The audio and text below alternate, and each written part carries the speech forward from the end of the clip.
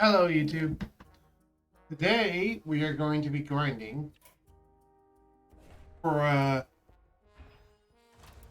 this character's time thing. Basically, I have a time challenge to get this condition done within 10 days. And if I can do that, I get this mercenary free. If I cannot do that, then I'm not able to get it. Problem is, it requires to do this specific boss in this specific number of turns in Alternate Valley. I don't even have Alternate Valley unlocked yet, let alone having beaten that boss, let alone having beaten it in 30 turns. I still need to get through Black Rock Mountain. So, I need to get through Black Rock Mountain to do that. And while I'm doing that, I'm going to actually do a bunch of other tasks.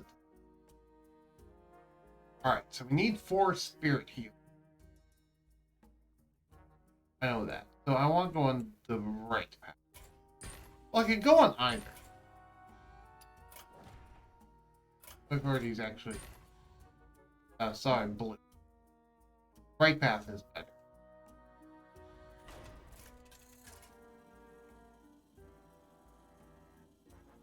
Rolling need. Dark bounties give better rewards, but much more challenging. Need. Rolling need. Mind if I roll need? Alright.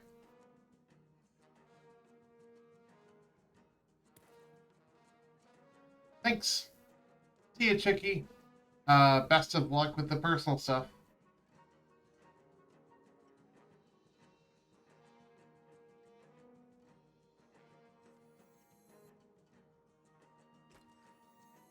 Alright, so...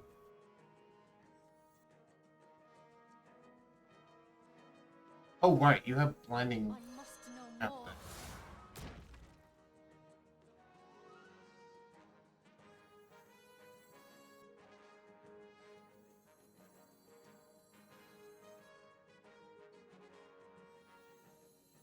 The weight of justice hangs heavy.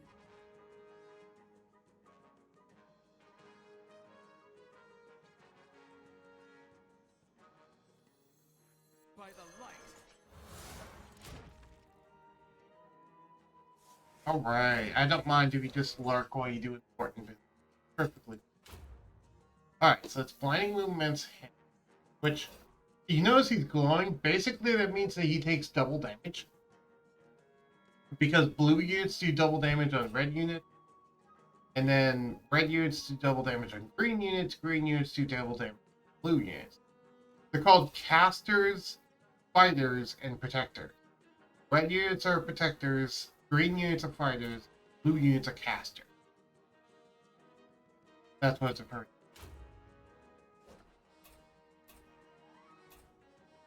Taunt with her. Blinding movements here, because I currently have a subjugation of, which will make blinding movements also target neighbors. So that will hit all 3, not just 7. And then penance. Because it's doubly effective.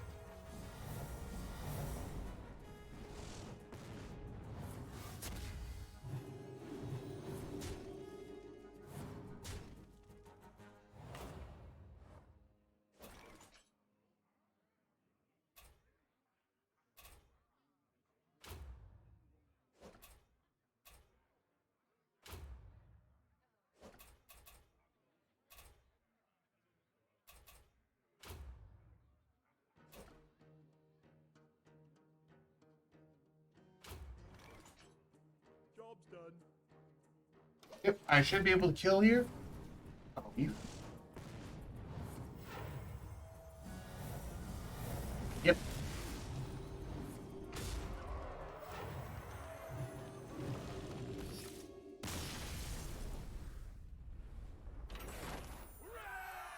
Blending movements also reduces their attack. Well, it's quite nice for helping my taunt last long.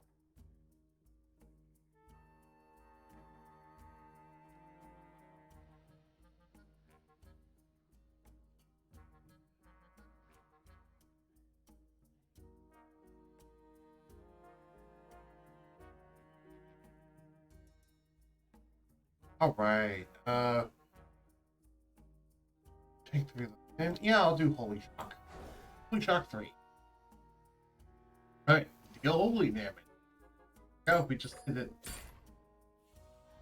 Flame Walker.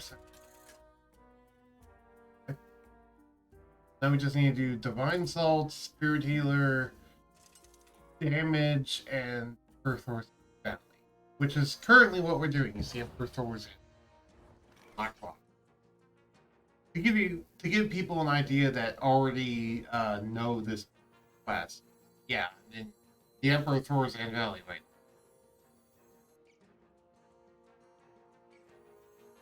Well, they're all fighters, so Protector, Zyrella.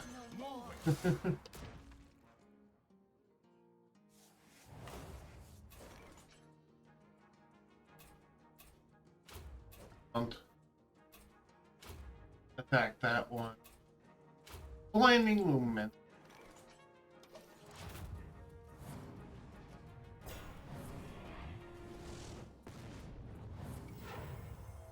Yeah, I hope there isn't any technical issues like there was yesterday.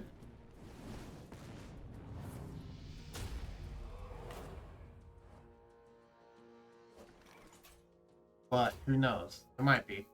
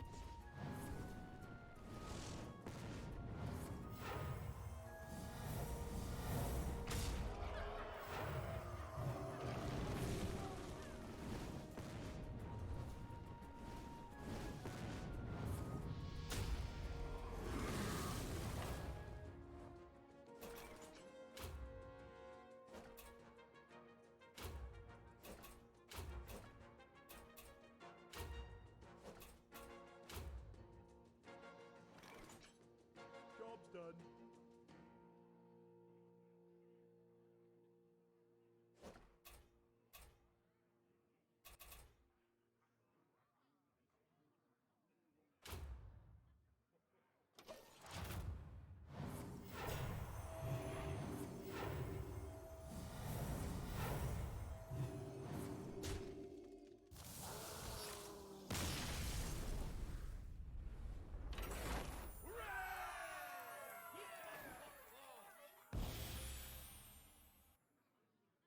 That was a. Almost all the battles leading up to Emperor Thorzan are easily doable. It's Emperor Thorzan himself that keeps destroying me.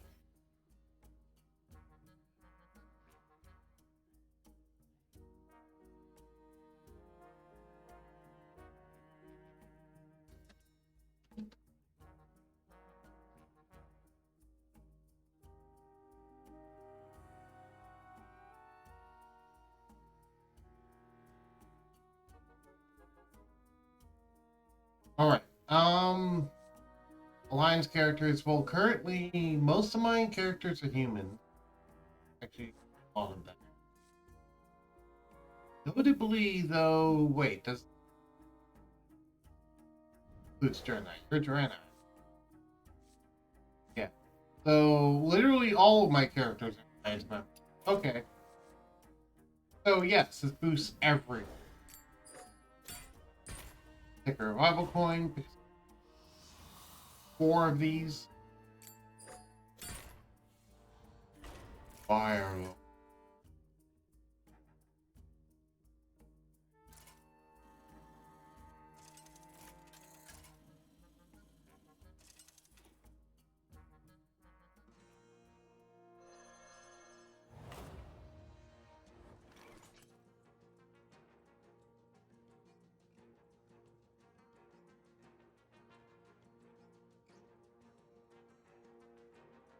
Alright. I don't have any fighters, but you have.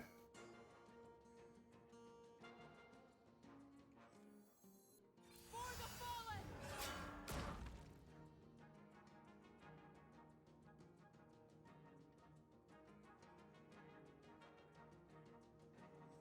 We'll have I equipment. must know more. The void is filled with many Isolene.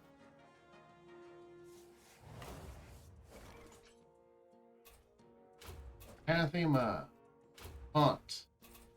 Lightning Luminance, all of them. It's gonna be attack. It's gonna be hitting all of them. Twice this turn.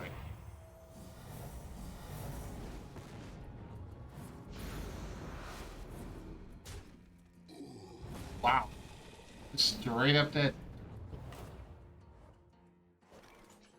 Okay. Heal everyone. Heal yourself.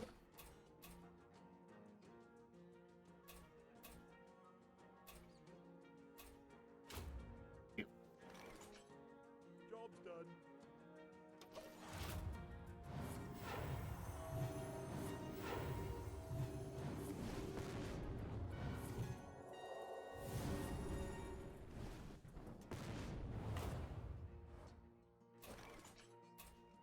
Anathema.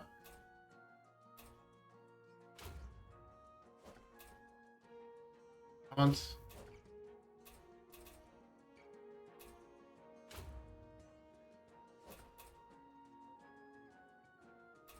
I mean, Blooding Luminance. Job's done.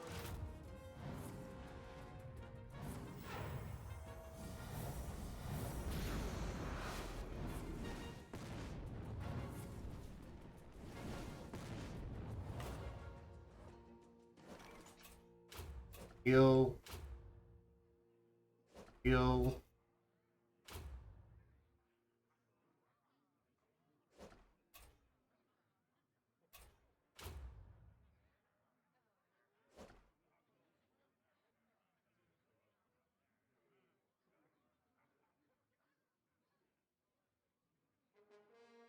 That'd be 38.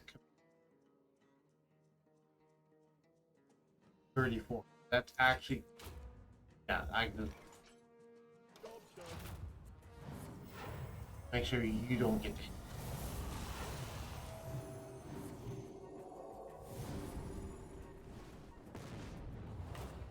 Yep, 34. Alright.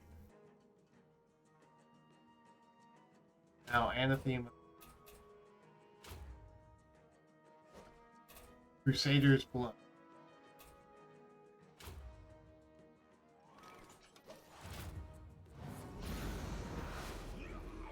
Probably should have let the. I probably should have let Ariel just get Crusader. It happens. Oh! Alright, take care. Love you too, bye. This is also getting my shadow damage. Interesting. Your characters take 3 less damage. Well, that's good. Marcus attack. Deal 3 damage to all enemies. That's also really good. Take 3 less damage. That will probably help us against the boss fight. Like, very much help us. I don't have any.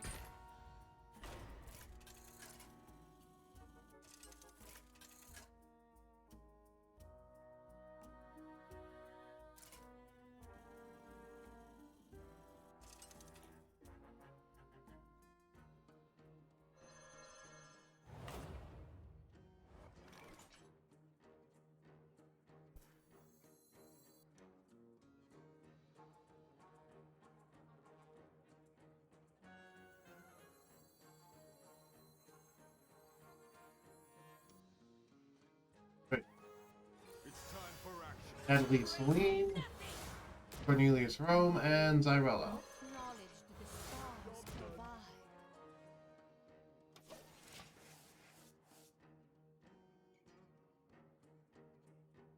Yeah. That's to have you here, Chicky, lurking. Alright, Flame Dart, deal 9 damage, The +3 frost week. Oh right, you're the frost week. Ooh, frost week. Frost week. Yeah, that's pretty neat.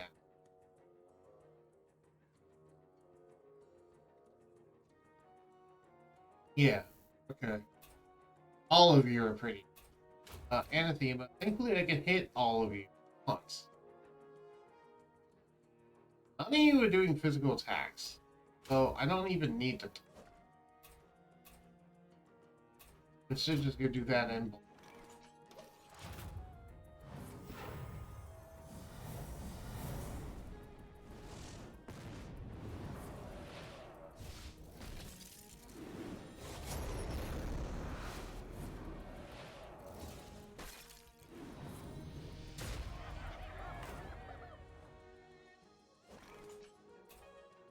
Benediction, partial mastery.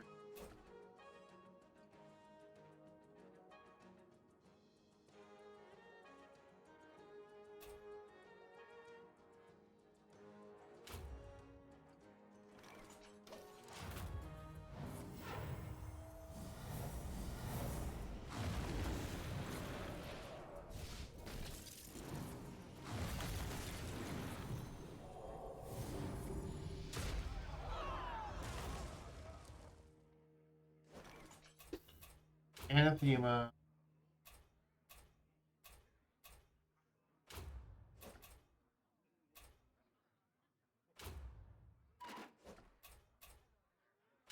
I guess mark mastery. It's the person who's stacking fire damage. Hot field. Hot field gonna matter? Not. Ooh. Okay, so that's 14. Figure off for the 15, 28, the 40. So yeah, blast shielding does matter. It'll make him survive this. Maybe. Actually, no. If he attacks in, it'll just give him a chance to attack in. Oh, I didn't account for toughness. Right. Yeah, toughness makes it matter quite a bit. Hold the front. And more flash heal.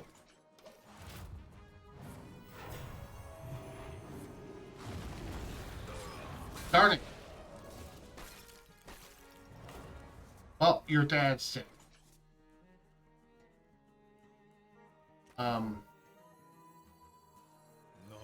Yeah, let's just go for pure damage, since we don't really need a protector right now.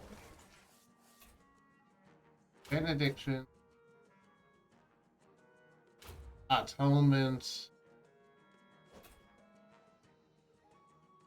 Huh.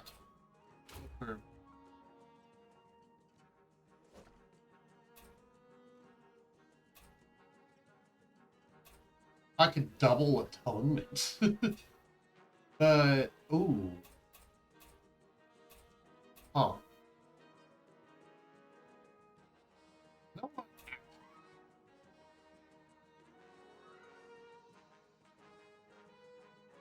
Oh, that's really interesting. I don't want to do that right now. No, that's something I could do. Job's done.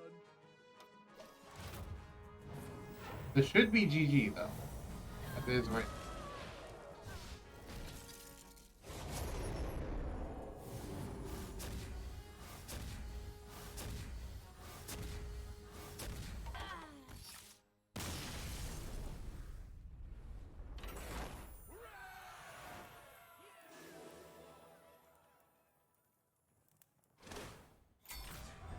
Do 100 shadow damage.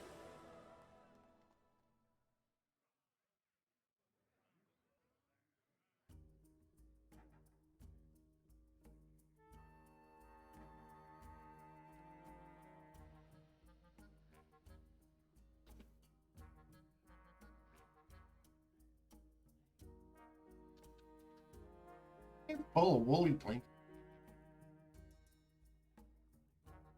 That's fun. Okay. Three characters to full health. Really interesting.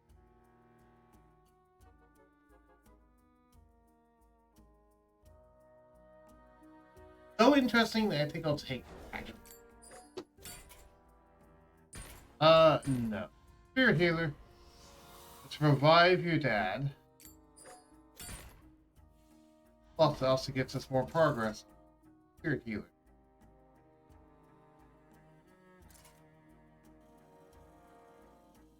Foraging for friendship.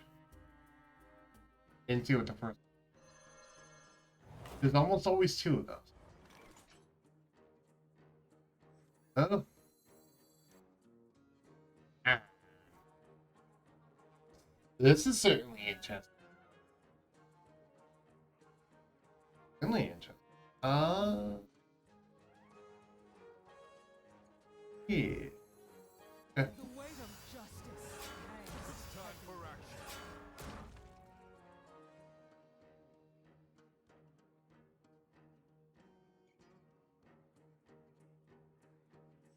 The void is filled with many whispers. Since stats matter. Bit for. What?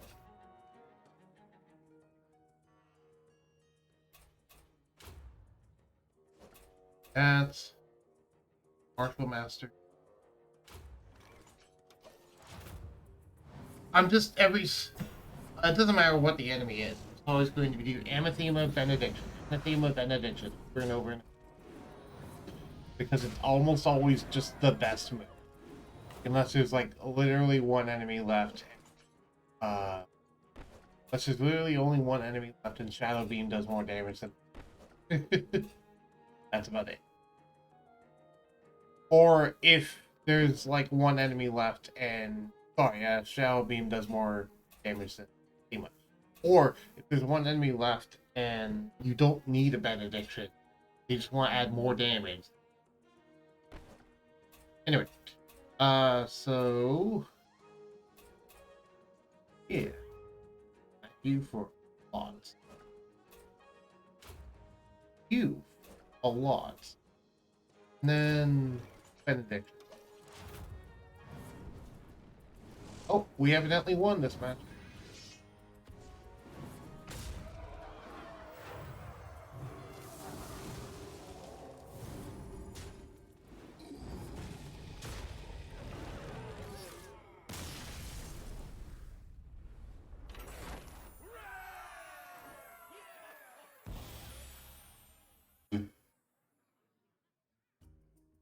Alright. Hopefully we can actually beat Emperor in this time. Resurrect a friendly mercenary. Only once per +2 holy damage. Yes.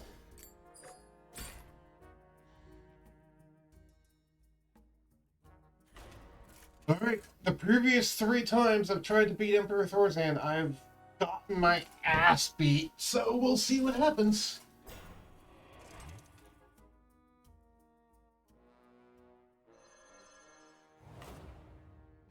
By the power of Ragnaros, I have the power!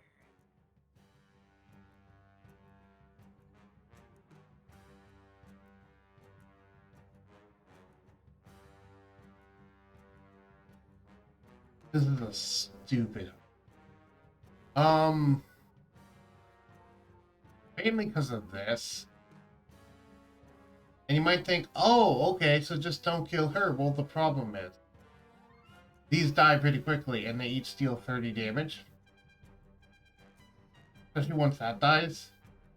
So, basically, when one goes off, the other one's going off. And when they're both going off, Myra Bronzebeard is going to die and power up Tarzan, and there's nothing you can do about it. The only thing you can do is try to kill Thorsan as fast as possible before these blow up, because these will blow up, and there's nothing you can do about that. You just kind of want to kill him as fast as you can, and hope it's enough. Because if you don't, Bad times. Bad time. Okay. In this order, I will do Natalie Celine, Cyrola, and Anduin as my starting lineup. Why? Because they're all casters. They all can do lots of damage, hitting multiple targets. Thought of that. Well, these two are, but still, they're all going to put lots and lots of damage on him, and they wouldn't survive during the second stage after everything blows up. So, Anathema, don't kill. Evening Lumaments, no. And Penance, again, don't.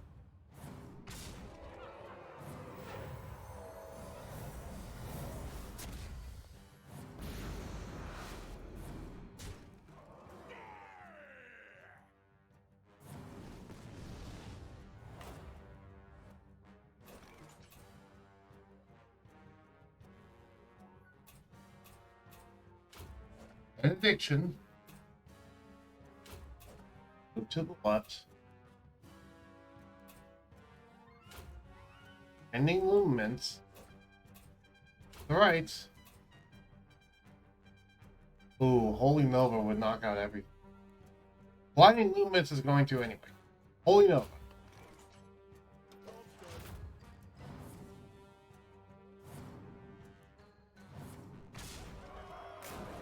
Well, here it goes. Everything pops.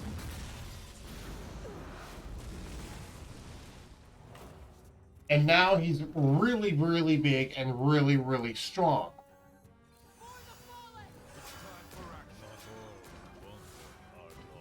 So now it's my three people against Uber Emperor Thorzan, which is a 4087 with plus 30 fire damage. So he now does stupid fire damage, basically. Which is part of why I wanted this equipment. So I can hopefully save people when they get hurt really, really badly. Because guess what? They're going to be hurt really, really badly. Help to this merc, make sure it doesn't die. Valen's Blessing.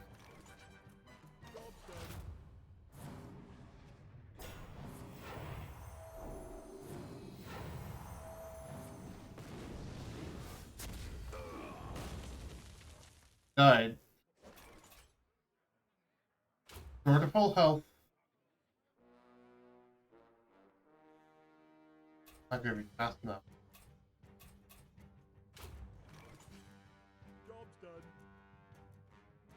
Is this going to work? I don't think this is going to work. Oh, it did. It did. Yes! I think I've done it! I think I finally beat Emperor Thorzan. So, oh god, that was terrifying. If he had targeted the other one with that fireball, I would have lost that. But he happened to target Cario, which was good. Cario did the full heal. I just completed the Emperor Thorzan battle. You haven't seen how many times I had to try that. I had to try that, I think either 3 or 4 times. I forget which. Either way, that's by far the hardest boss I've had to deal with so far in Mercenaries. Just because of the fact that it pretty much guarantees wipes out 3 of your team members when the first phase ends. And there's nothing you can do to prevent the first phase of it. Pretty much. I've tried. There's like nothing you can do to prevent the first phase of it. So 3 of your people are going to die regardless. And it's just about can your remaining members actually stuff. Here's the thing: if one of your members died earlier, well, guess what? Now you're fighting Emperor Thorzan with only 2 people instead of 3 people. So yeah, sorry. Let's collect our rewards. Greetings. We have much ahead of us. Deal 225 holy damage to the team that includes Mark.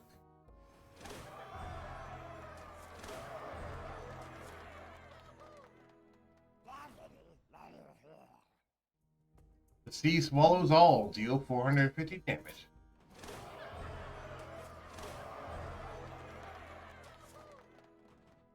Tick-tock. Time waits for no one. I have the power. Complete Emperor Thor's bounty.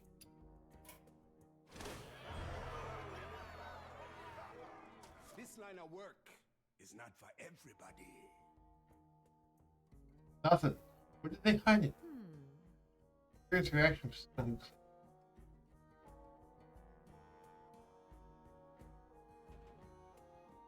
Beat 25 elemental. Blades sharp. Ragnarok. Beat 25 elemental. Alright. Got the mercenaries pack though. See what's in it. What we got in your merc? Ah! War collar. Okay. Albacore.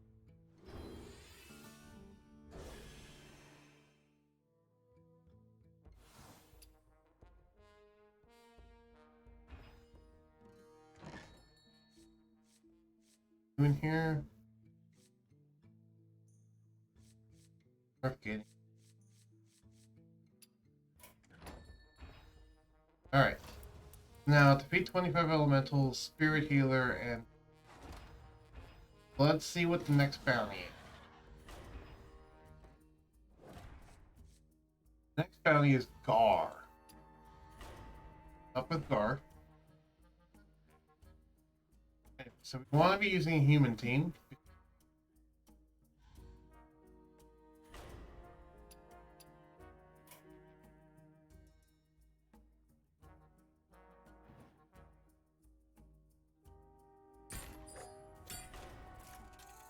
Their quality treasures can be found from elite encounters.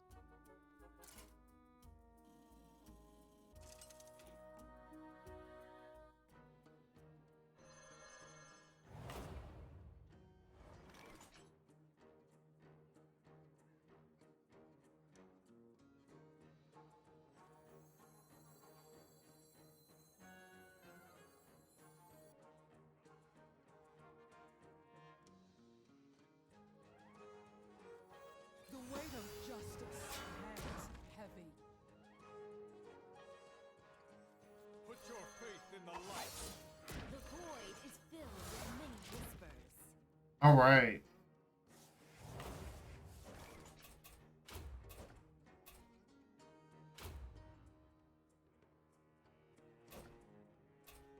And the thief.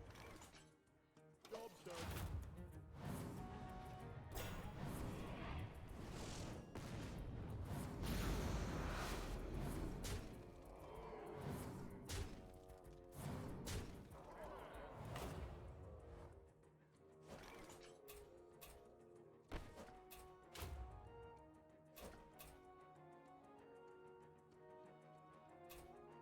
Kitchen. And... Still point.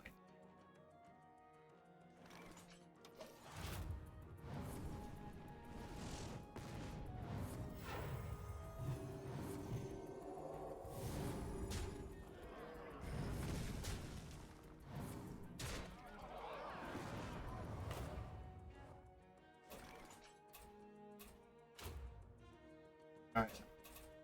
Heal. Back. And this time I want them to get... Job's done.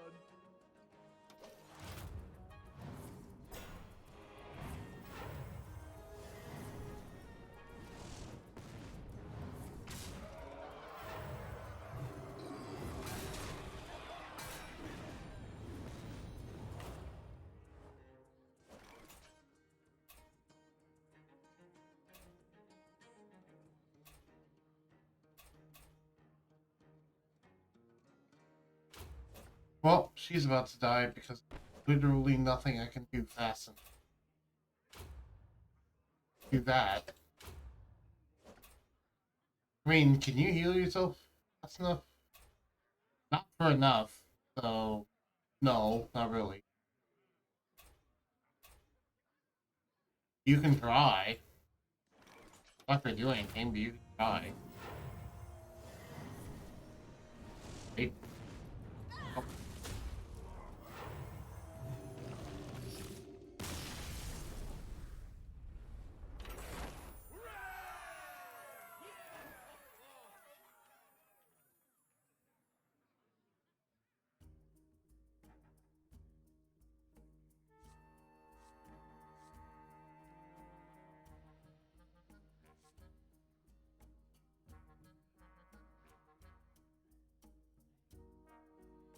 Hmm. Part of game buff to all humans. This seems tempting, but I don't actually have that much holy. And it's passive rather than start of game, meaning he would have to be on the battlefield for trigger. Whereas start of game happens regardless of what. Going to the.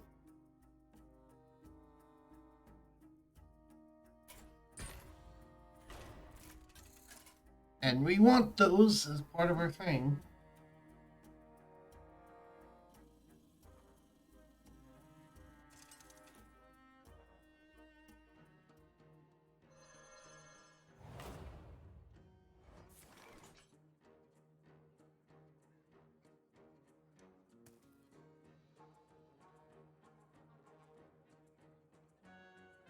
What the heck? Hunted.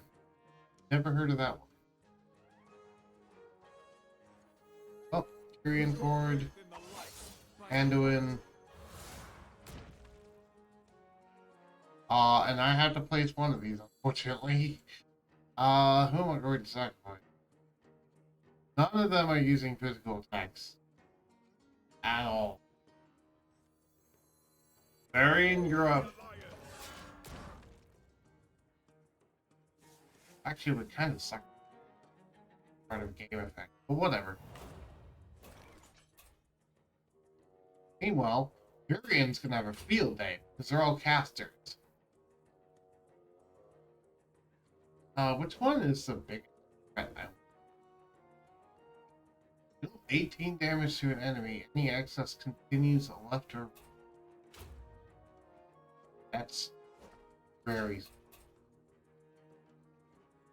None of them are attacking.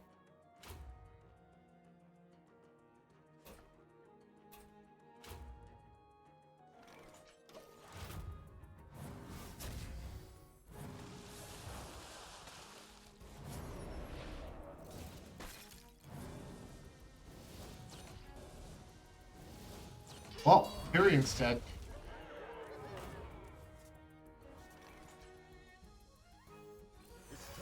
Cornelius, come on out. You're the next contestant. Oh, the price is right. I hope I don't get copyright strikes for saying that.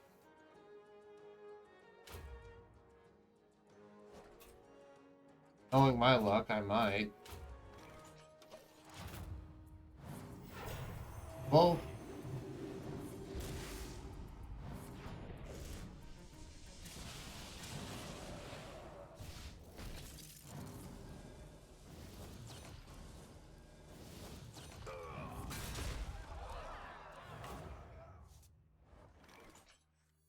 The weight Oh. of justice hangs heavy.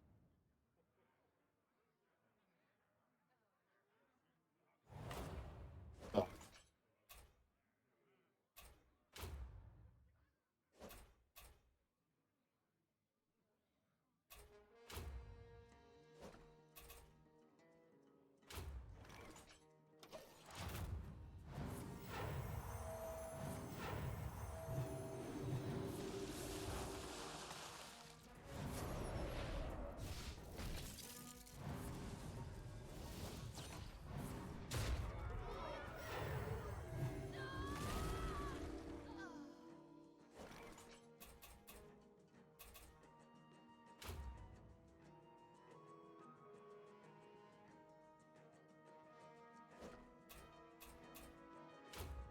Heal.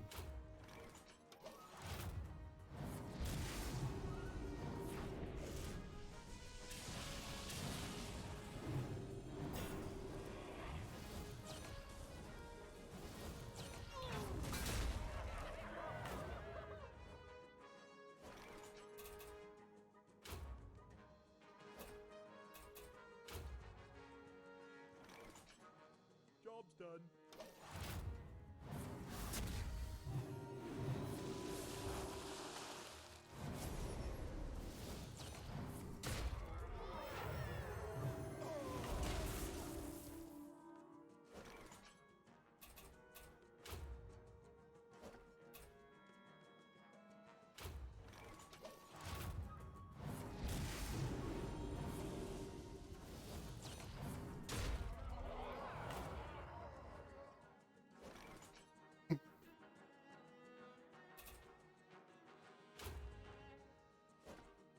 After this battle, I'm gonna have to get up and stretch because I do not feel good. Job's done.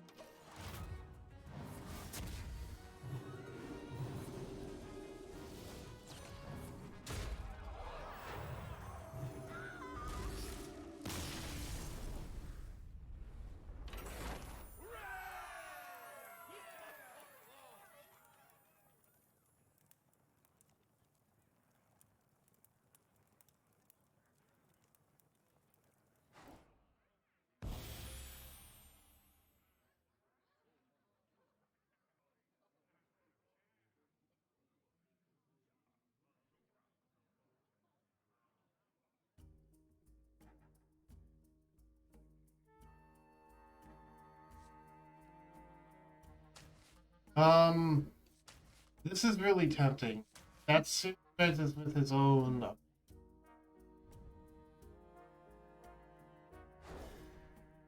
That one. Also, hey, we actually got the thing for Divine Salt because we deal 55 damage. Got it. You didn't get to see that, but my deck tracker just told me we got it. I don't have to actively. Thankfully, we were sitting right in front of a Spirit Healer, so that wasn't as devastating as it seemed. Still pretty. Wait, didn't we have 2 people left?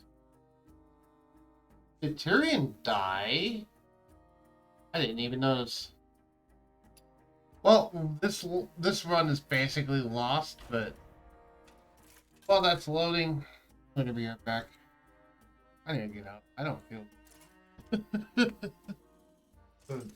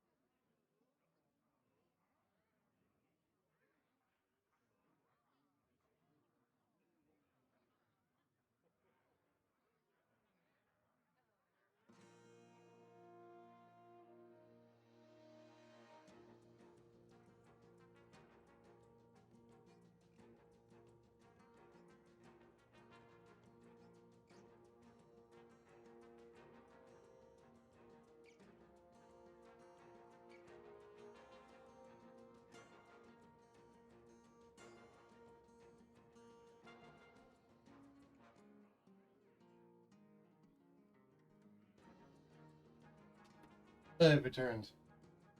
And screen turned off. So it's-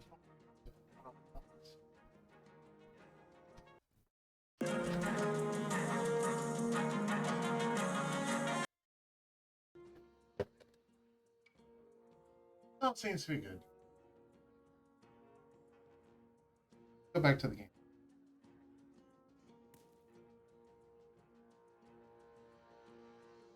Alright.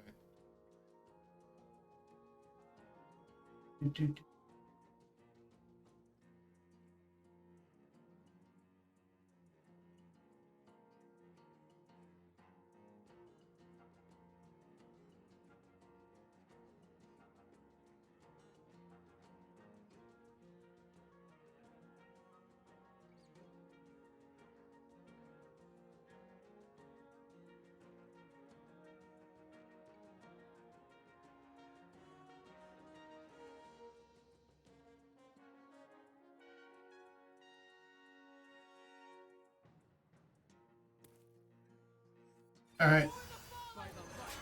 This one's basically lost, but we did get that one thing. So now, I don't need to worry about what team I'm using. I can use whatever team I want to. Which is good. So taunt. And attack the one. No. Attack the green one because it's a lot more of a threat. No! Yeah, no. Attack the green one because it's a lot more.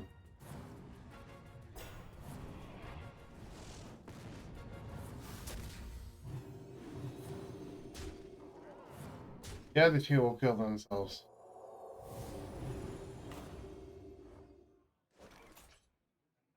That's still doing that. Now attack the green one. Hit everyone.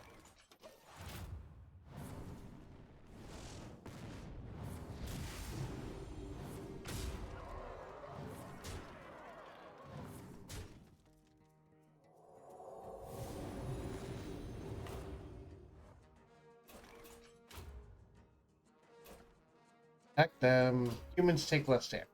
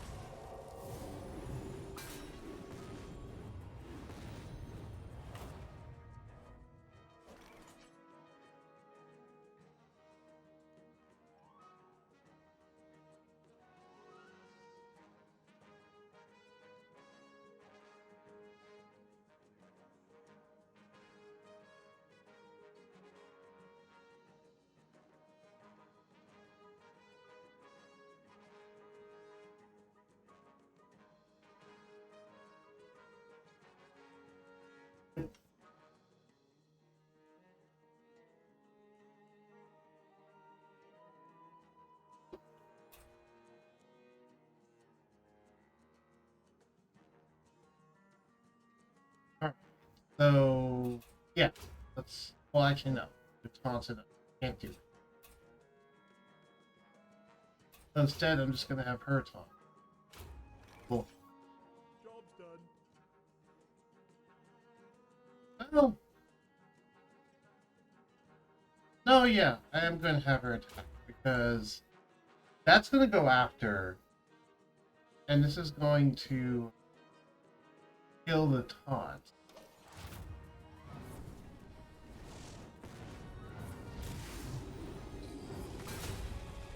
There. Yeah. Okay, that worked.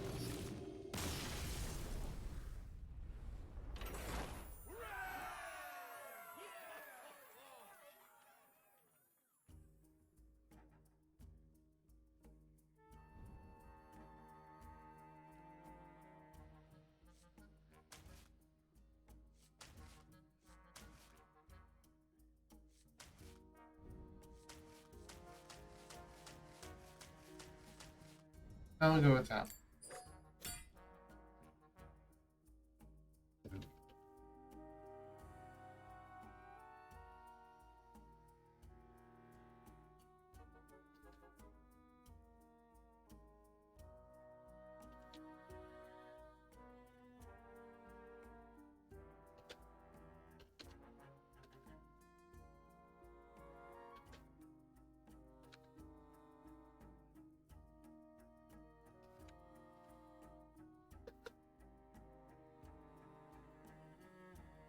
Sorry about that. Someone just messaged me on Discord.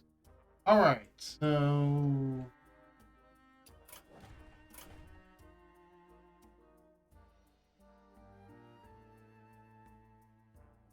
Need one more spirit here. So we're a good ways into the elemental. Let's go for Flame Walker. That's more likely to get us more elemental. Practicing kidney shots. Okay.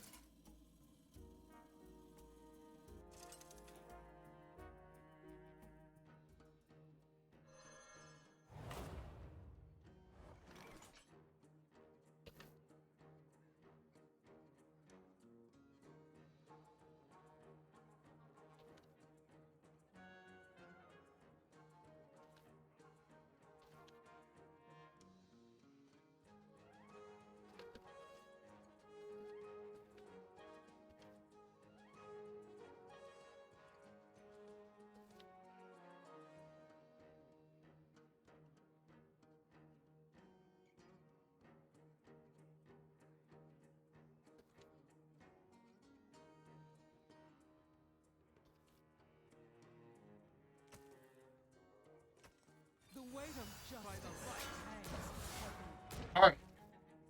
How many of these are elementals? East. Oh. Elemental. Okay, so we're gonna pick up one more elemental here. We need to kill 25 elementals, by the way. We killed 6. So... this will make it 7. Attack an enemy. If they're 3 speed... Sorry. Attack an enemy. They are 3 speed slower and cannot be healed until... attack an enemy. Attack an enemy. Okay. So, basically, all 3 of these are going to just slam into the taunt. Die.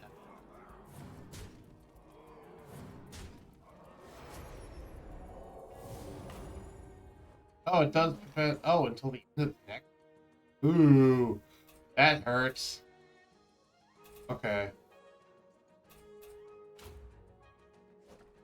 Yeah, that's rough. Job's done.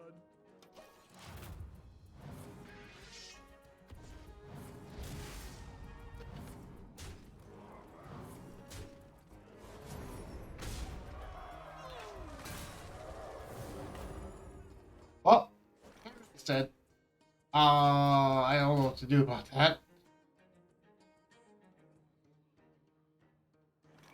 Hit you, maybe?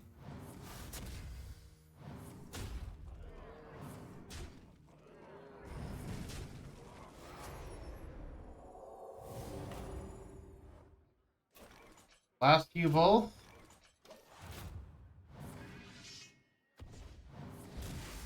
Oh. That succeeded, but... You know... I guess this run was already kind of below those.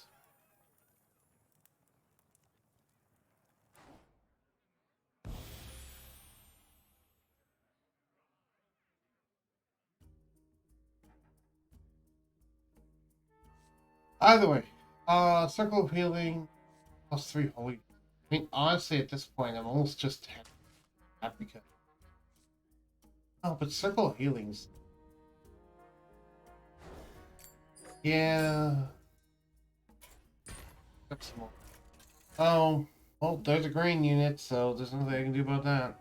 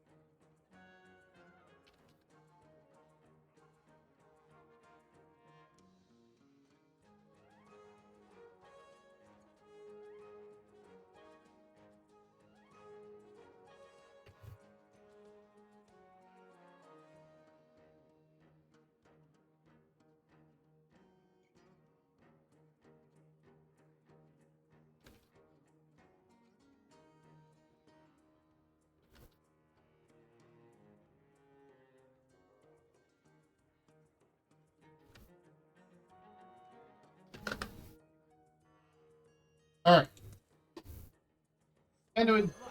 Yeah. There's two fighters, so you're basically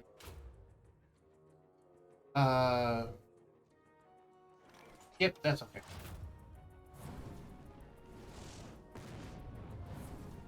Plus these ones hard.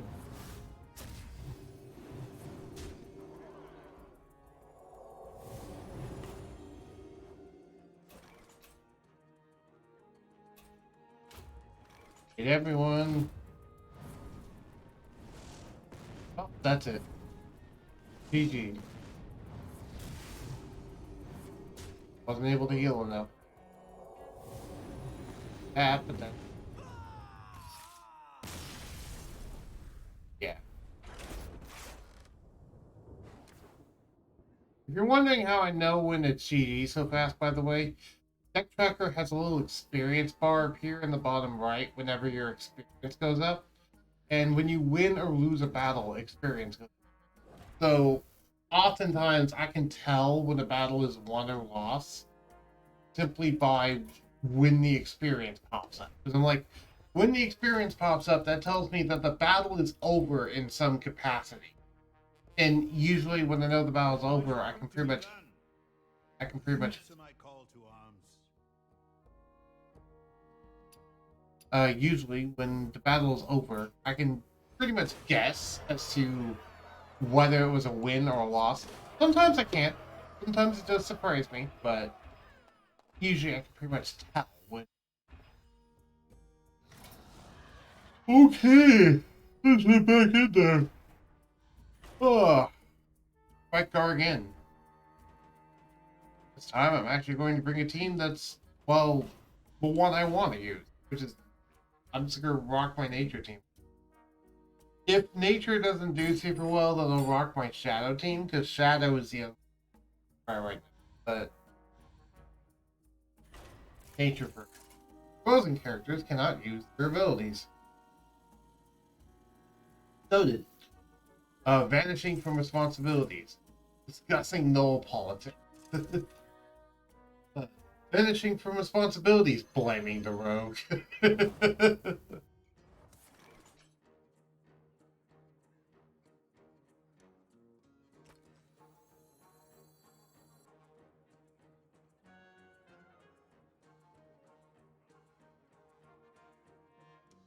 That reminds me of a funny story.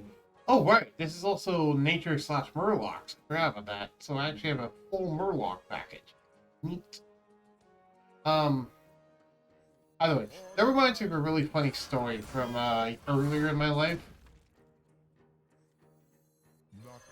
We're gonna rock up. Basically, the story goes is I was going to Games Day for Warhammer 40k, which for any of you out there who played, really fun game. Too bad it's really expensive right now, but that's besides the point. I was going to Games Day, which is like a con for Warhammer stuff, in particular, sorry, for Games Workshop stuff, in particular, Warhammer 40k. And I remember we were going to a hotel, and we're in like the hotel and all that sort of stuff. And it's been like, we've been there a few days at this point. We have a hotel, all that sort of stuff. And we were coming back from the hotel. And I remember that we split up because I wanted to go check, because I believe like they wanted to go ahead and I would follow, and they just wanted to quickly hurry back in. And I was just blah blah blah.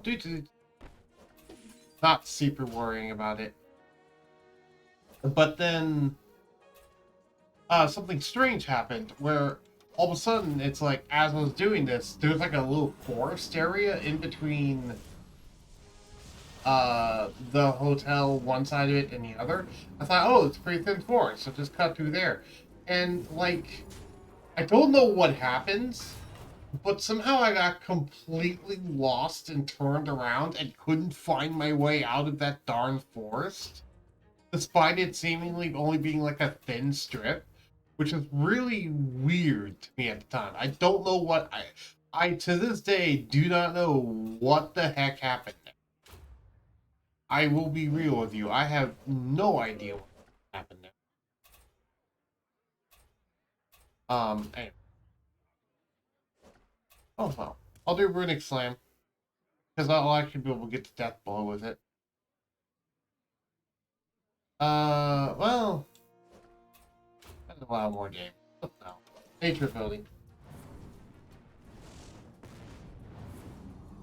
Runic Slam is nice, but when you have Gup on the nature team, it's usually almost never useful unless your second ability doesn't actually, unless your second ability can't combo. And if you build the team right, it's gonna combo. This is one of those teams that I wish I could deploy more than 3, because it'd be even better if I could deploy like 4 or even my entire 6 team at once, because that'd be awesome. But even just 4 would be really good. Plus nature damage. Yep, that's pretty good. Well, buffing casters, buffing fighters. I guess I know which one I want to do because I'm rocking mostly casters. Yep, let's buff casters. Give all casters 10 shields. Good to me. We actually want to go this way because we want that final spirit here.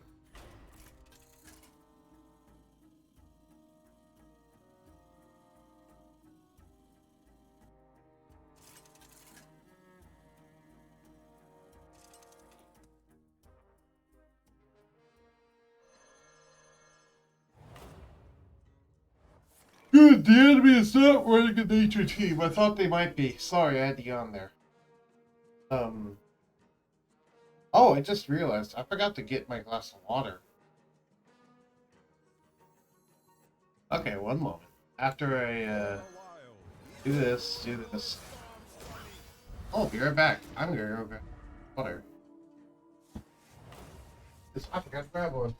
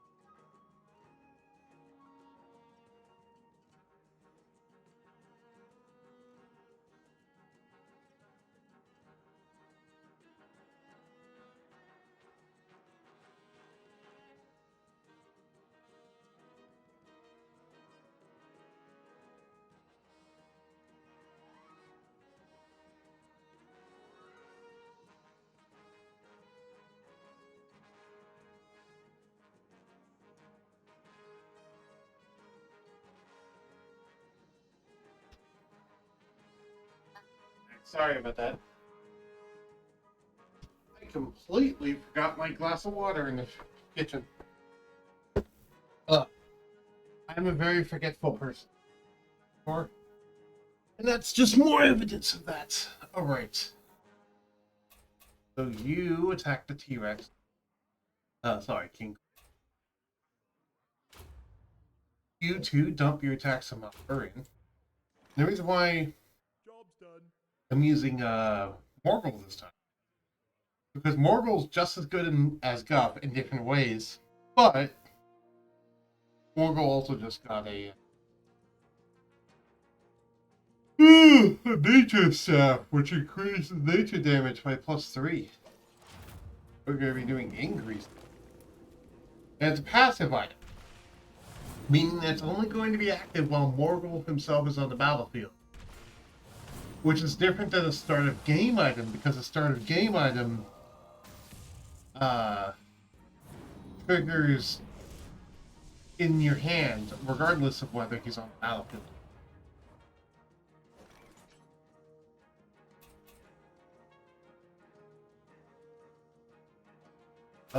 Heal everyone.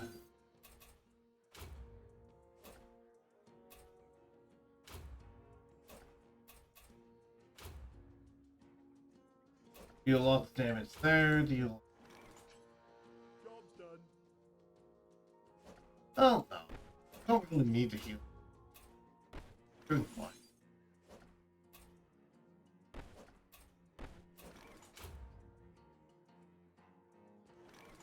There. Pop that divine shield.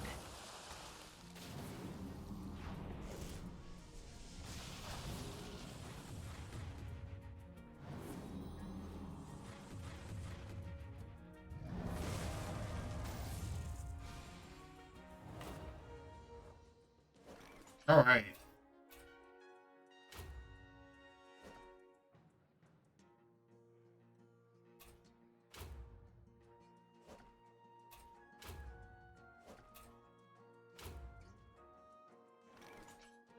Job's done. That's fours. Right? I'm not gonna go out on it.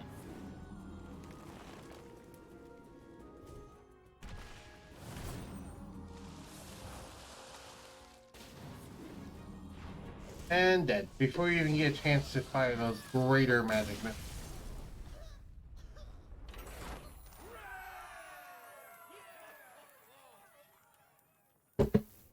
Right. Oh.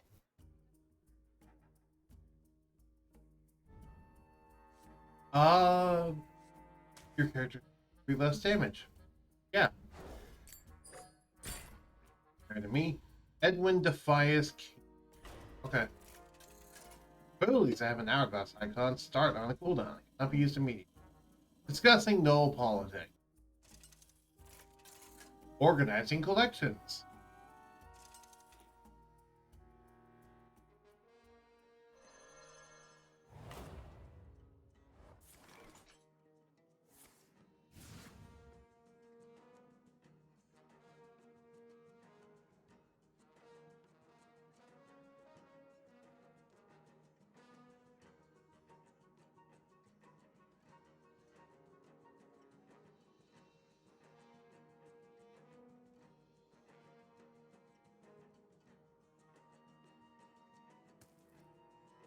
Do another run with that team.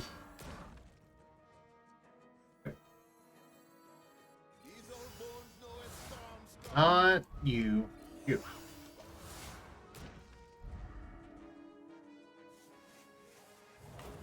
Anyway, so my nature team has two different basically modes. It has Murloc mode and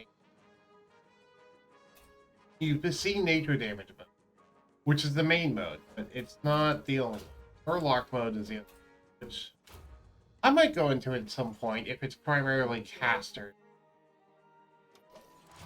I might do Murloc mode. Murloc mode is quite different than alien. Sorry, than nature mode. Morgul happens to fit on both Murloc mode and nature. However, it serves a bigger role on the Murloc team. And actually, arguably, okay, it serves just as big of a role on both teams. However, it serves a more diverse role on the Murloc team. If that makes sense. Everyone... We're already hitting everyone.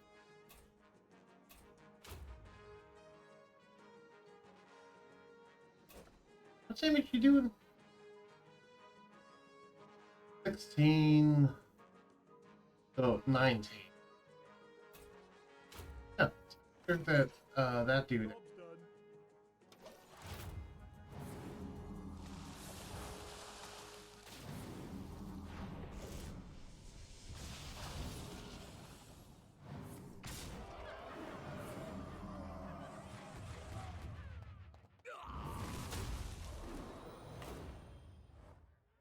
And there we go.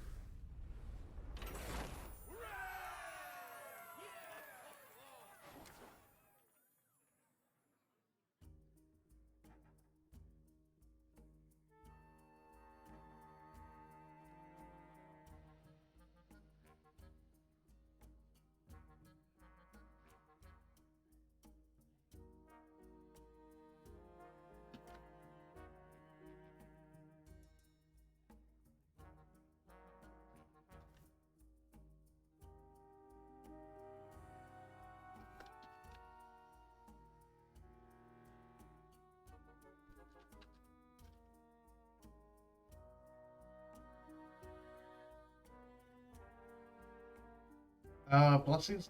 Plus 2 nature damage. Night elves, taurens, and taurens. Ooh, they buffed character. Blessing of the moon. Nature damage.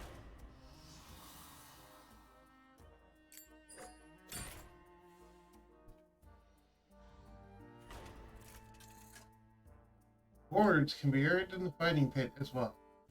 Also, I will be right back. I think I just heard my dad come in. That means that they have groceries to bring in. I need to help them.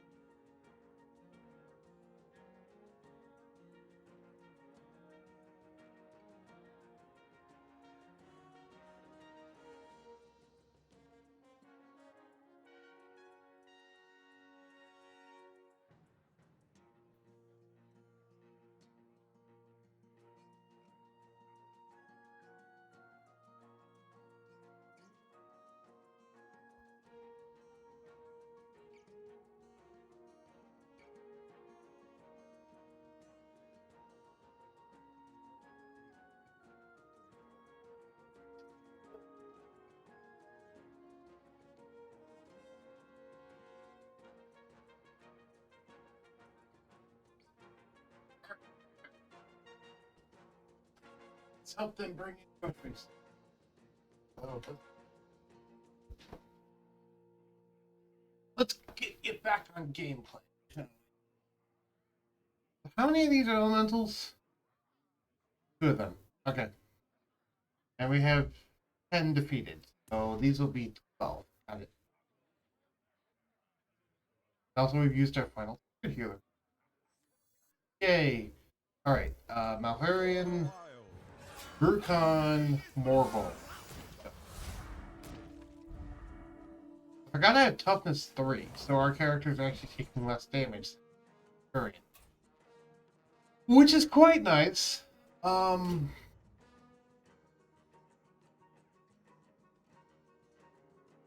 ahead and pop that.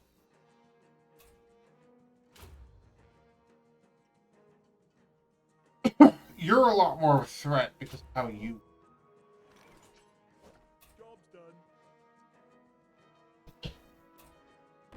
actually, yeah, you're a lot more of a threat because of how you, just in general.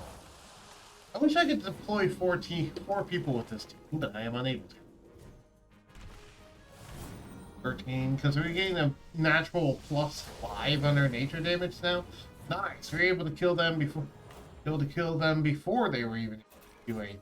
I did not intend that to happen. I am happy. You know, instead of doing Large Steward's Call, I'm going to do... Oh, no. I was going to do... Actually, no. I'm going to do Entangled Roots.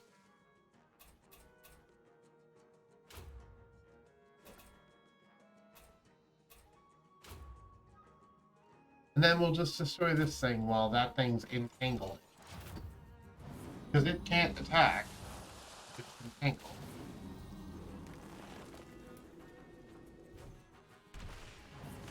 That only works on, for physical attacks. It doesn't work for things like Firebolt. And see, yeah, now they're, taunting. Summon 1 or 2 lava swans. Attack random. And die. Okay. So... Archdruid's Raid.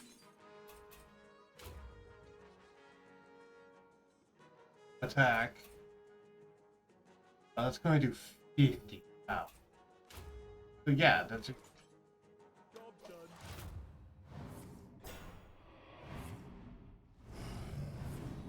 Nice. I think we just win this.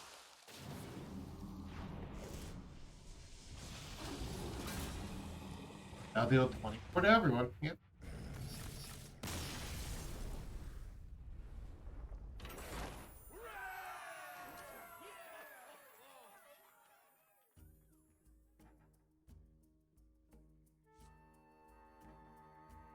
This Merc deals 10 more damage to Frost. Interesting. What's Horde? Blood Elf, Goblin, Apple, Ogre, Orange, Wolf. Celestial alignment is incredibly. Yeah. Yeah. Oh, hold on. Oh yeah, I want to try it. Your healer. Hey. That popped. That'll make Guff interesting. Don't know if it'll make him useful. It'll make him interesting.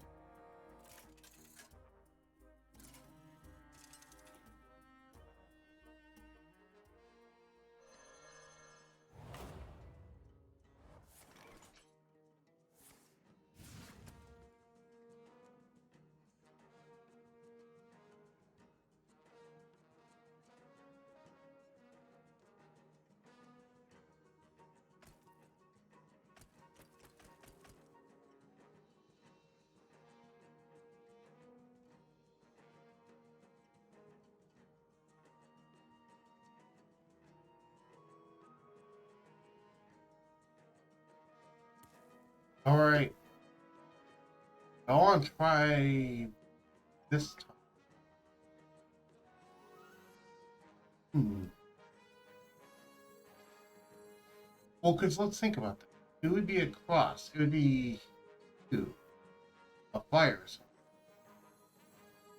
For the wild. These old bones know a storm's coming. So I want you to do bonus damage. Spawn, basically, is what this is telling me? Sure, let's try it. I've never actually tried this before. It could probably trigger on each individual hit of living brambles, which is incredibly interesting in terms of how much damage. So in theory, this would do it for each individual hit of living brambles.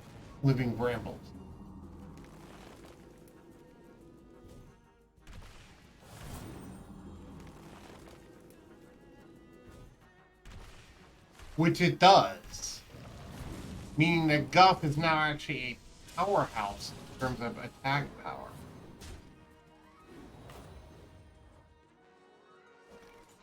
Something else to consider is that this honestly makes Ironbark not super worth it. Well, I'll still Ironbark because of the fact that attacker is going to be attacking, but yeah, Guff is one of the few physical casters that actually can taunt. You almost never see taunt outside of a protector, but Guff is one of the few units that can taunt and isn't a protector.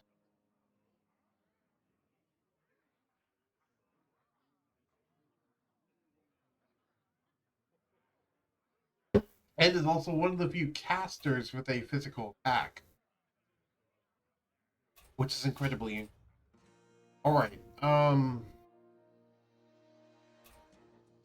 heal.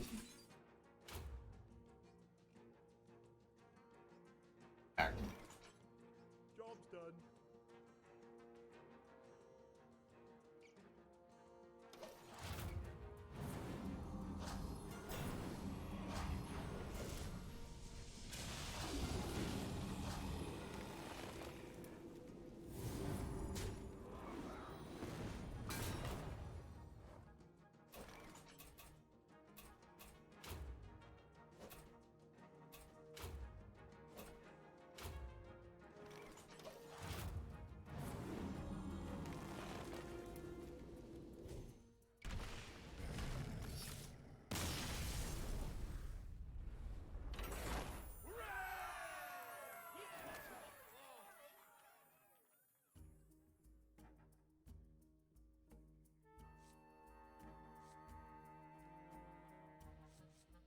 Has +3 attack for each armor locked battlefield. Deal 5 damage to all enemies. 5. This helps old Murkai actually synergize with nature teams, but this makes the Murloc team a lot better, arguably. Except not really, because he doesn't actually physically attack on his own, now that I think about it. Yeah, Thunderclap's just better, because it actually gives him a nature ability he doesn't have. Yeah, believe it or not, Old One Eye does not actually have a nature ability. I have him because he has great Murloc synergies. And you might say, oh, why don't you swap out Old Murkai with a different nature character? And sure, but I already want Morgul and Cookie the Cook. That's 2 Murlocs right there. Why don't I just slap a third one on there? Hey, maybe, hey, why don't you? Well, because there isn't any other nature Murlocs. There isn't any other nature Murlocs. So, I slapped Old Murkai in there. Old Murkai occasionally gets a nature treasure. There's that. But also, this way my team has more variety other than just damage.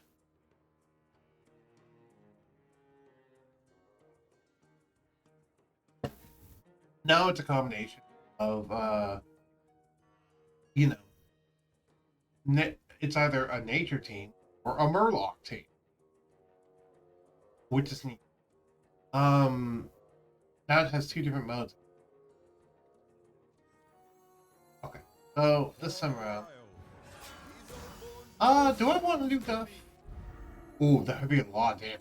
Yeah, actually, I'm going to do Guff. It's going to be a lot of damage right on there. If it gets double for both of these, that's going to be... Okay, what do you do? Work +4 attack, attack an enemy. Attack an enemy, death blow. And... you're stealing tons of it. Gain 4 attack and attack an enemy. Pirate, gain immune while attacking.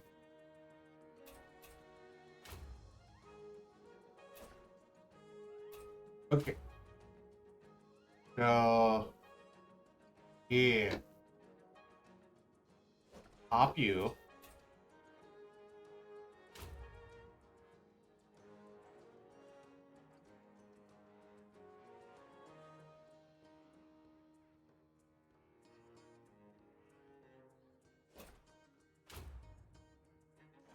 I think Guff is going to pretty much be able to take care of these two on his own, so I'm not even going to have anyone else go.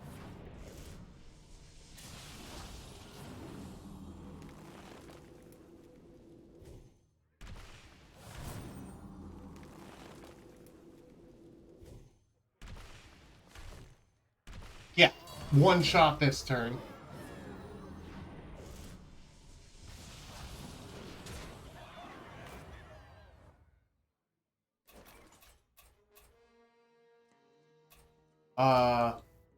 Nope, blocked you down.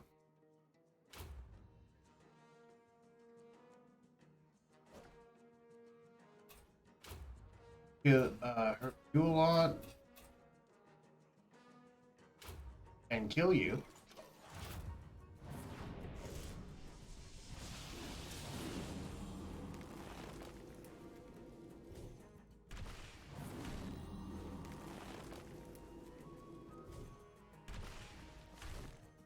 Yeah, look at it. Ooh, oh look at it. Oh look at it. Oh look at that. Oh look out. Sorry. There you think of that. I kill this turn. I might be able to kill this turn. Because that's going to completely annihilate the fox.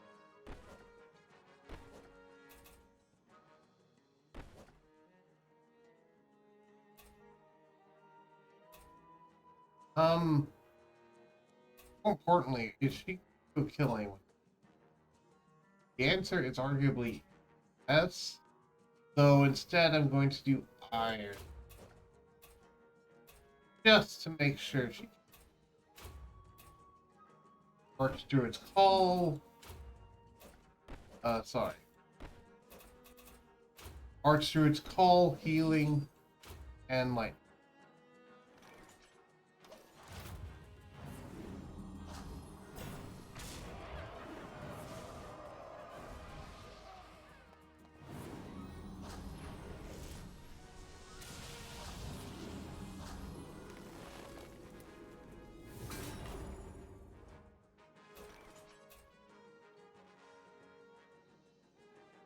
Deal 11 damage to an enemy. Throw 11 health.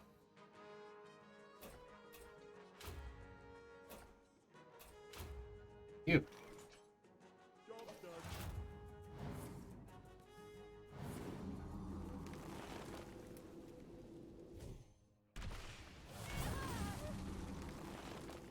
Oh, you no longer cross. Okay. Still does 20 damage per hit.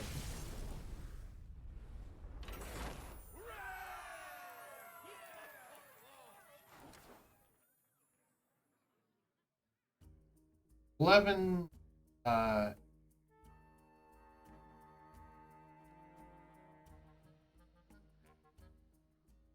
Start a game. Spawn 2 random fish for your opponent.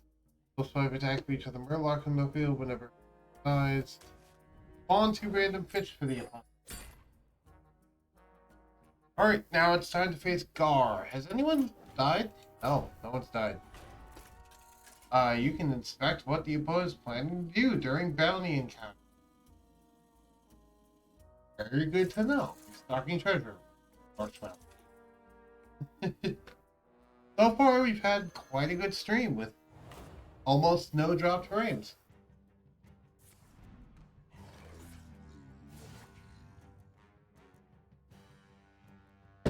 Ha ha ha. You will rock me. Elementals have plus 20 fire resistance and plus 10 frost. Well, I'm not doing either of those. How about nature damage? How does nature damage sound to you? And you know what? Since I haven't been using it this entire time, why don't we rock my Murloc team? So you can see it.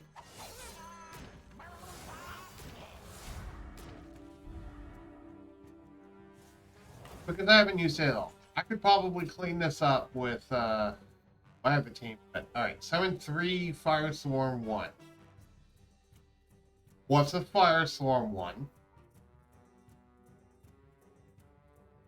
Well, whatever. Attack an enemy and with 3 other friendly Murloc. Attack it.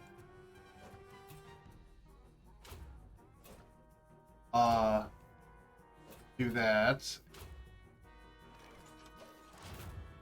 Fire sworn. Let's roll.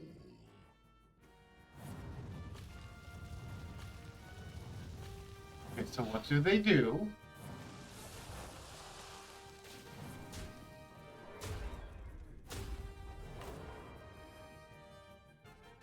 Death Battle. Deal 15 damage to a random enemy for each fire swim that died this turn.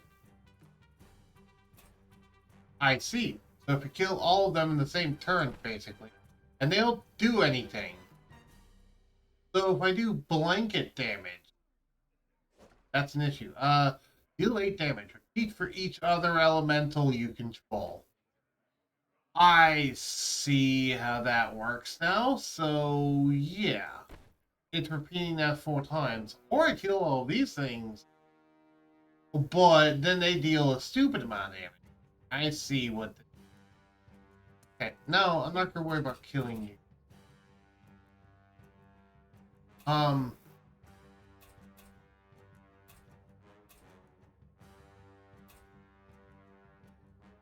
Rush Divine Shield. I cannot actually... Do I have damage? No. So, Cookie's cooking. And, oh, Fishy Barrage is random, though. Okay, just Murloc Mist. Job's done.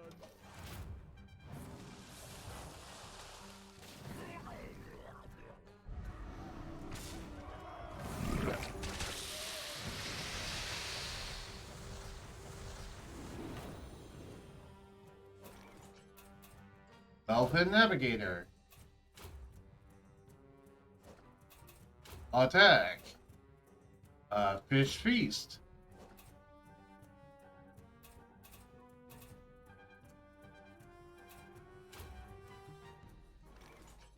Attacking.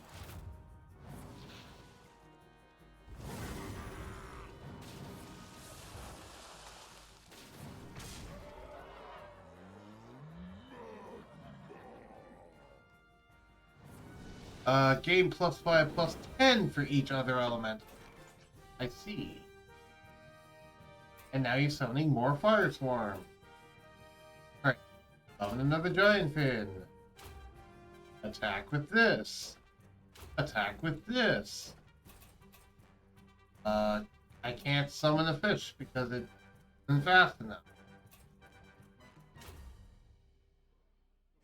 Attack that. This. That way we get more stats.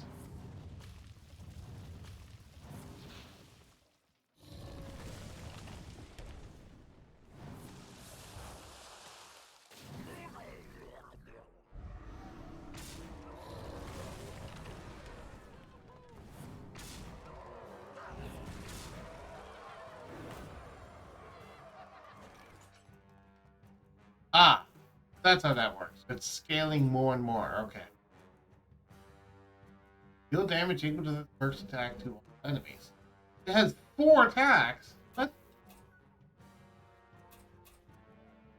Elfin Navigator. Attack. Attack. I have a fish. Oh wait, actually, Fish Feast. And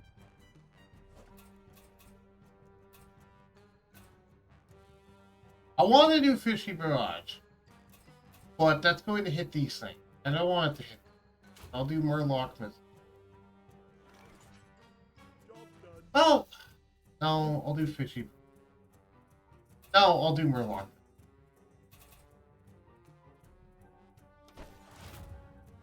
It'd be silly to do Fishy. The only reason why I'm doing that kill, by the way, on those things is because that actually gives me bonus stats because of how Fifth Dinner works.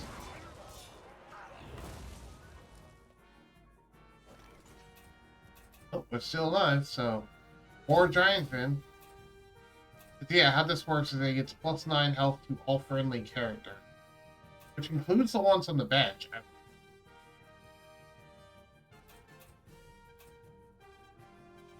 So basically, it's pretty big stat increase every time. Have a fish. Attack.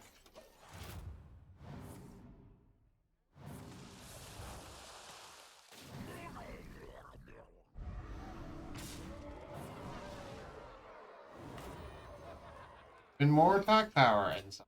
Been more creatures and the navigator. Thank you. Is there anyone that can fish feast?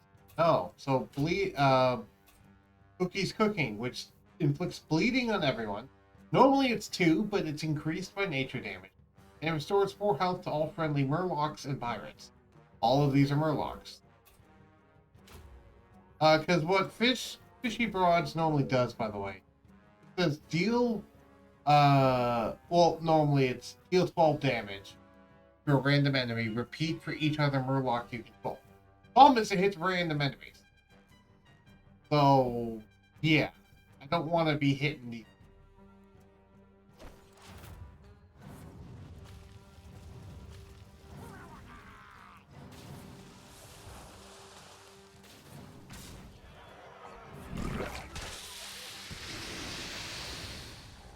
There we go. Boss is dead. Thunderclap. Attack that. Attack that. And Fishy Broad. Job's done. Battle's over.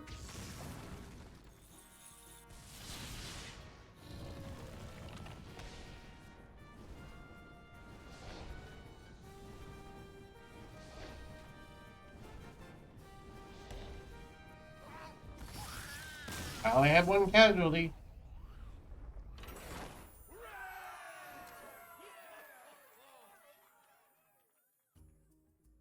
And that's how the Murloc side of things.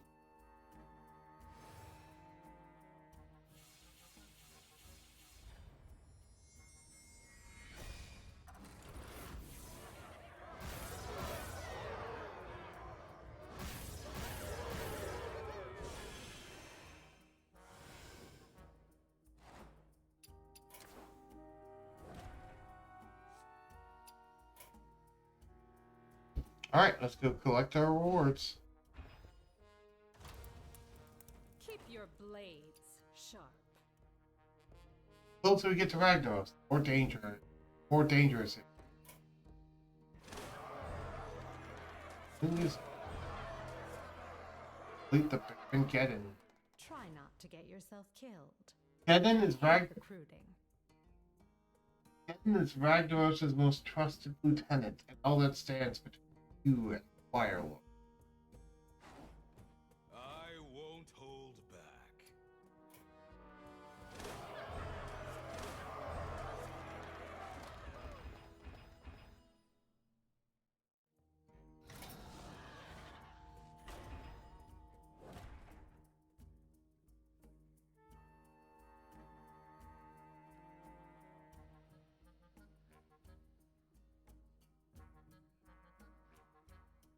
Would be a significant drop in frames. Often.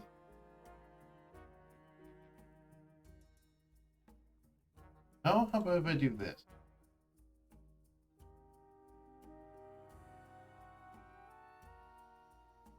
Yeah, that would be a...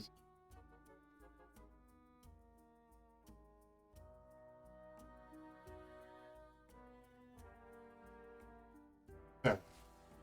Go and get it. Let's in.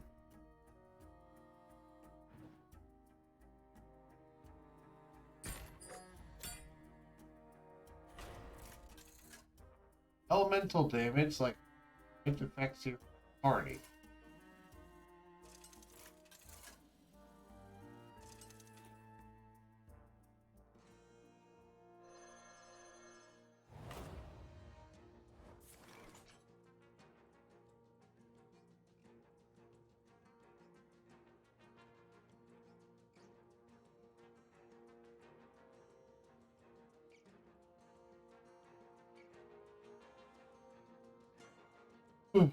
Valkyrian Stormray. Bruton. You're all physical, bro. Well, you're not a physical. But you're green. I guess I kind of can't. Play. By the way, Cookie the Cook is also good too.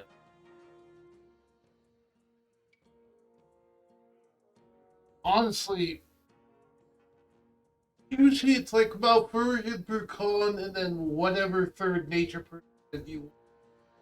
There's a large variety of nature people run, and all of them are arguably good in their own way. But since I'm so limited on team composition, I just run the three that I really want. Honestly, there's a fourth one. There's quite a few that you could run as a fourth one. If you want to go pure nature and didn't care about the Murloc side of things. Or didn't even run both these Murlocs. But it just so happens I want a little bit more variety. Okay, I didn't really get to show it off last time, but the whole synergy about the Murloc side of things is that old Murkai, ignoring Finvasion, old Murkai summons Murlocs constantly with Felfin, Navigator, and Giantfin, which is really good for Fishy Barrage, because Fishy Barrage will do damage and then repeat for each other Murloc that you control. Basically, allowing it to just hit a bunch of times really easily, especially if those Murlocs stay alive. In addition to that, Orgul's first ability boosts their health, just like it boosts the health of anyone, but normally it just boosts the health of Murlocs, but if you have the equipment, boosts the health of anyone. However, there's also other ways to boost health, like Fish Feast, which boosts the health of all friendly characters by 9, but only when you get a death blow. But it's very fast move. Low damage. And Cookie is just also really good as well because bleed with scaling on nature damage broke it in terms of how powerful that is. It's absurd. Also, yeah, Go Fish is also a really neat thing too because you can summon that benefits you when they die, which is also awesome. And another reason why I like Cookie the Cook is because Cookie currently has the equipment that just straight up gives start of game, give all friendly characters plus 5 health. So because Cookie's on the team, all my characters start with a bonus 5 health, just automatically. Which is neat, because it's a health advantage regardless of the situation.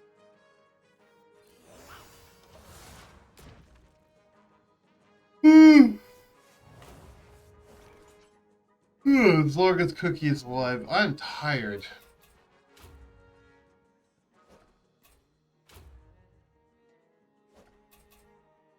The reason why I am tired is because of the fact that I woke up really early this morning, way before my alarm, and it was due to what I can only describe as dehydration nightmares. Sorry, dehydration-induced nightmares.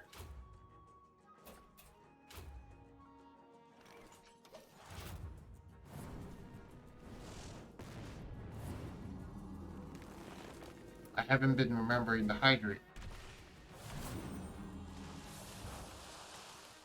Which is also why I'm so thirsty today. I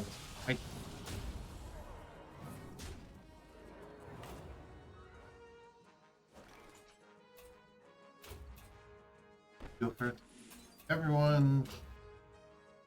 Damage.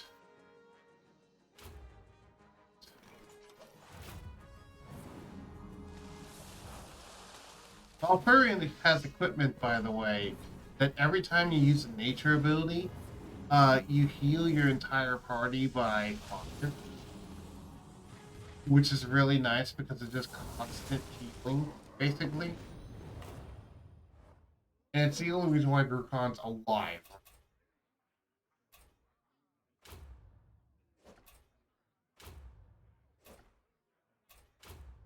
That's cheap.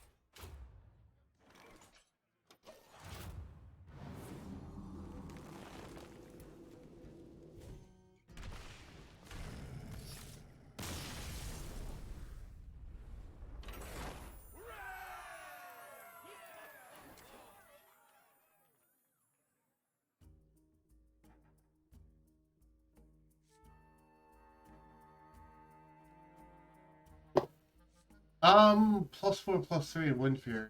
Meanwhile attacking faster. None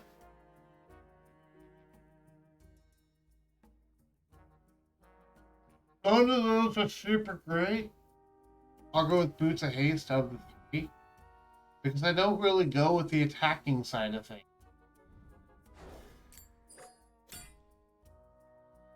There is a fourth Murloc, by the way. Ugh. There's only 4 Murlocs in the game. Surprisingly, there is only 4 Murlocs in Mercenaries.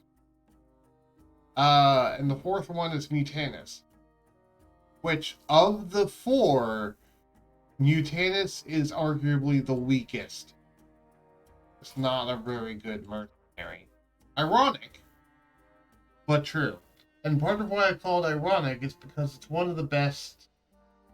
Well, it's one of the only taunters in Fighter. It's one of the few taunt fighters, but even then, it's really not that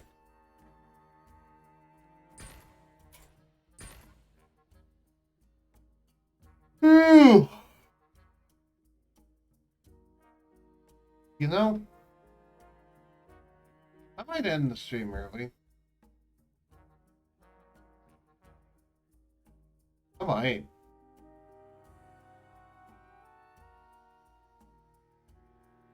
I am so. Where do I have to go? There.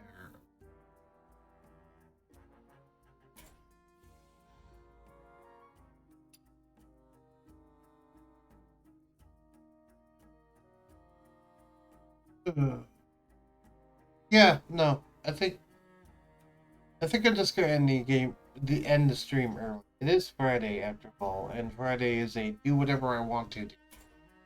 Because it's Friday.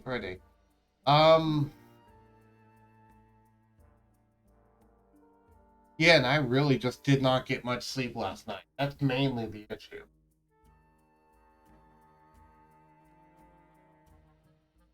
So yeah, I think I'm actually just gonna call it here. Shockingly enough. Do I really want to take a nap though? That's the thing. No, I should continue the stream. Because I'm like, if I take a nap now, it will completely screw up my sleeping schedule. No. I'm gonna continue the stream. Screw that. I'm gonna continue the stream. I don't want to screw up my sleep schedule by taking a nap. Besides, I've been doing that too much lately. I don't want to keep doing that. These old bones know a storm's coming.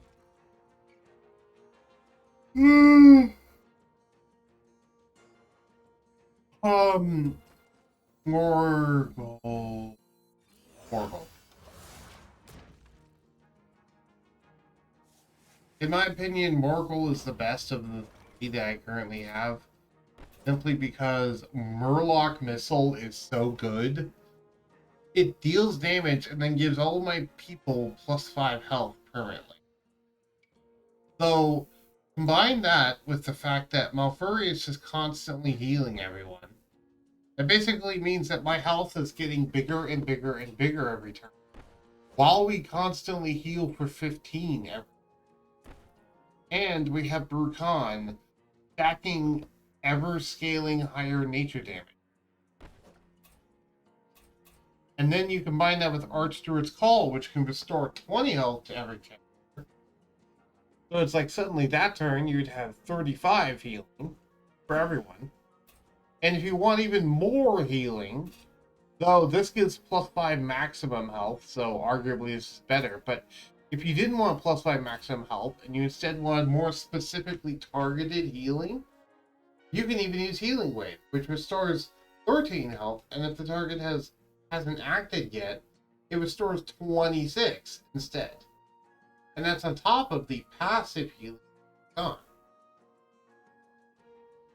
Yeah, and keep in mind, all of that is without any sort of treasures going on. That's just naturally the synergy on the team.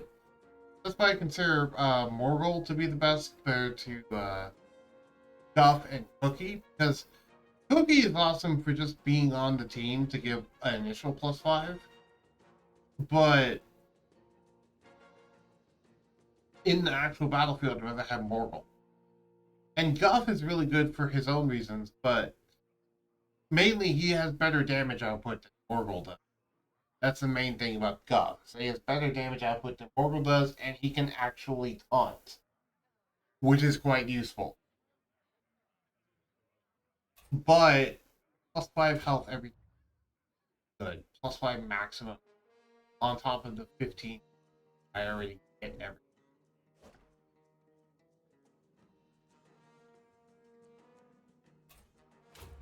That's the best one. That's the most dangerous. Job's done. Well, it's arguably. Let's go.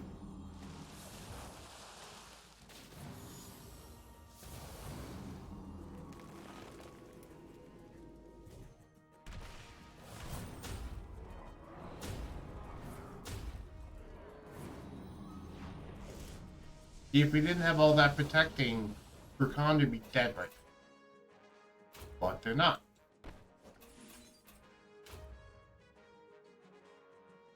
Also, I didn't even talk about the fact that Malfurion's first ability, Cenarian Rage, just makes all my nature abilities 3 speed faster on the next turn. Which is silly, because that means I can usually get almost all of them off before the enemy can do anything.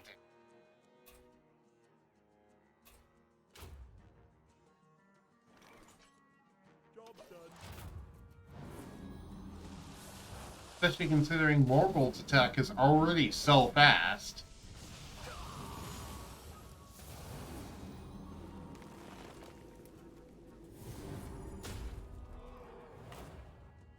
Okay, there.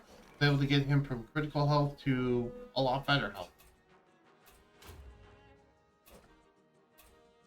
And you notice how, by the way, Mutanus is only using Devouring Attack? Yeah, because that's the only good move. And even looking at the move, it's like, oh, attack an enemy, death blow, gain its attack. Neat, but not good in any regard. I mean, it's basically, most of the time, it's just regular attack. Because Mutanus doesn't really have a way to raise its own attack other than that. Okay, because here's the 3 Mutanus abilities, because you're not going to see the other 2. So here's the 3 Mutanus abilities. You have Devouring Attack, which says attack an enemy, gain its attack. Which, whatever. By the way, upgrading it only increases its speed, doesn't do anything else. It's like a really slow ability at first, but then it slowly gets faster as you upgrade it. But even with it at max speed, which is 5, it's still not very good. It has Mutanus has Scaly Taunt, which is arguably its best ability, which gives it taunt and makes it take less damage. The amount of less damage that you take, it's also 1 speed, so it's like super fast. The amount of less damage that you take that turn corresponds to the level. 1 less for level 1, 5 less for level 2. And then the third ability, which has 2 cooldowns for some reason, is Devour 5, which says eat your lowest health Murloc and gain its stats. Why would you want to eat your own friendly character just to gain their stats? And why on earth is that a cooldown of 2? Who would want to use that? Like, ever? The only argument you can make is if you synergize it with old Murkai to summon Murlocs. But even then, that's still not very good.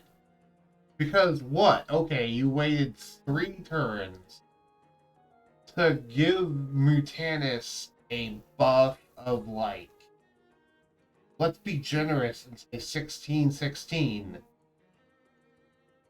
and it didn't even attack that turn, and you had to sacrifice one of your friendly characters to do it.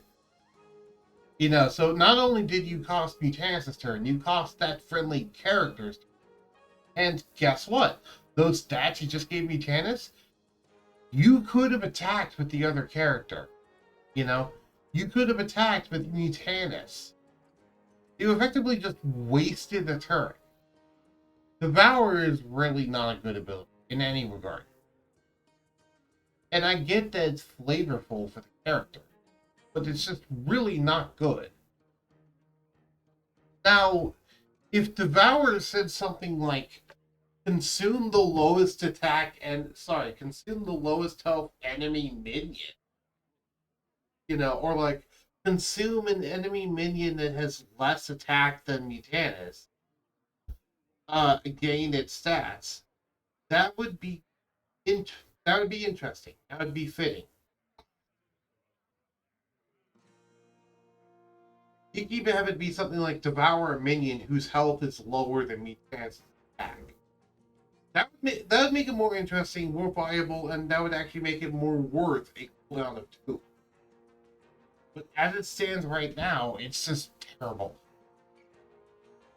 So yeah, Devour is terrible. Devouring Attack is also terrible. And Scaly Taunt is the only thing that makes Mutanus even run, in my opinion. But Devour is definitely a lot more terrible than Devouring Attack. Devouring Attack is just like, okay. It's not great, it doesn't synergize with basically anything, but it's okay. You know.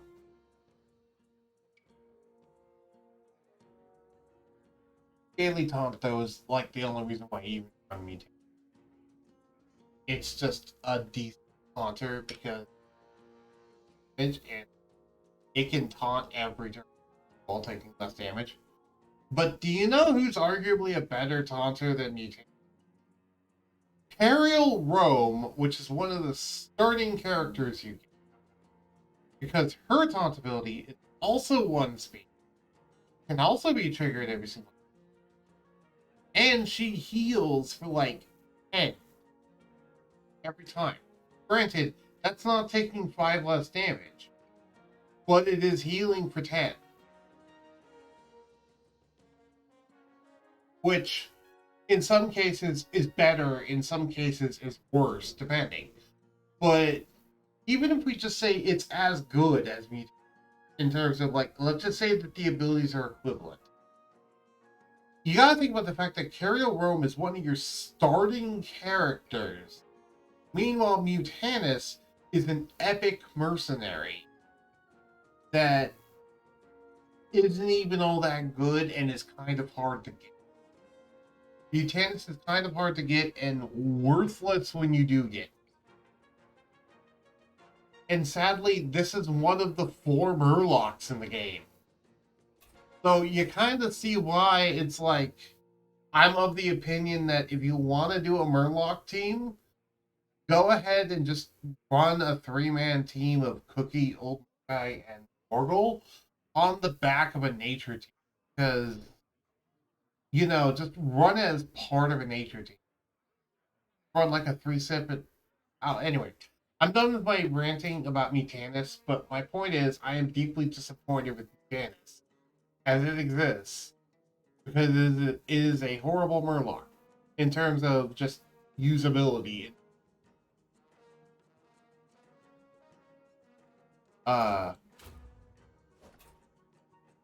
Mainly because almost nothing it does has synergy. And the one thing it does well, which is taunting, Aerial Roam does that just as well. That's the reason why. And yeah, okay. It's a fighter that can do that. Which is significant because Aerial Roam is a protector and fighter, and fighters don't taunt. I guess there's that going. But that's not as much of a benefit as I think. It's interesting, but it's not a super big benefit.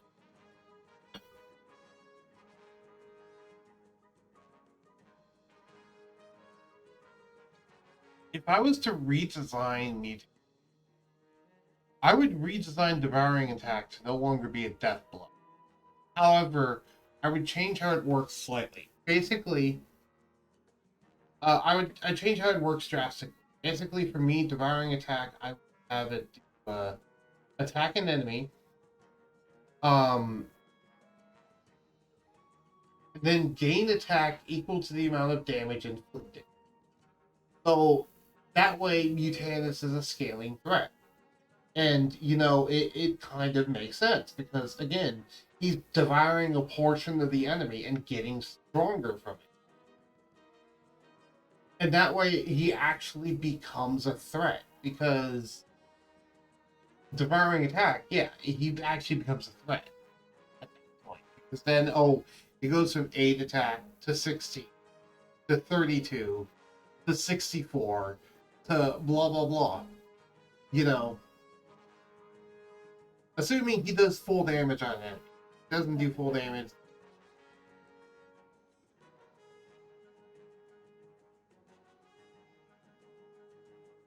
If you don't like it scaling that much, you could say, equal to half the damage inflicted. In which case it would go from 8 to 12 to 8. Because you gain +4, +6, +8. Progressively. Yeah. So that's what I do for devouring attack. Is have it do attack an enemy, gain attack equal to half the damage and rounding down.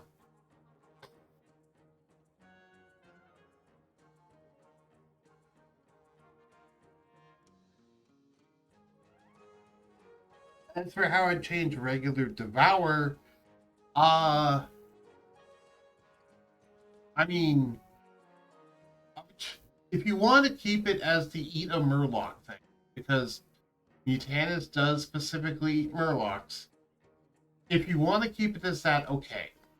However, I would remove the cooldown, and I would also make Mutanus gain full health when you eat the murloc. So he not only gains the stats, but he also gains full health. If you want to keep him eating a murloc, then do that. If you don't care about him staying murloc, then okay. You keep Devour 2 cooldown, but make it eat an enemy that has less health than me attack. And gain their stats. Because that would be equivalently as good.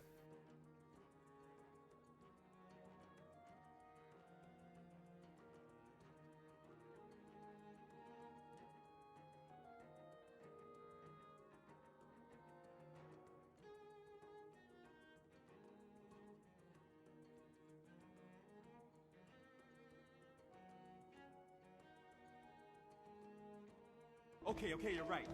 Master Fu, here comes the ultimate. Oh wait, I can't watch that here. I'm currently streaming. Yeah, that's enough of my rant of Mutanus. How long did I spend on that? 20 minutes. I spent 20 minutes ranting about Mutanus. Man, I wish Surtur could. Okay. Anyway, what was I doing? I was having you smack you see. You know what? Oh, that's why. I was like, why am I even bothering to do this? I'm like, oh, because entangling words. That's why.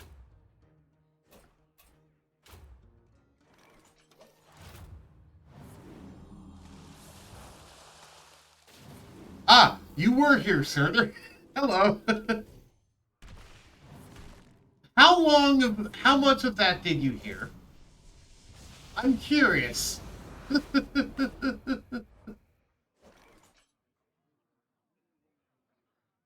Because I just spent 20 minutes ripping into Mutanus about why this is one of the most worthless heroes in all of Mercenaries mode. If not the most worthless, arguably. And it's just kind of really sad that it's a Murloc. It's one of the only 4 Murlocs in. I was so happy when Koki was done, by the way, because then I'm like, hey, at least we have 3 decent Murlocs I could run as a back end on my nature team. And hey, the 3rd Murloc finally does also scale with nature damage.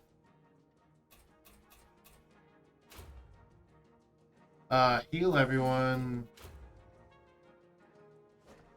Hit you. Wait, no. Oh yeah, I have to.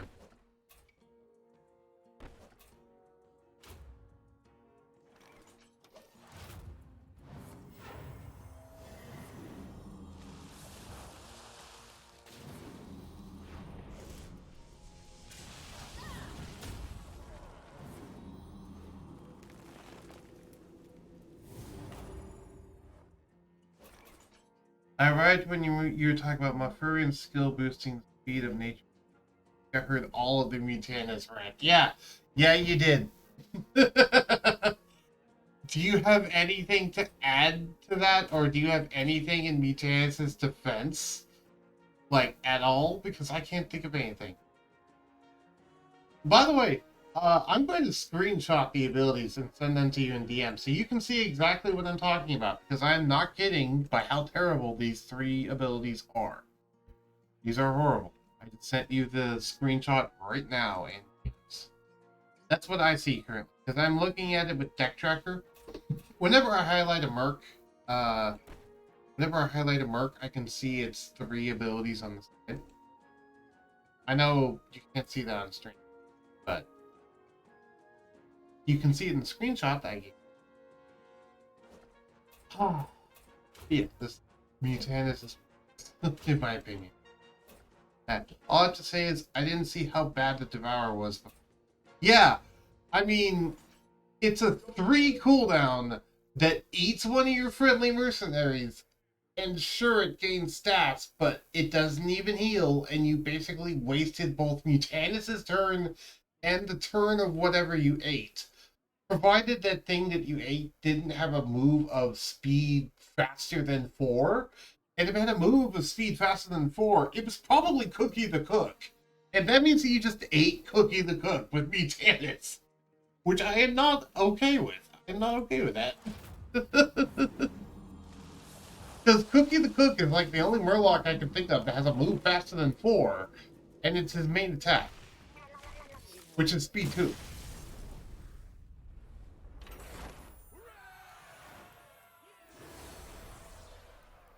Nice, we leveled up.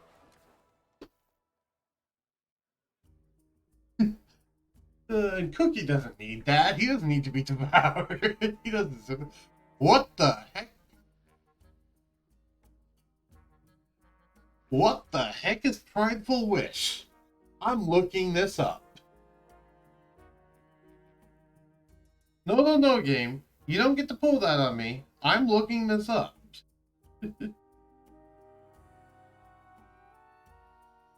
Because Staff of Jordan is really, really, really good.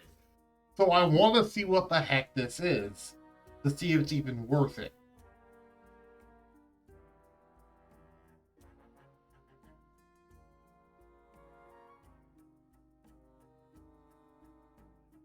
The only way to see it being good if you gain the original stats. So if you eat a Murloc who is close to dying, I guess it would be good play. I mean, yes and no. But I don't think it gets the original stats.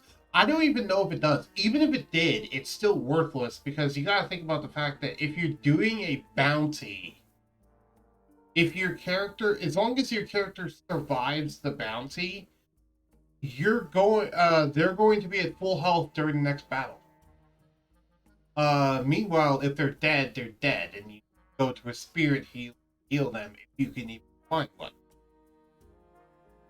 So, really, unless you know for a fact that character will die this turn unpreventably, then no, it's not worth it because it doesn't matter how low their health is, their health will refill before the next battle. So, yeah, unless you know that they're dead unpreventably. And even in that case, you're still wasting Mutanus' turn. You know, even in that case.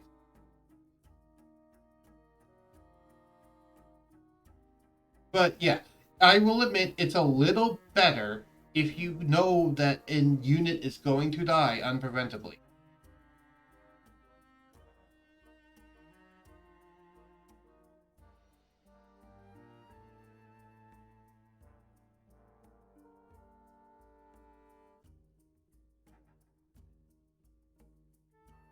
I have no idea what this does, and the wiki just says the same thing it says there. Do something fun. So, Surtur, let me point out what the conundrum here actually is. First off, disregard full belly. We're not going for that. Basically, this seems interesting. I have no idea what it does. It's 1 speed and it's an active move with no cooldown. So if it's something great, then I can just spam it every turn, seemingly. I don't know. I don't know what it does. And it seems super freaking rare. So it's probably something good. However, Malfurion has a equipment on him that causes all of your characters to heal 5 every time a nature ability is activated. Every time you use a nature ability. Staff of Jordan will make that heal 11 every time you use a nature ability. Meaning instead of healing 15 every turn, I'm healing 33. Whoops. And now snapped. So I'm like, do I go for something I know is really good? Or do I gamble on whatever this is? You know, it's like, do I give up the $1,000 or do I go for door number 3? That's basically what my conundrum here. Do I give up do I go for the $1,000 or do I go for door number 3? Let's make a deal. I honestly kind of want to go for door number 3. I have no idea what it does, and I just looked it up, and the wiki doesn't have anything listed for what it does, other than it does something fun. I don't know what this is, and it seems like it would be something super rare. Yeah, it's very rough, because I'm like, Staff of Jordan's really freaking good. But then again, this is also more boring, and this is a live stream. If this is not a live stream, I might not do this, but budget, it's a live stream. Let's see what's behind door number 3.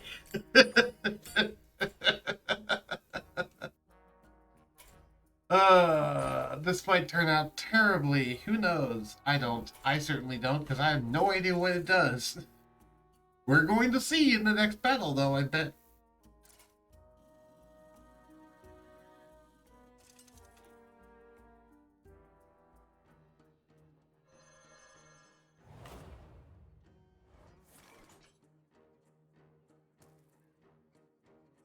Alright, Malfurion, Groupon, Morgul. Let's see what it does.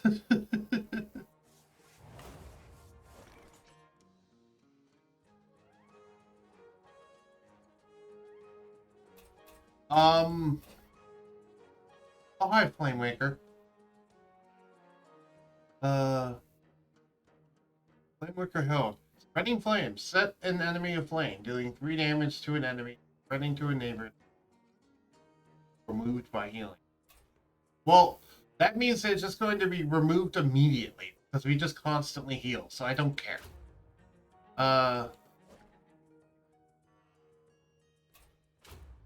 Okay, attack. Attack. Do something fun! Job's done. What's this gonna do?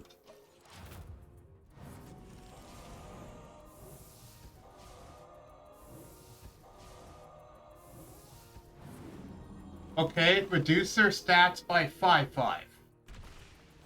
Permanently, it looks like. Wait, is it a Wabbajack? Wait a minute, is it a Wabbajack? I think I might have a Wabbajack. What this is. We'll see, because I get to do it again, but I think this might be a Wabbajack. In which case, that's very interesting, actually.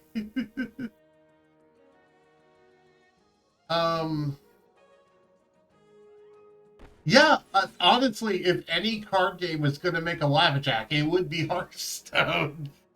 Because Hearthstone just does not care. Let's see what it has this time. Oh, it did 20 damage to everyone. Okay. Yeah, it's a Wabbajack. My full wish is a Wabbajack. Oh god. I hope it doesn't turn me into a toad. That would be annoying. What? The boss is in for a surprise, because guess what? I'm going to hit them with a Wabbajack.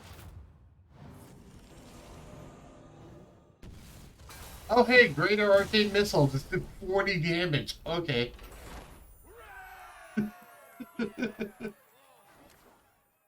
I wonder if I can get the Rod of Roasting effect, because that would be hilarious.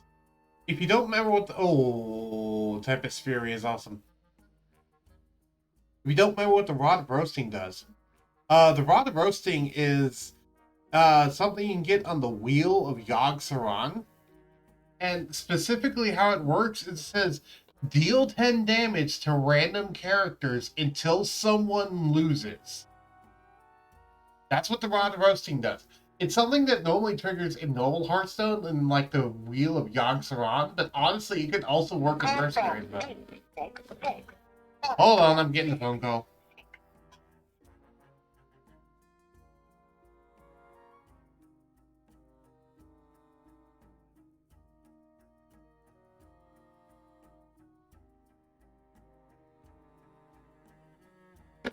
It was nobody. I mean, literally, no one talked on the phone. I just answered it and said hello, and no one was there. Anyway. But yeah, so Rod of Scorching could definitely work in Mercenaries mode, because it would just keep going until someone's dead. Until, like, no, not until someone's dead, until someone's entire team is dead. That'd be the ultimate, like, Hail Mary on the boss. Just Rod's... It's like that one thing that I believe it was like Insatiable Fury or whatever, that one treasure that said attack until this merc dies. You know, attack random enemies until this mercenary dies. I believe it's like that one, except for keeps, I guess, because it would be for everyone. Anyway, Tempest Fury is really over. Honestly, Tempest Fury is not only really good, it's really, really powerful to the point of almost being overpowered. Because, first off, it gives you a flat +3 nature damage, which is really good. And second off, it automatically casts Lightning Bolt again whenever you cast Lightning Bolt. And keep in mind, Lightning Bolt gives you +3 nature damage every time you cast it. So it turns it from, oh hey, I use Lightning Bolt, I get +3, to I start with +3, I use Lightning Bolt, I get +6. Because it triggers twice. And the second Lightning Bolt, by the way, is boosted by the previous one. So, yeah, that's pretty fucking strong. That's pretty freaking strong. I shouldn't curse. Picking pockets. On blaming the broke. Murgle. Okay. I was hoping for picking pockets, blaming the... That'd be nice.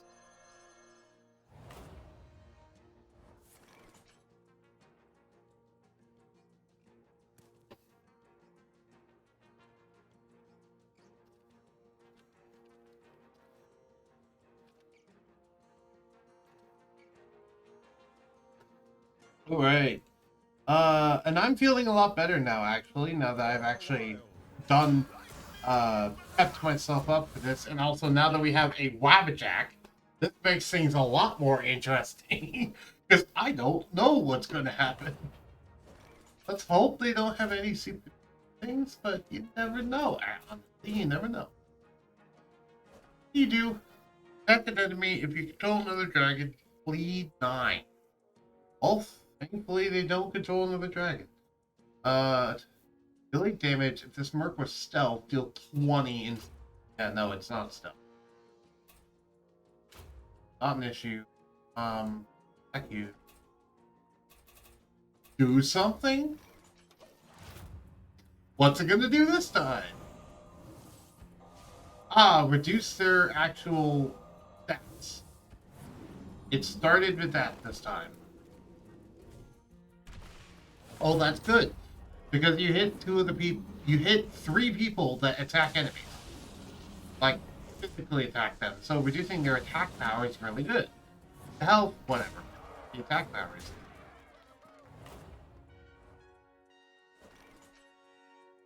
Gain plus 8 attack this turn, and attack the combo, gain stealth.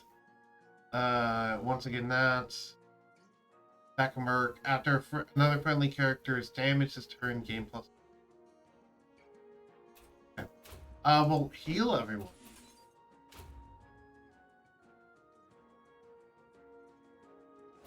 Attack that.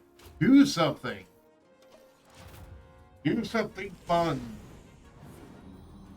Wait, what? What happens? Oh, it recolored everyone. Wait, what? It gave everyone different classes. It changed everyone's classes.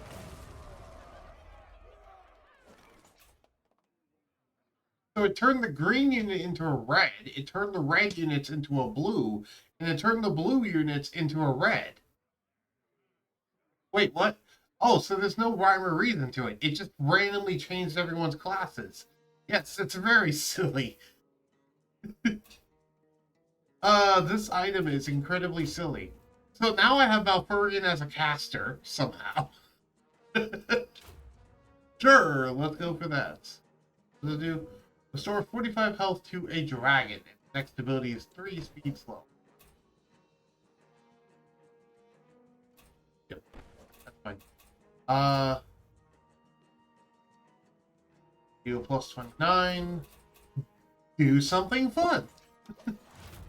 I mean, yeah, it's Wabajack. Oh, hey, reducing their stats by 5. Also, I couldn't figure out how to do the actual, I couldn't figure out how to get chat on. Anyway, that's DG.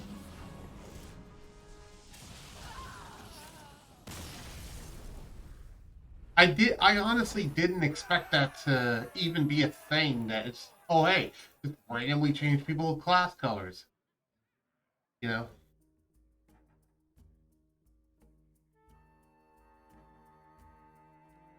It's so silly. Okay. So here's a fun new thing. Safety bubble. Whenever a friendly Murloc is about to die, give it immune instead. At the end of your next turn, it dies. So basically, if you're running an all Murloc team, safety bubble just says, "Oh hey, you're going to die? Not yet. You get another turn." But if you die on that turn, well, but if you don't manage to win by that turn, well, you actually die.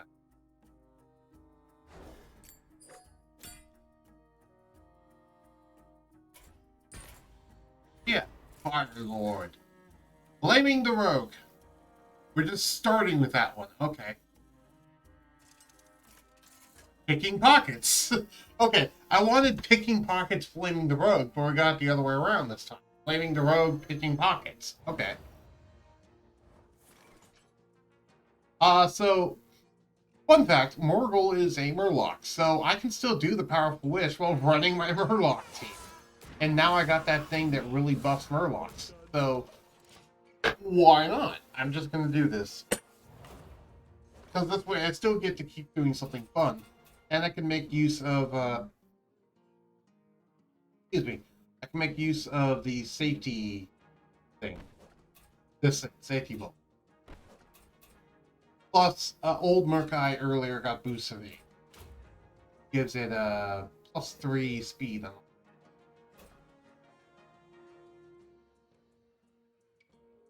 Oh, interesting. There's Flame Waker Heralds for all 3 colors.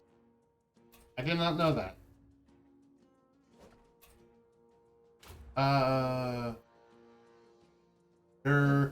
Do something fun.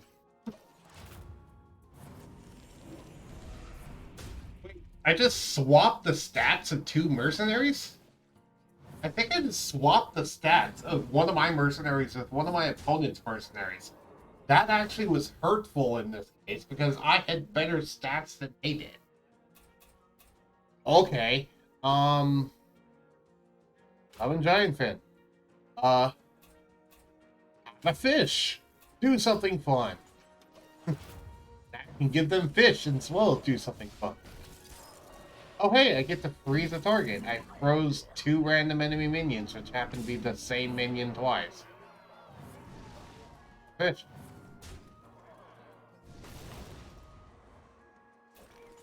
Dolphin Navigator.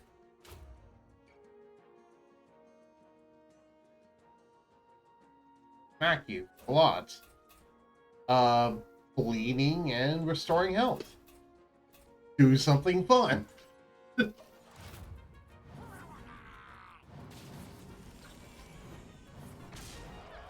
I don't know what that did.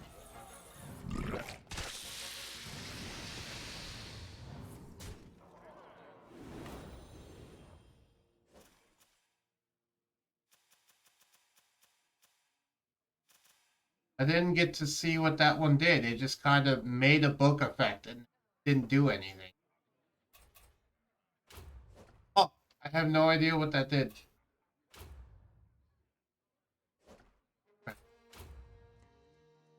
Attack him.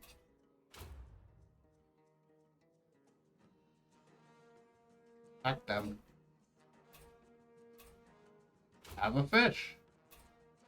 Something fun. Everyone's cloaked in darkness. Does that mean that, like, everyone is stealthed? Is that what that is referring to?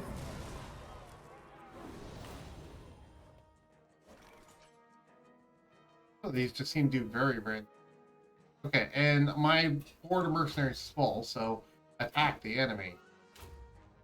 Attack the fish. Actually, no.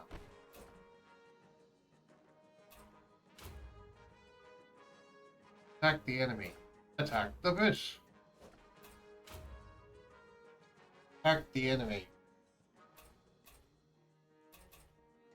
Bleeding and healing. Do something fun. Let's see what Wabadak has for us now.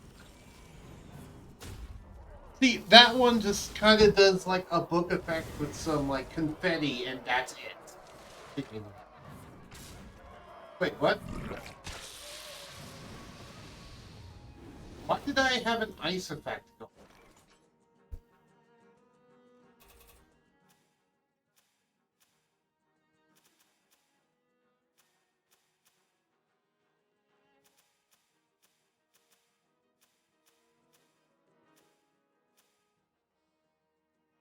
I have no idea. There's some random ice effect going. I don't know what this thing does.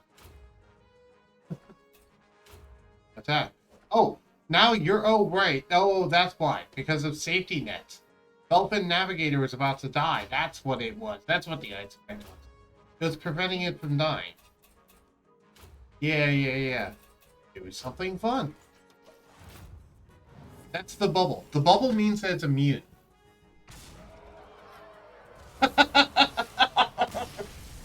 Did you just see what just triggered there? Did you just see what the book just did? I don't know if you caught that or not, but I caught that because I recognize that image. Okay, the book just triggered the treasure ability that says attack random enemies until this mercenary dies. It triggered a different treasure that basically made him attack enemies until he would die. Granted, it was really weak, so we didn't get to see more of that, but I recognize that picture of just attack enemies until this merc dies. I can't show it on the side because we're already done, but Call from 216 god damn it. 284. One more.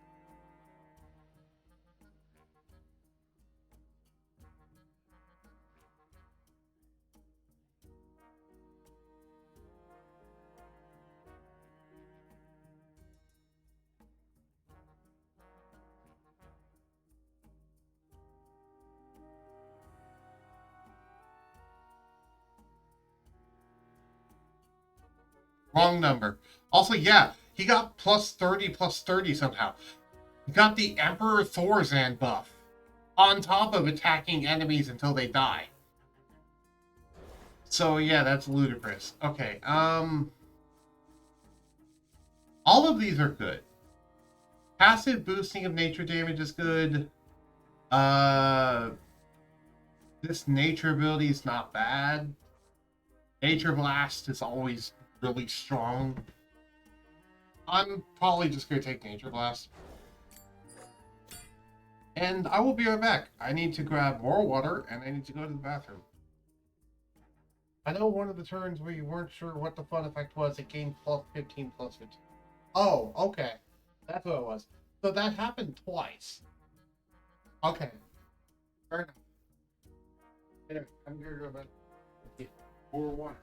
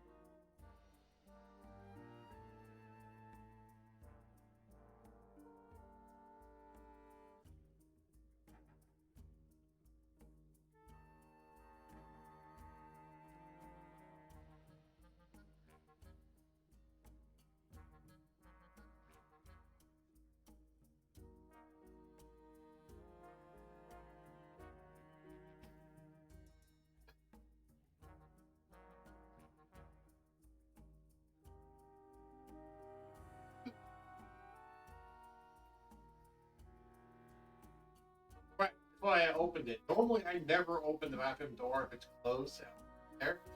But because we're all here, I don't care about whoever's in there.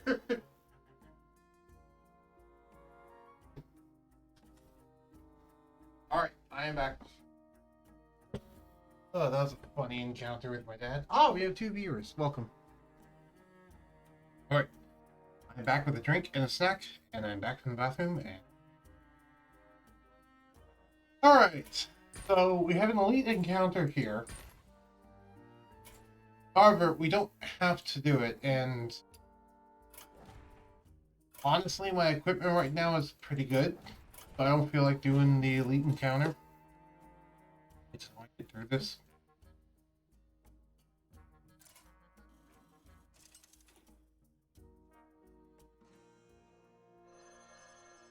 It's probably Jamie.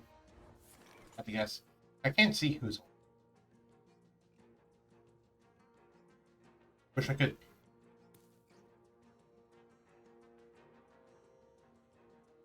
Right. Yeah, let's go ahead and do the whole Merkai plan that I was talking about. So, hello again. Yes, hello again, Soda. Alright, let's get back to this Wabbajack nonsense, because we got basically a Wabbajack in Hearthstone.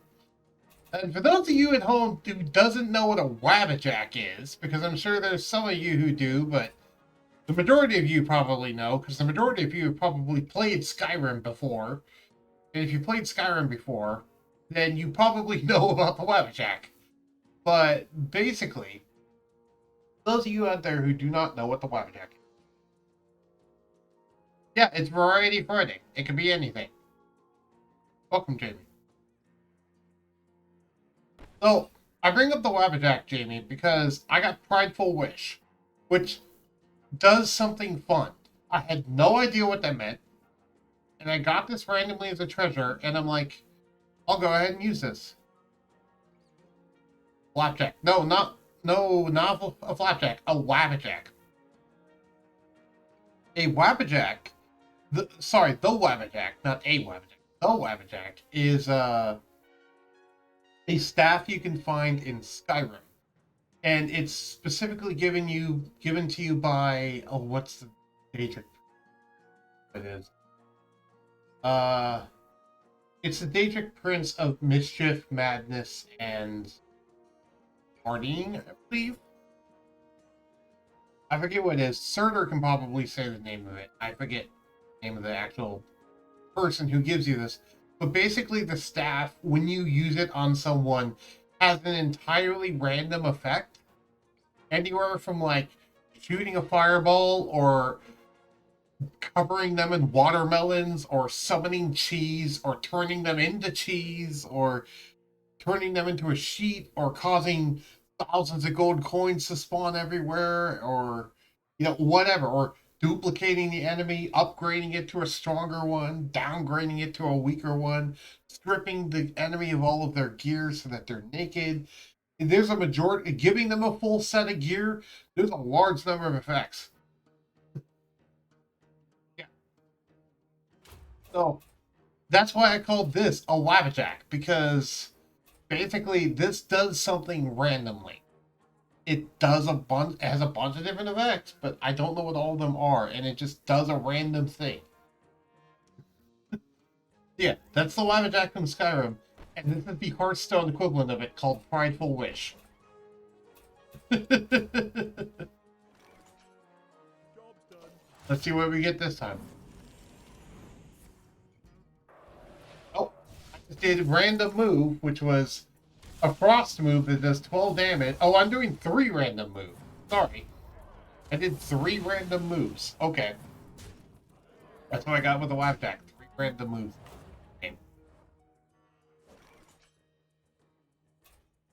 Okay.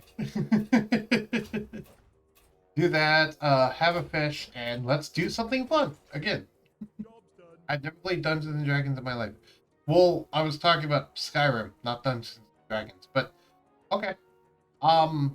If you're interested in playing Dungeons and Dragons, we're going to be starting a campaign soon. my actual server.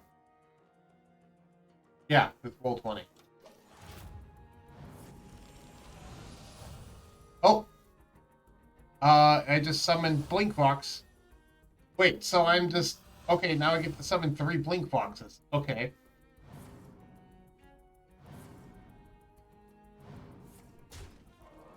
Alright, so this time the random effect was summoning 3 level 1 Blink Foxes. Okay, why level 1? I am soccer on Discord, I am. I wouldn't call you that, but sure. Sure, we can go with that, I guess. What the heck? Okay, let's just do bleed, and then Prideful Wish. But what do these do? Oh, wait. I get it. So, it's not 3 normal level 1 Blink Foxes. It's 3 level 1 Blink Foxes with 3/3 in stats, who all 3 of their abilities are Mind Thief. Because Prideful Wish summoned all the foxes the previous turn. If you notice, look, Prideful Wish summoned these 3 foxes onto my field. And each of these 3 foxes have enemy moves on them. Gain taunts until end of turn after enemy marks attacking +2 fire damage. Because of the treasure, that does a random effect every turn. Yeah. Basically attacking this minion by fire damage. So, sure, I'll gain taunt and a bunch of fire damage for all 3 of these. Why not? At 0 speed. That sounds good.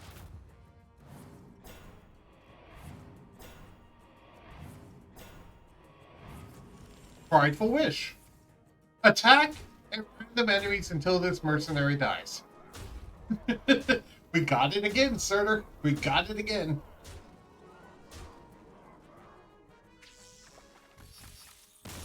Boom. You guys got some... Oh. Hardly.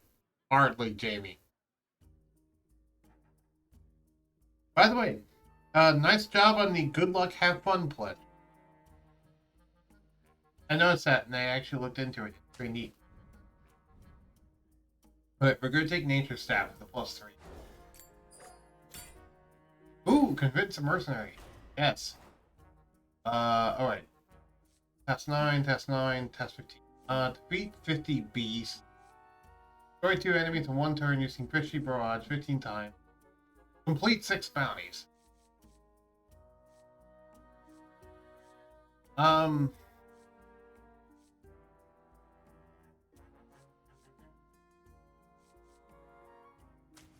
mean, this one I have the least of. This one's easy. By far. Didn't lose your mercenary, too. Yeah. They actually survived. But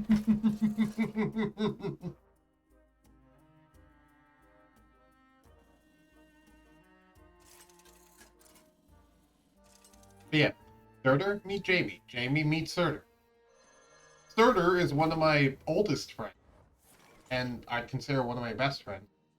Jamie is a relatively new person who is on the Discord server who is quite enthusiastic about it.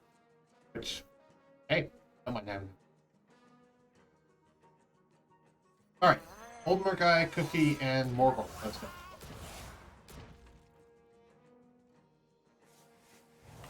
Maybe not necessarily the best team, but whatever.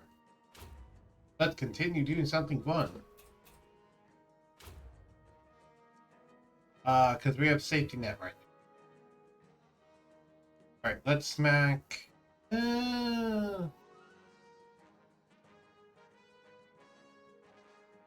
Carrier. Carrier's arguably more of a threat. Let's do something fun. I am here for the plot. Okay. Well, that just concealed everyone. I don't know what else that does. Oh! That changed people's class. So now Morgul is a protector. Cornelius is a protector. Sorry. Cornelius is a mage now, used to be a protector. And now Curiel is a fighter. So it changed 3 of the classes on the board. Not all of them, just 3 of them. Okay. Okay, that's interesting. Giant fin, get a fish, and then do a thing. Do something fun. Oh, hey, I got lightning damage. Oh, I got 3 random moves. That's what I got.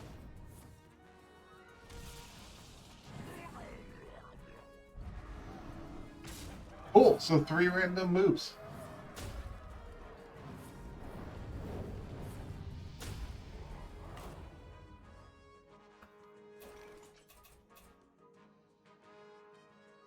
Open navigator.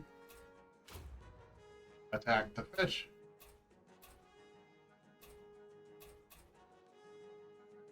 Cookies cooking. Let's do something fun.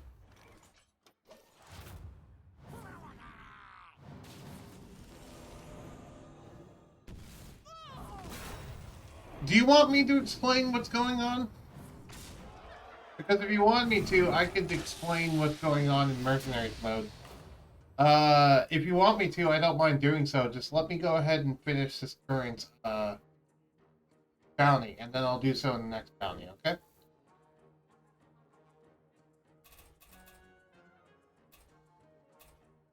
I don't mind explaining.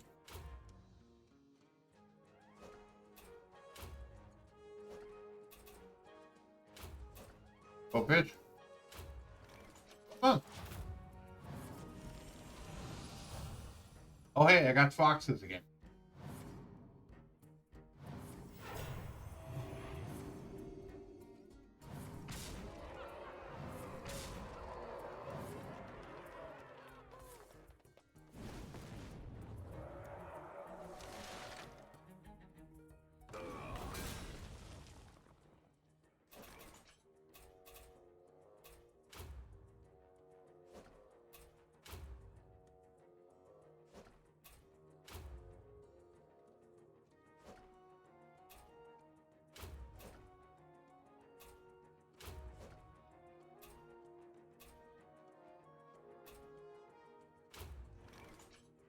Job's done.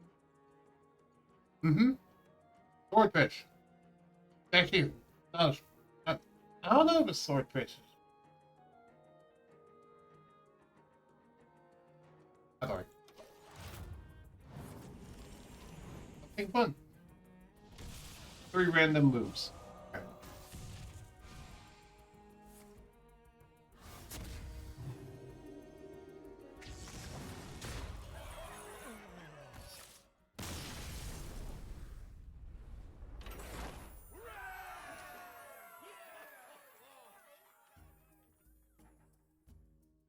Yeah, let me go ahead and finish this current bounty.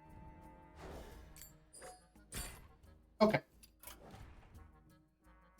So, the basics of Mercenaries mode is that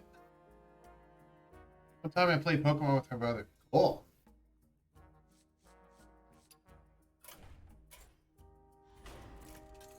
Alright, equipment can be obtained by completing that.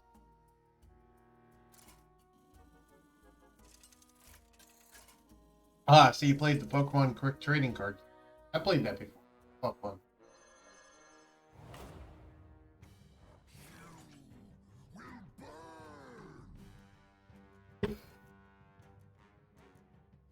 I too have played.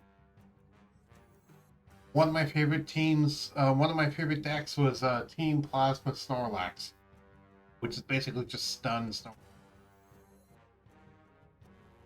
I mean, most people don't even have the playing mat to go with the card, but we cool. Alright. Warlock.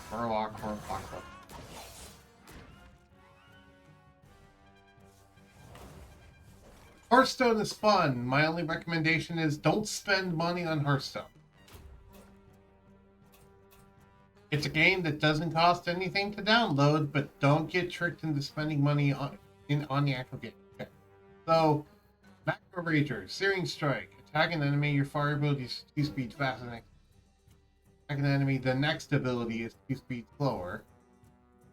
Then Searing Strike, fire ability is 3 speed. Choose an enemy each turn. If it acts last in combat, deal 30 damage to it and its name. Okay. Well, good. I'm glad you never spend money.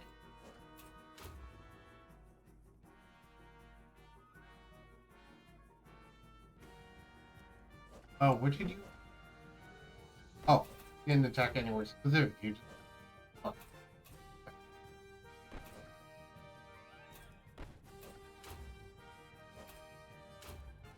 Invasion. See what happens.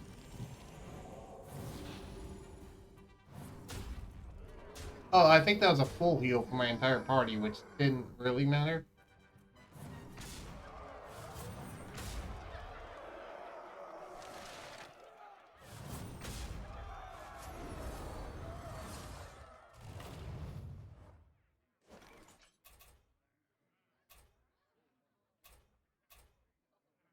Prideful Wish.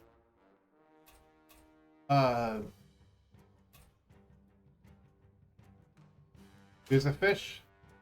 And summon giant fish.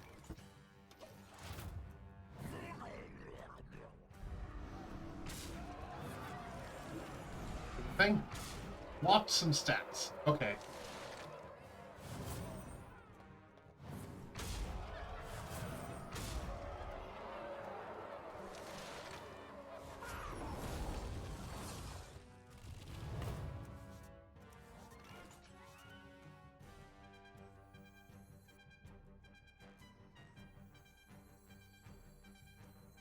These old bones know it's storm's coming.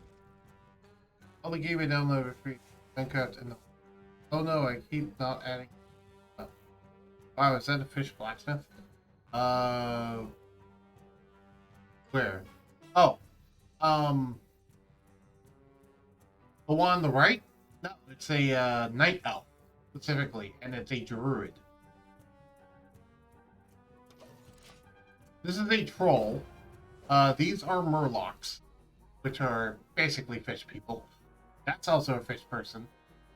Also a murloc called a giant fin. And yeah, this... Alright.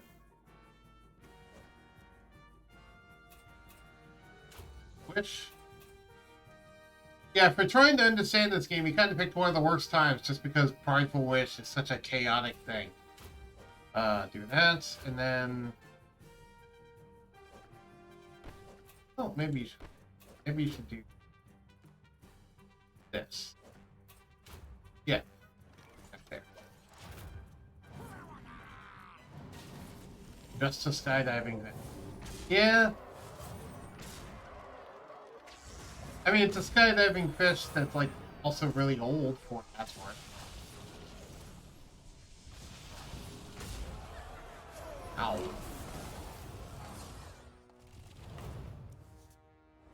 And I am going to probably lose. We'll see.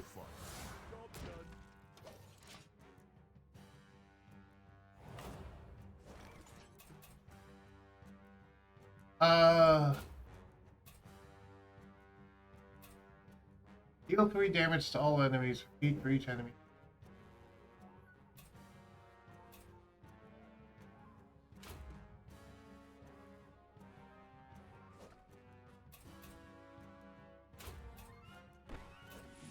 What? Are you gonna say, here, I'll show you?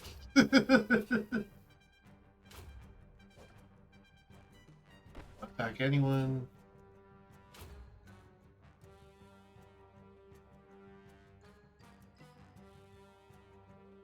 Yes. Attack.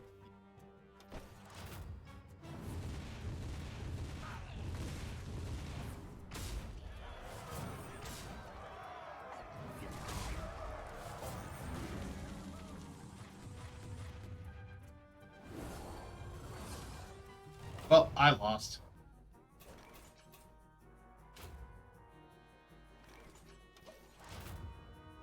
I don't know if you saw any way I could have won that one, Sarter. Because I didn't see a way I could win that one.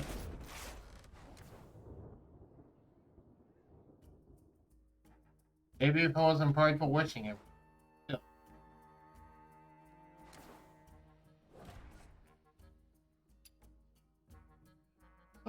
All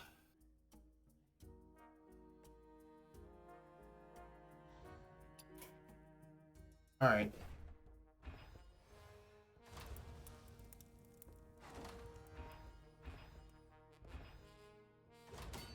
What are these two doing?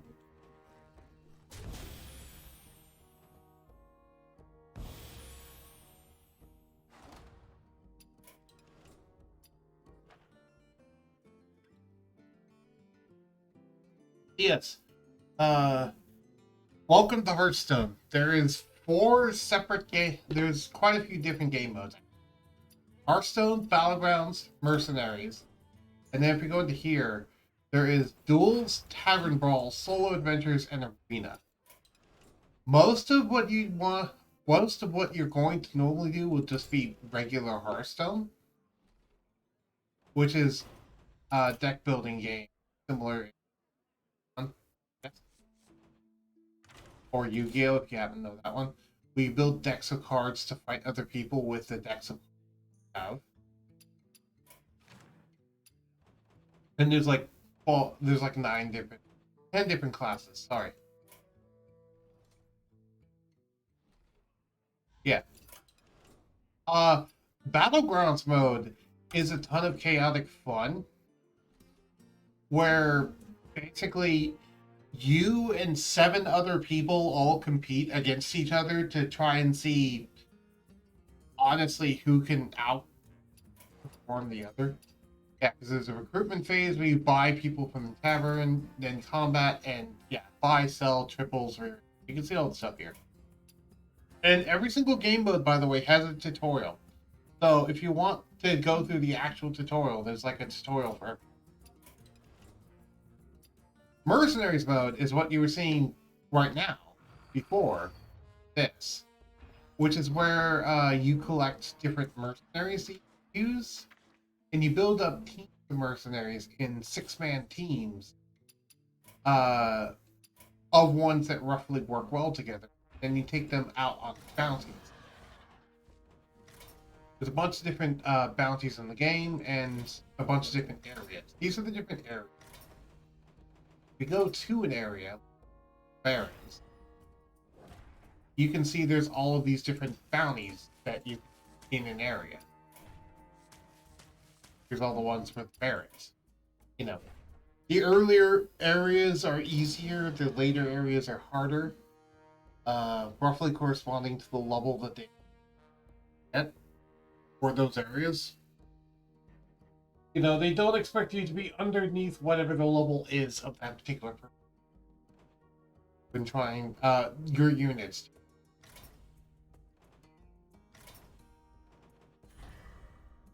And then there's heroic versions, which are just way souped up, more powerful versions of whatever the normal bounties are. And so yeah, that is that's mercenaries. And then these 4 are all variants on regular Hearthstone. They're all variants on the card game. Tavern Brawl is I actually haven't done Tavern Brawl. What's the Tavern Brawl for this week? All-Star Squad. Spiders and Portals have had their chance. Now you choose. Pick 1 card for your deck, and you will get 22 copies of it, plus 8 random class cards. So I just pick a card and get 22 copies. What singular card would I want? Good question. I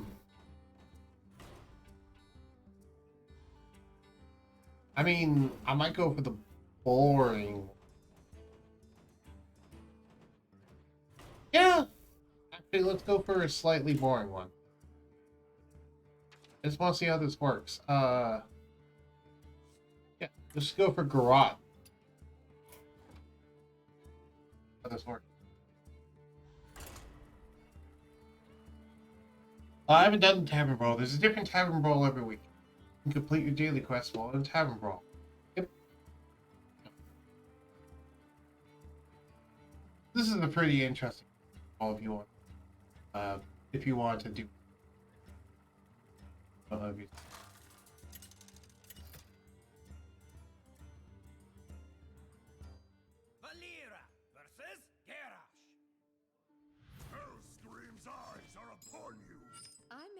own luck.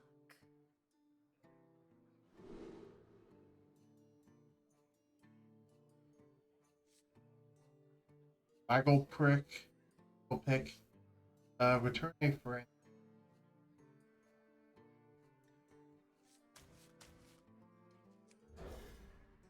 Back. Lights. Job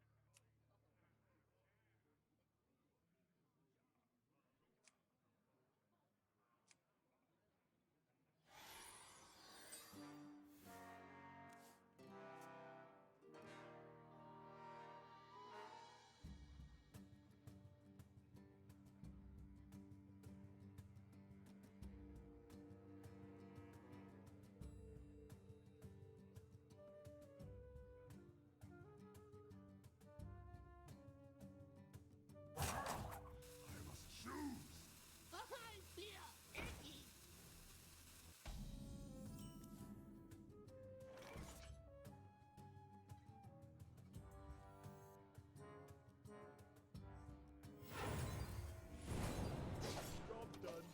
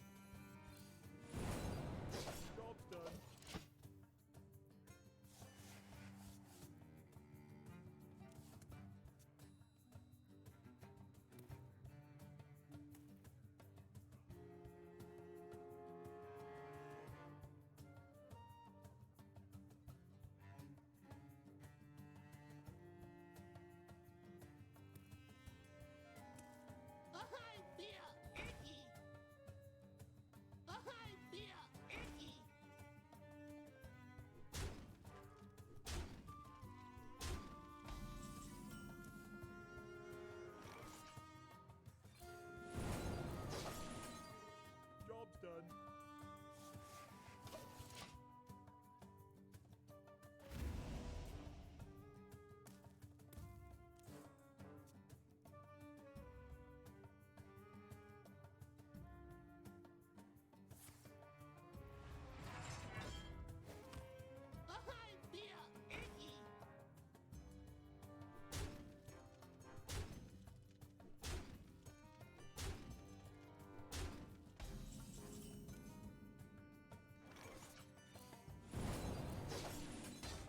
Job's done.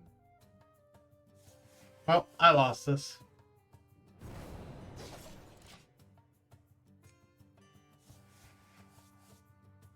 What's sharper, your wits or your blades?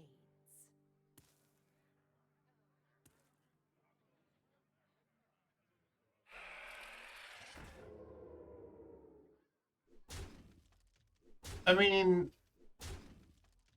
7/11s, yeah, but that's about the only good thing that Patches does. Just pulls 1/11s out of the deck. Besides that, Patches doesn't really do much, which is not the best thing. Leopard Gnomes is a lot stronger than Patches. See if I can find something else better. I know there's a version.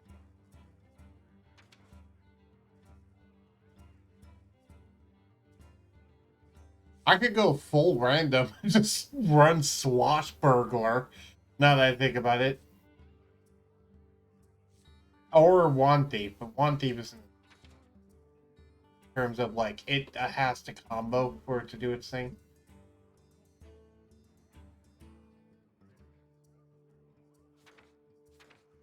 Oh, is there any neutral cards that want? Oh. Elwyn Boar.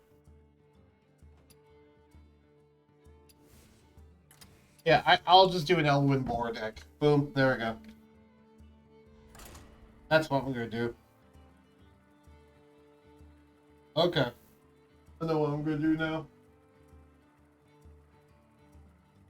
It is. I know. Perfect. I know what I'm gonna do today. Valera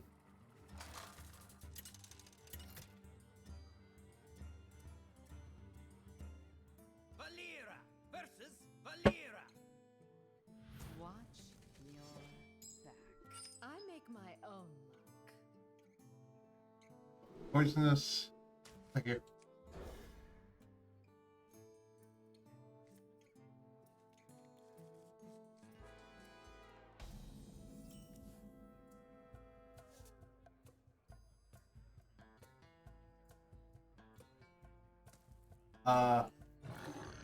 Have a pig. Have a boar.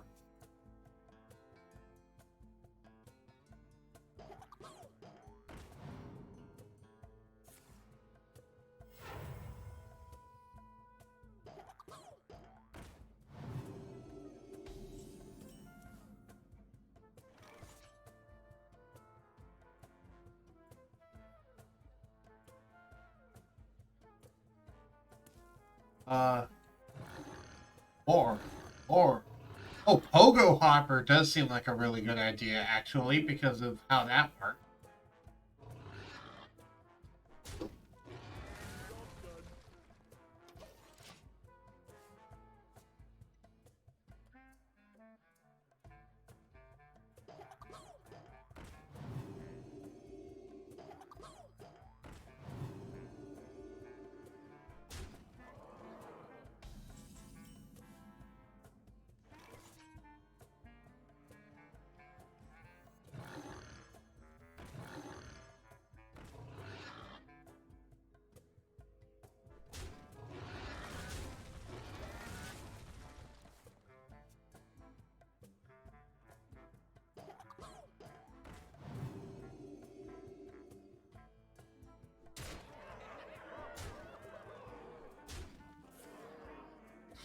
Yep, I'm not gonna be able to do it in time.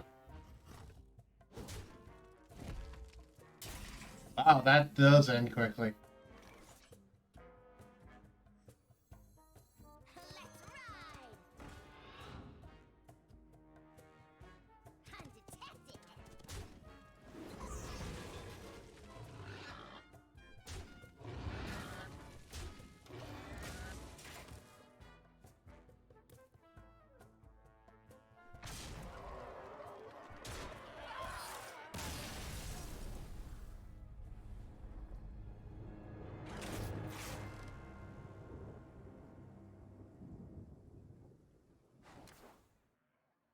Well then. I obviously did not put the proper amount of infinite scaling in my game. Thing is, I don't own things like Pogo Hopper.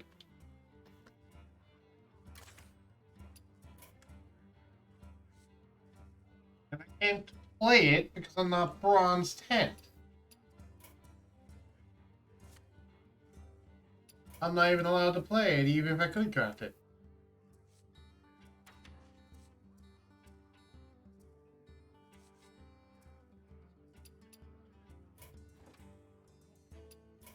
I'm curious, what would complete my deck do?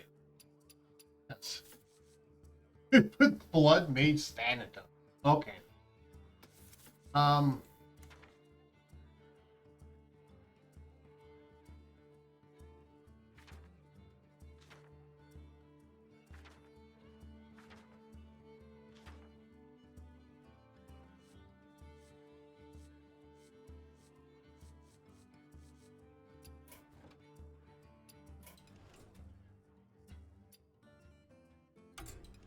I didn't mean to fully exit out of there.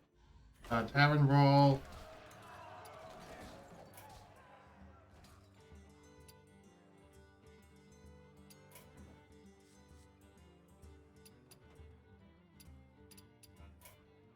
Oh, that's how. I was like, how do I switch heroes?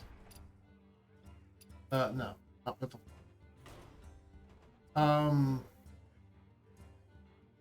Siren, the Whisper Wind. Anything in Shaman I can... I I can do guidance every turn. Yeah. Guidance works. Guidance. That way I can show off my shaman skin.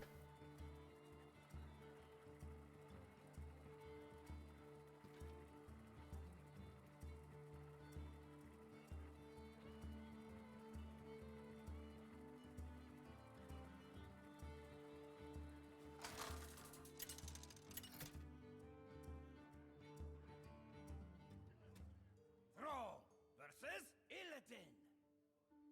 The Legion's rage pales before mine. My elements are frightful. At the end of your turn, deal 1 damage to all enemies. No damage.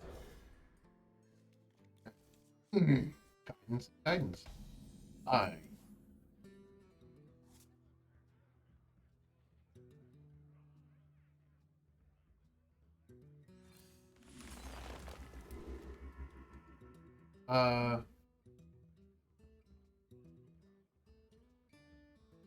Sure. Fear path. I'll just use both. Anyway, cards. And then make frostbite. 2 damage.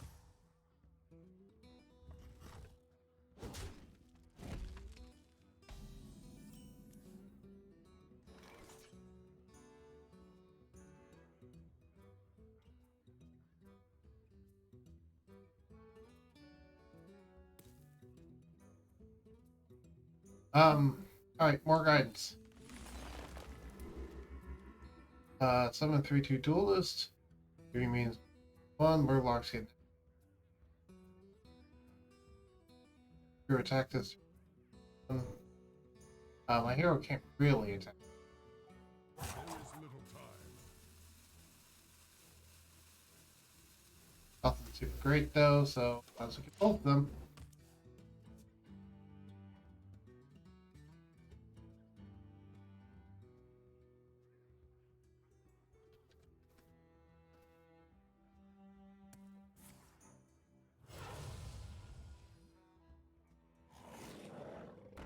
Odds. +1/+1 in life. Why would you play a corruption as your thing if all costs the same? And maybe that's not their corruption card. That's one of their random. Either way, the 3/2 duel.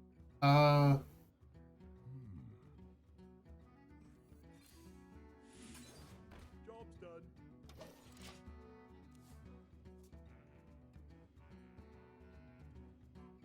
What's wrong?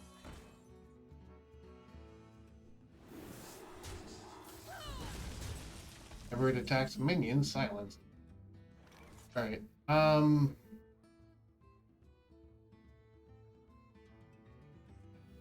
many cards do I have in hand? 8.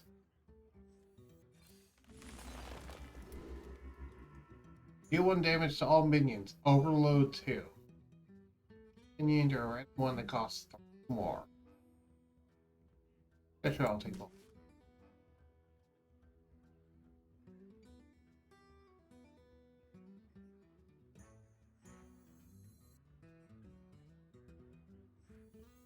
Please 5. Yeah. Granted, I'm screwed next, but still. I yield for now. Handle it. Oh, I got my victory, and I earned my pack.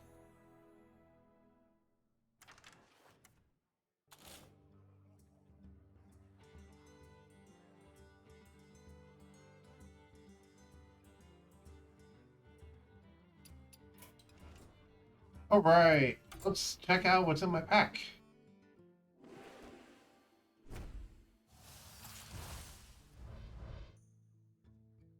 What did you go for, sir?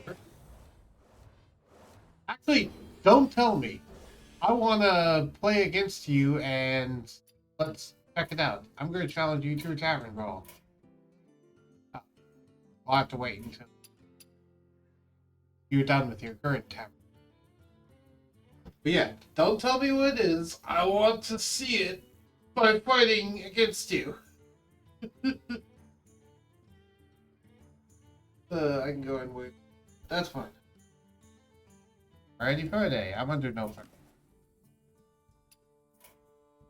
Let me check. More gold. Sweet. I just clicked my. Oh.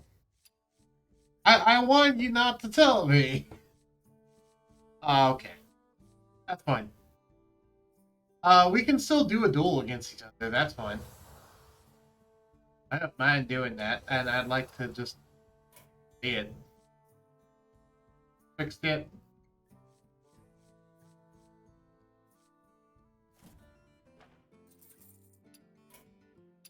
Okay.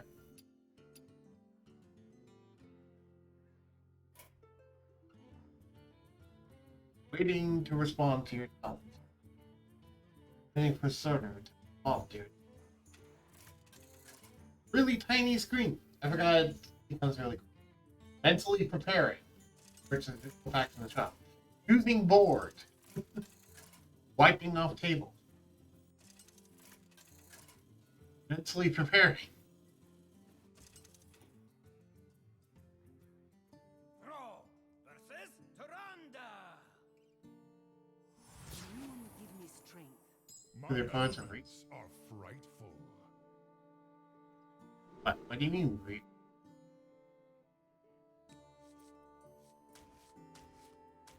I don't want any of this. Guidance. Indian and Iran.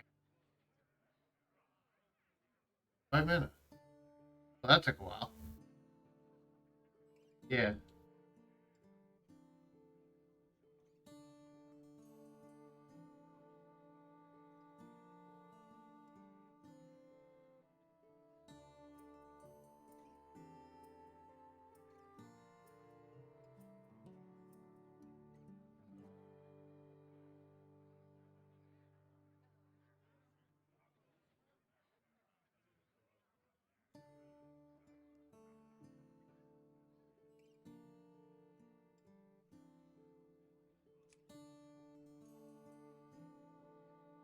No idea.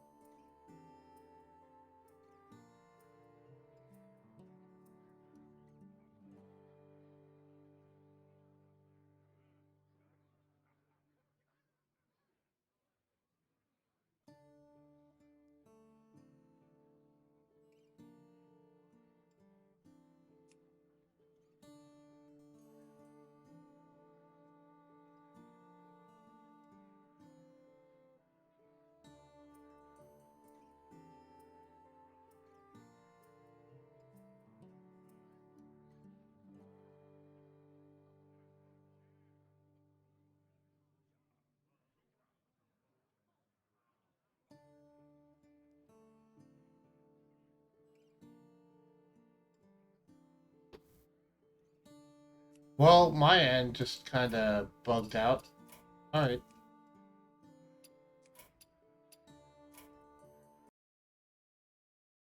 Yeah, my game effectively crashed. Okay. That's what happened, evidently. Loading it again. I have no idea what Hearthstone was doing, but I shut it down and I'm loading it again. Let's try this again. And yeah, it didn't even try to resume the game again. Uh, let's try that again.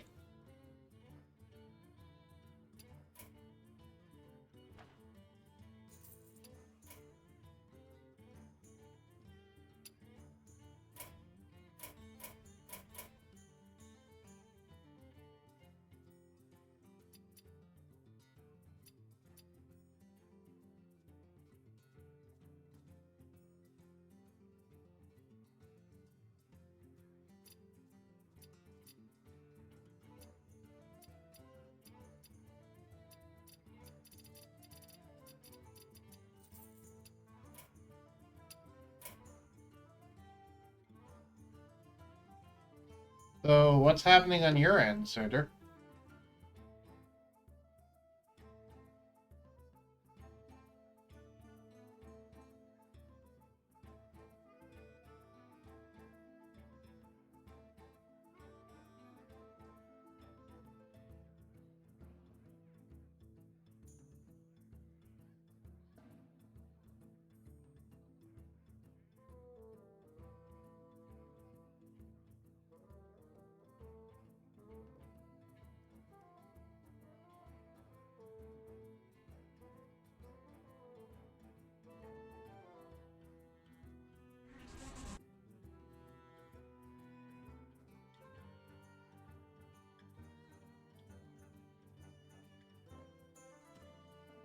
Oh, your game's not responding. Okay. Alright, well, that's going. Uh...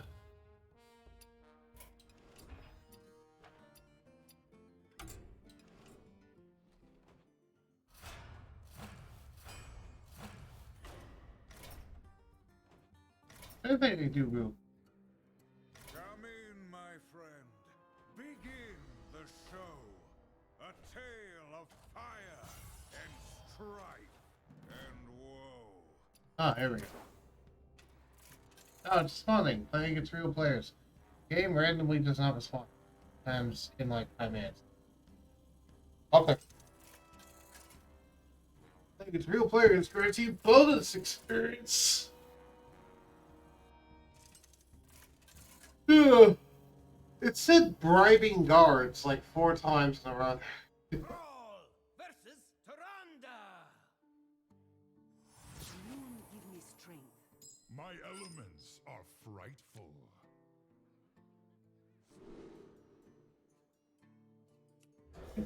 Not bad. Not bad. Not bad. League Breaker is not bad, is it to say. Though I don't know what a wind chill.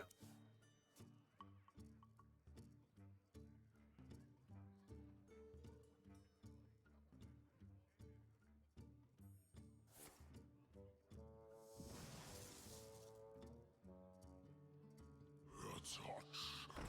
You can count on me. I'm certified. I'm certified. By the way, if you want to join the stream chat, I am in the stream voice chat right now. Join the call and be able to talk with the voice. That's up to you. Really? I'd like to play my card game, please. Please let me play my card. Thank you.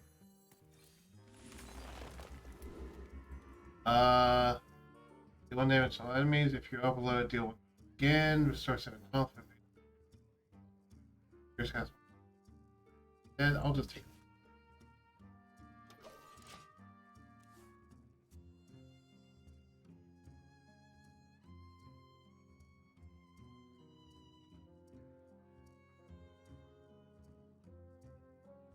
Let us be holly and jolly.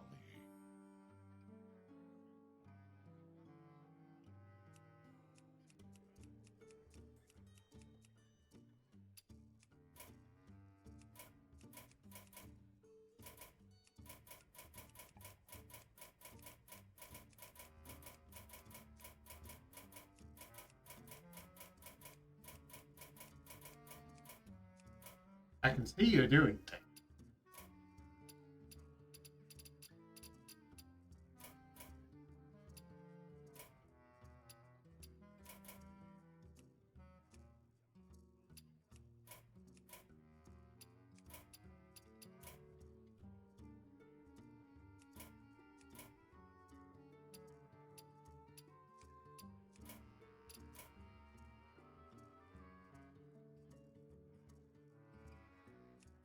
Also, I find it funny that it says you may go to the option menu to end the game. It's like, okay, well, I'll go to options. There's nothing here to end the game. What do you mean I go to the option menu? You mean the game menu? Because that's not the option menu. That's the game menu. They mean the game menu. My point is, like, they say options, so it makes you think that you have to go. Well, it's stuck on my end.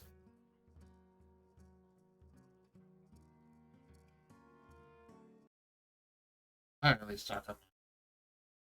Well, that's unfortunate. I don't know what's causing that.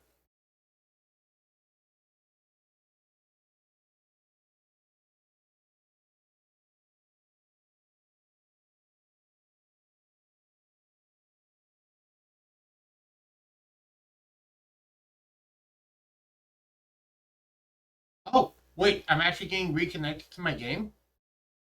Wait, what? Oh, I'm back. I'm back, evidently. Hello. I just need to leave and come back. Okay.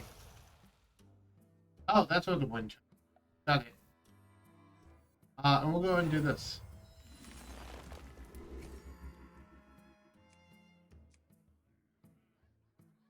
Yeah, I'll have both.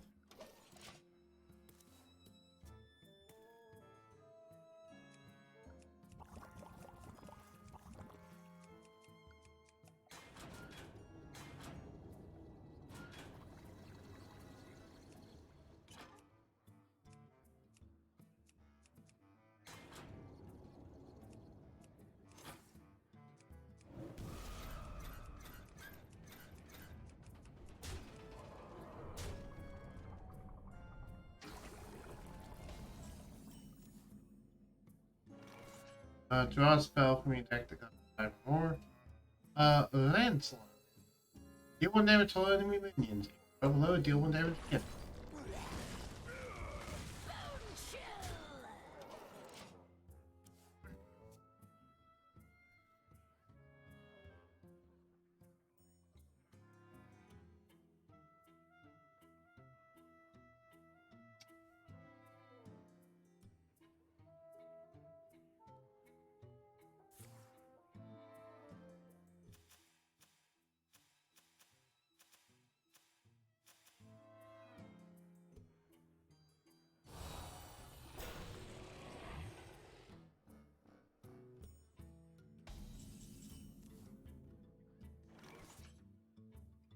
I mean, that's pretty good.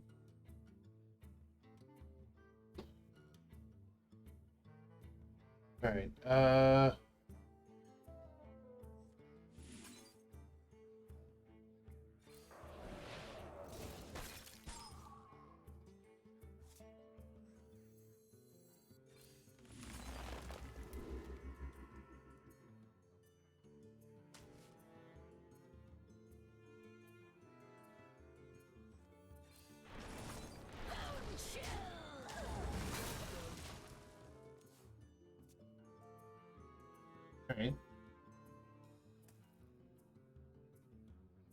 Guidance allows me to keep a good amount of card debate.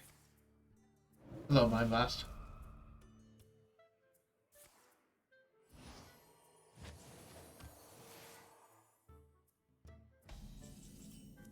Alright, trying to heal. Healing wave. No, mine does not cost more. I only heal 7. Okay. And look at 2 cards. Yeah, sure. Do both of those. That sounds good.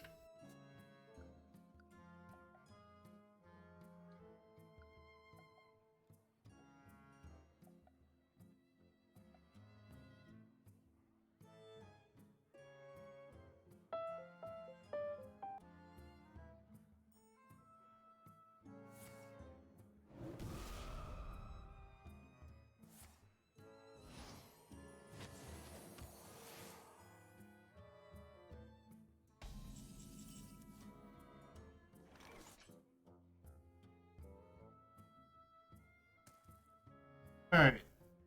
10 cards.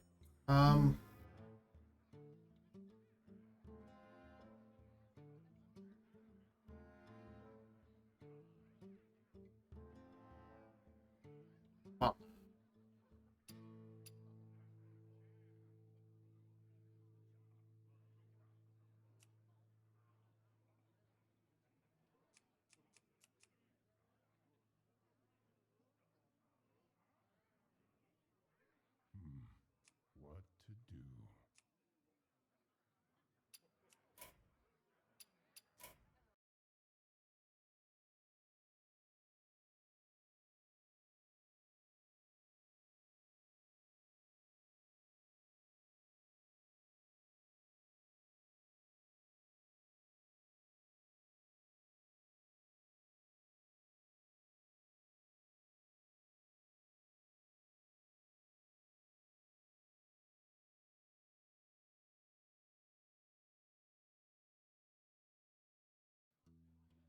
No idea.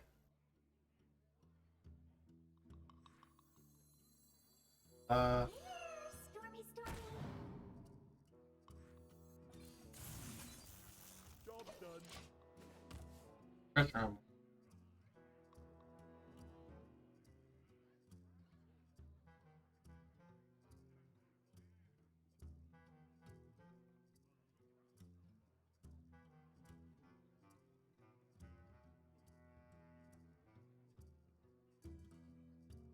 Okay.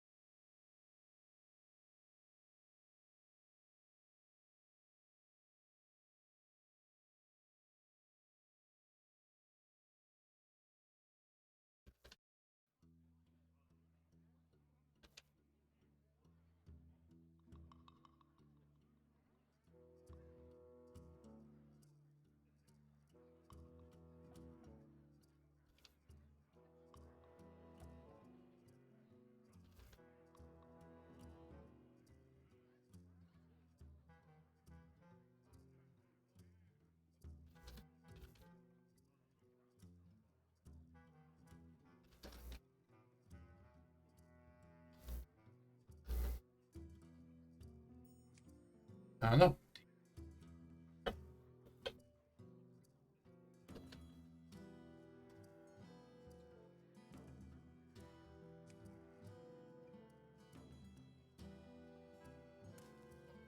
We're back. Now the enemy's turn.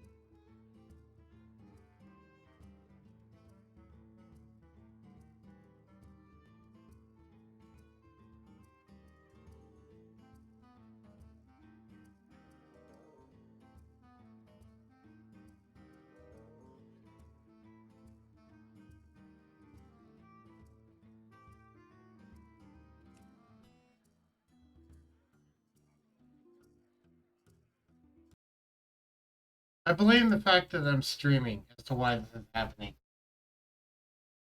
I'm gonna blame the streaming on this and not a.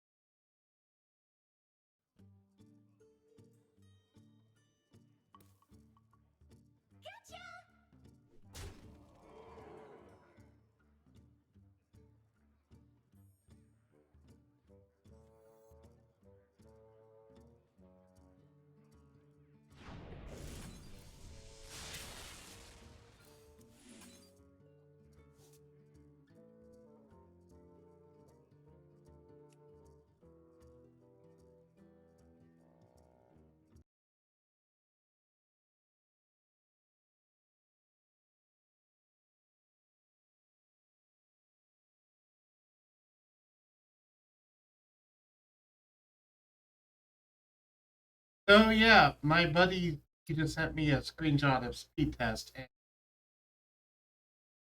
his internet. Hey, I want to not reconnect to the game. Well, there's an option box to opt out of it, and I don't have enough mana.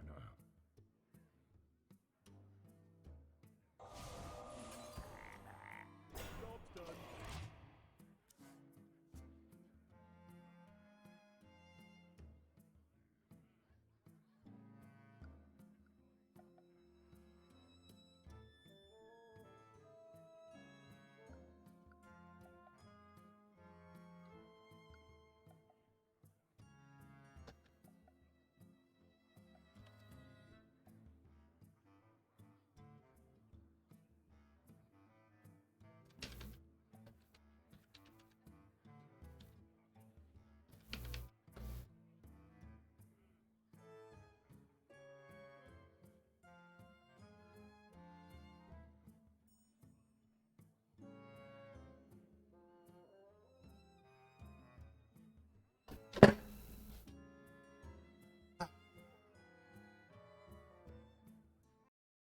I'll automatically rejoin it this time now. Because I'd like to just play something besides that.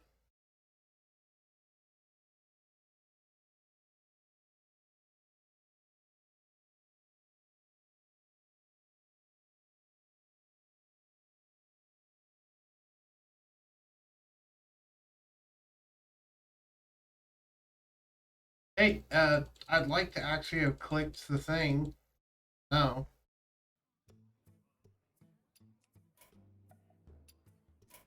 Game, please. Okay, just end the game.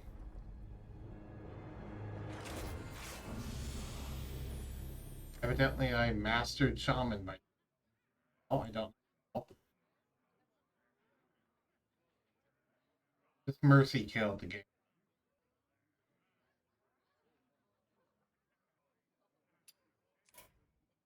Um.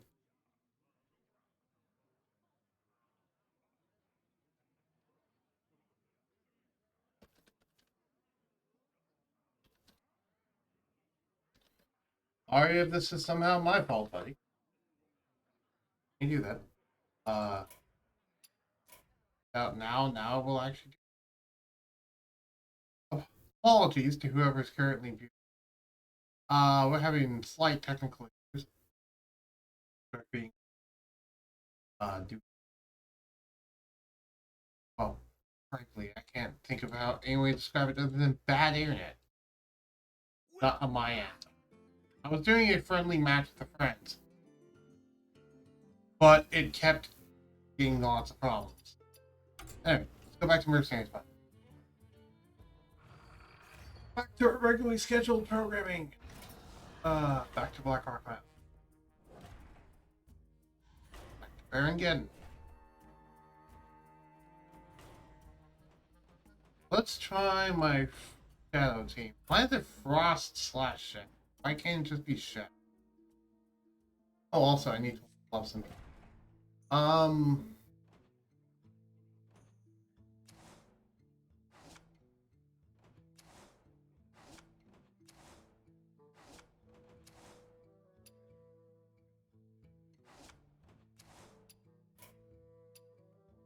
Go ahead and upgrade this.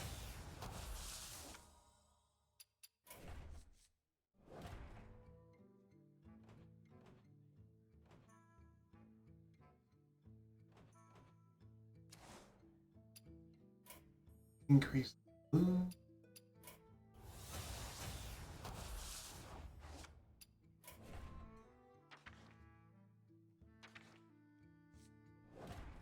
Pin. Power War Banner.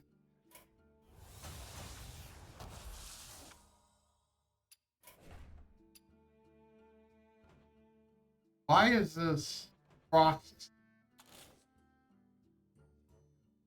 Uh,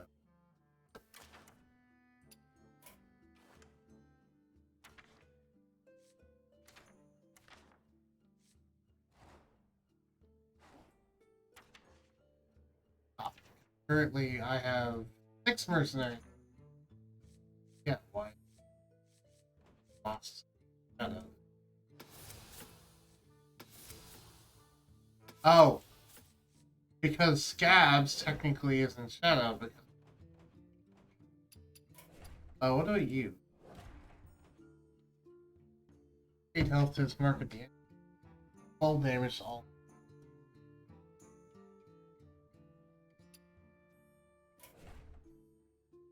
Dragons. So let's just also throw a dragon in. Dragon. How many dragons do I have?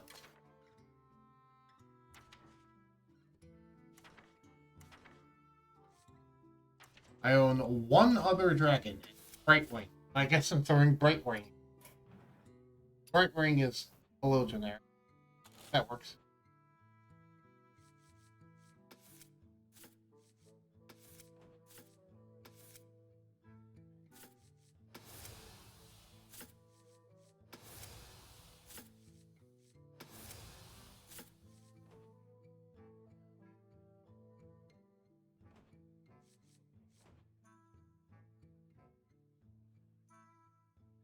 There.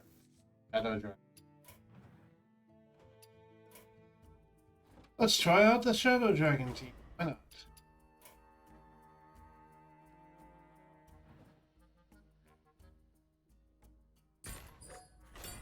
Been a while since I've given team.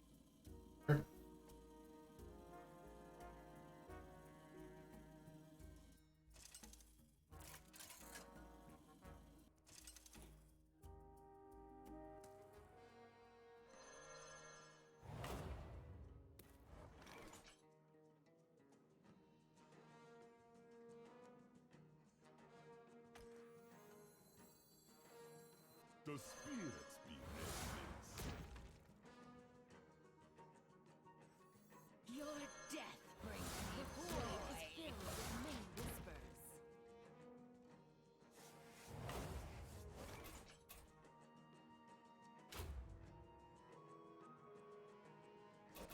Alright. Damage. Okay, so Shadow Damage team, based on, well, Shadow Damage, as we said.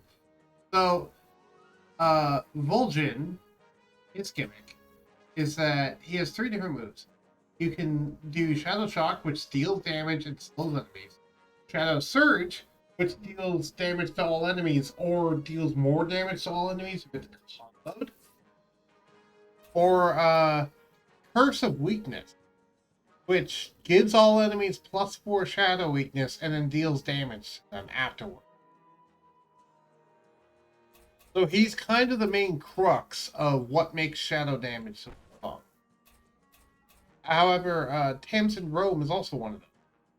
She can deal shadow damage. Some of the Void Consumer, which is a taunt demon that gains more actual stats every time a shadow ability is used, or use Veil of Shadow, which improves shadow damage and makes enemies unable to heal. Veil of Shadows is usually really good in combination with Curse of Weakness and Shadow Surge. In particular, I often use it with Shadow Surge, simply because it can trigger the combo for Shadow Surge since it's lower, and it already is usually done after Curse of Weakness. And then there's this girl which does Shadow, Holy, but also I currently have an equipment on her that just makes it so that she constantly has both Anathema and Benediction with no cooldown. So basically, she just switches between doing lots of damage to every enemy or doing lots of healing to every ally. And that's her gimmick. By the way, the equipment I have on Tamsin says that when they die, they summon a 25 Void Guard with them. That's pretty neat. Anathema. Job's done.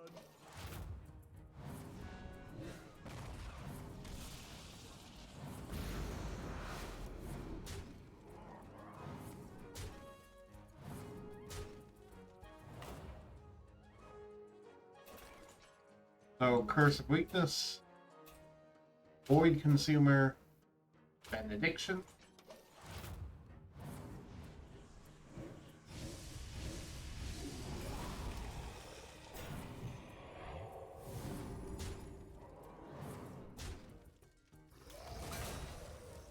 Now,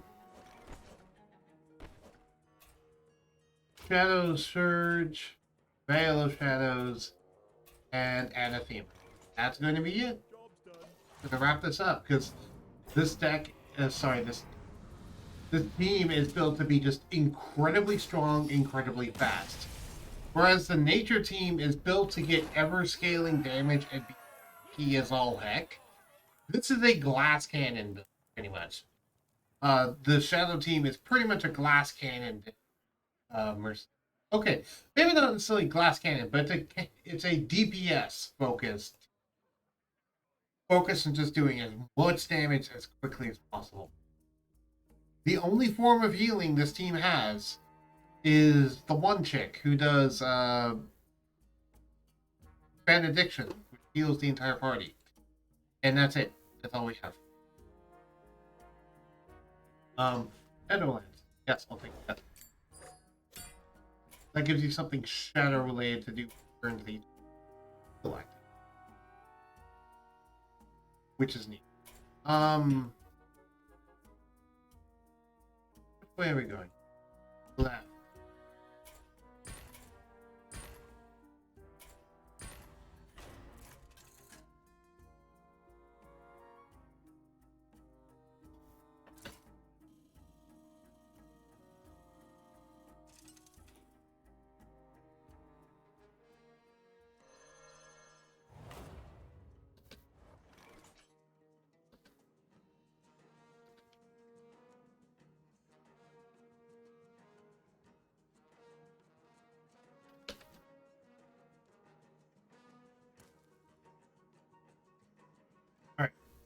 Vol'jin, and then at least.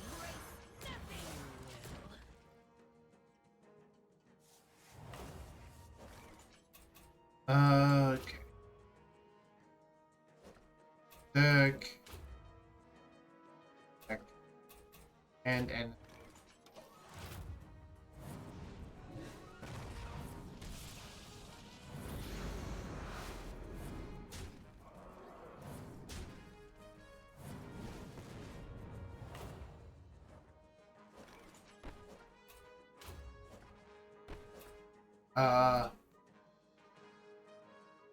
What was that? Void Consumer, Curse of Weakness, Benediction.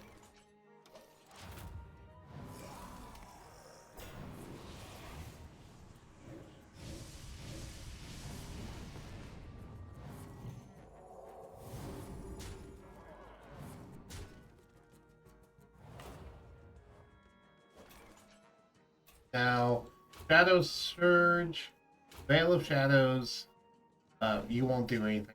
Anathema.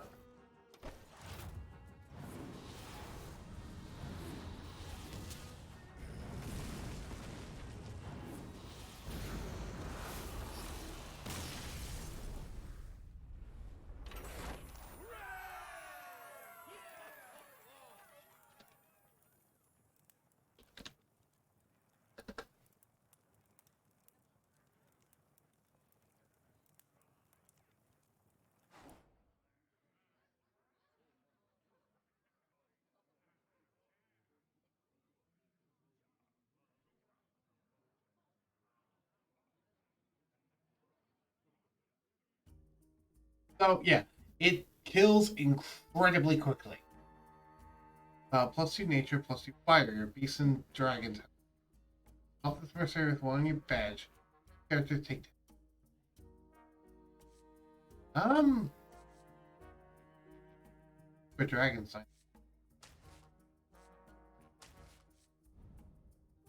Won't do nature or fire damage. That's the thing.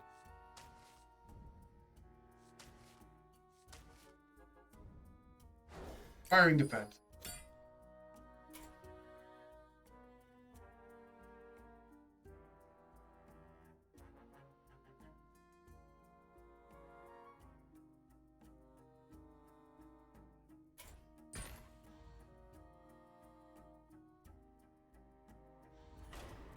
I will be right back. I have to go to the bathroom.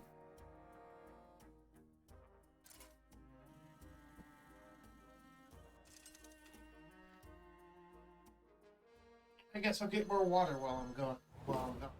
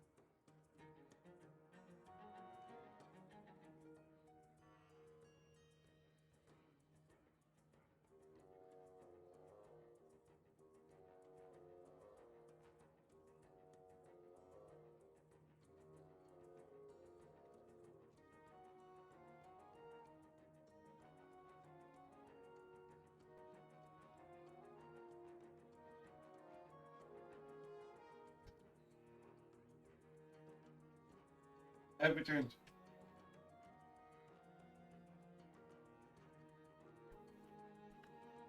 I'm back. Let's get that. Bathroom. Search. And I have a block. So anyway, that was the front half. Let's check the back half.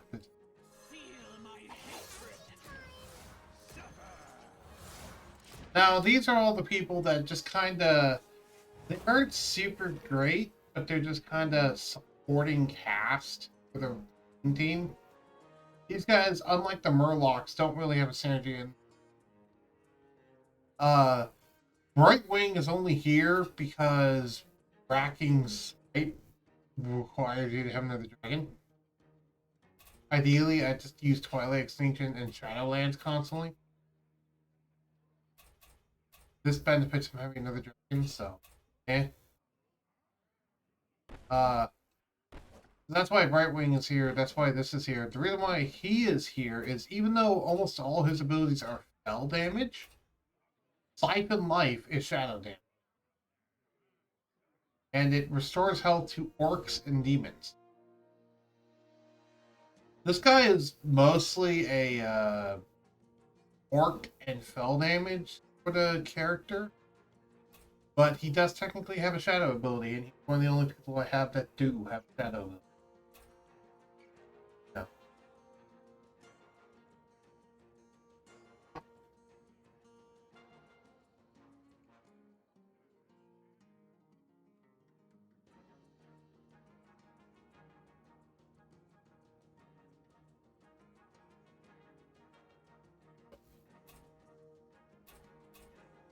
Yeah.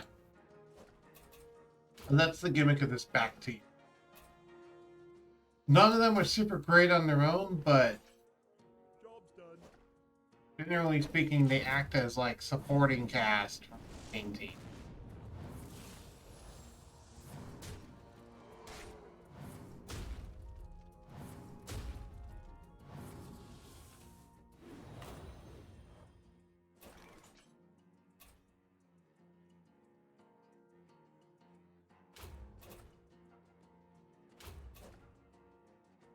Plus, Brightwing also has an ability that heals everyone a set amount of health, so it's not bad. Probably not. Job's done.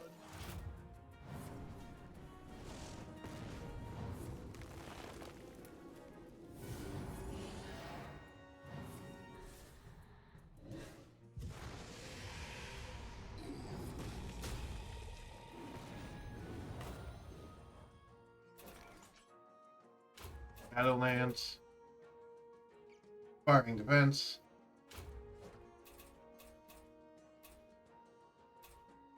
Bellbolt, Job's done.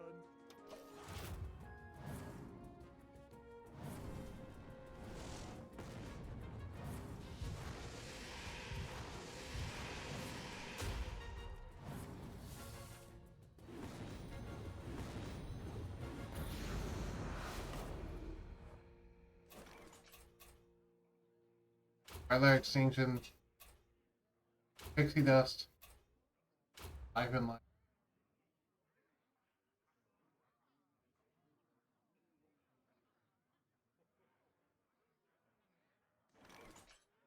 Job's done.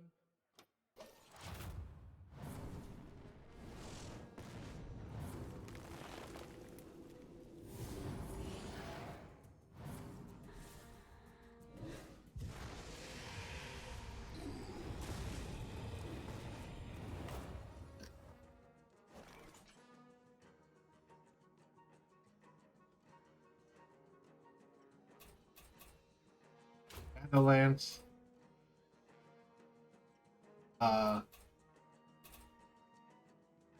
Phase Shift. Yeah, honestly, Phase Shift is easy. Get them out of there.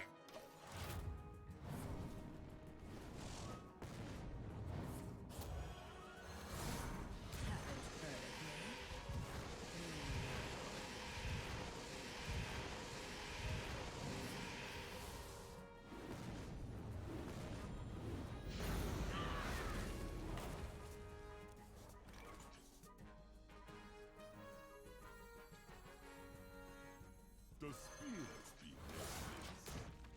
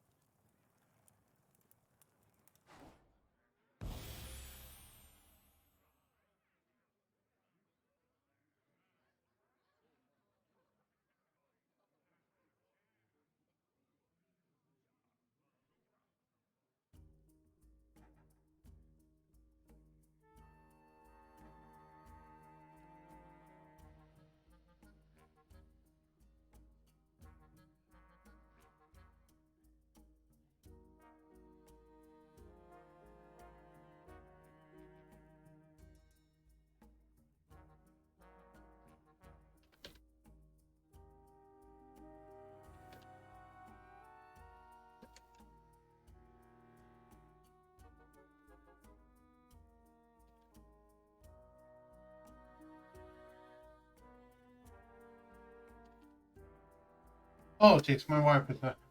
I said apologies, my wife is missing. Yeah, we're going for Shadow.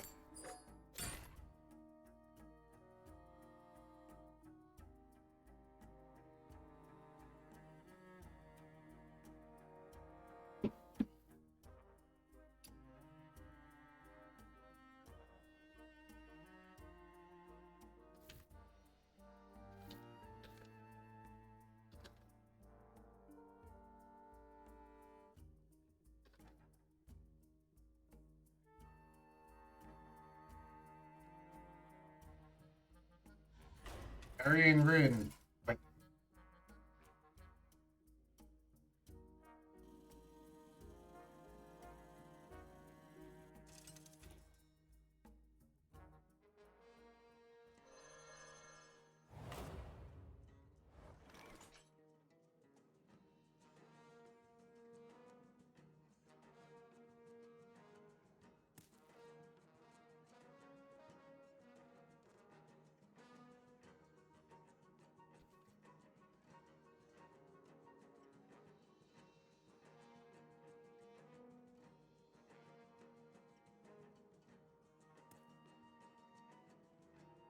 Raphael, who are you? I've never seen you before.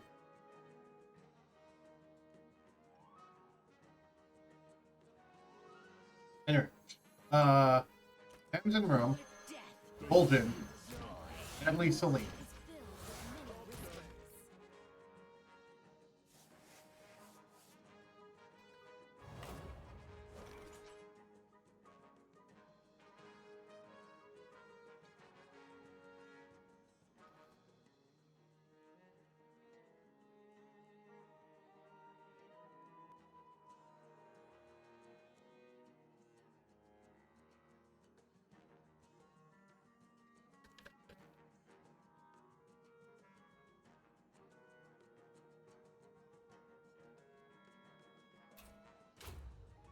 whispers. Super effective, anathema.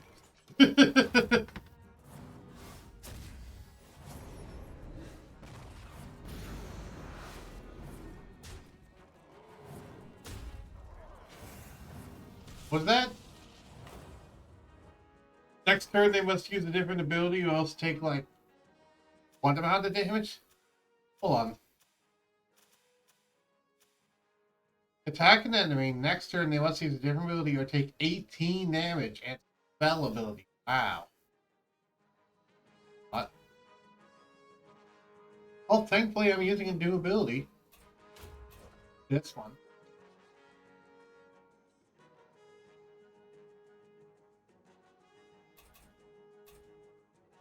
Curse of Weakness. Benediction.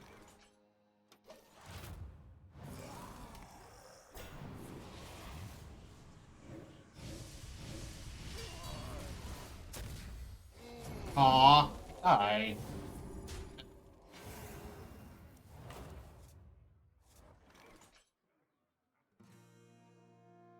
Alright. Full day in time. Curse of Shadows. You're not even going to attack. Anathema. Life and Life.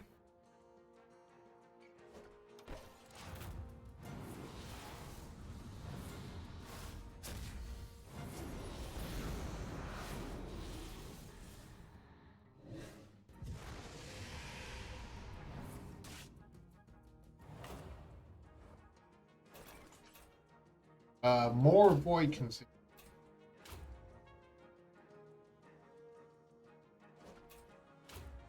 Attack. Benediction. Spellbolt.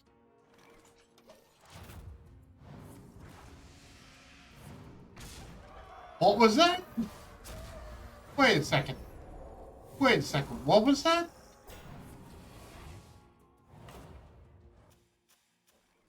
Hold on a gosh darn second. Brew Form 4. Become a dragon. Gain plus 65 health. Increased by damage dealt to this mark. Transform into Spell Rain. Deal 3 damage to all enemies. Repeat Starts off cool. Wow, okay. So he can just randomly, well, not even randomly, he can just choose to transform into Rathion. Okay, what was he before? Oh, he's also Rathion. Okay, so he can just choose to transform into his true dragon form. I see. He's a human and he becomes a dragon. Interesting.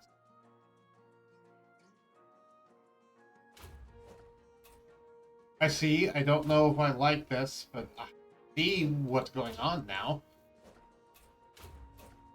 See the predicament that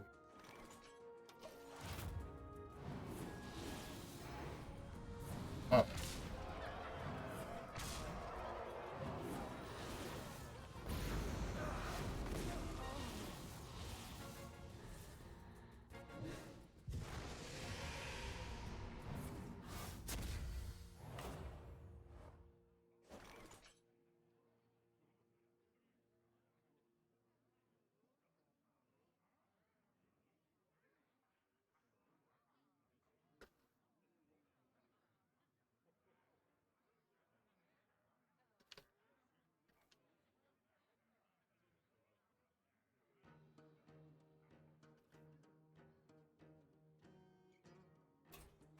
More void consumers. More smacking them in the face. More benediction and more felbolt. Job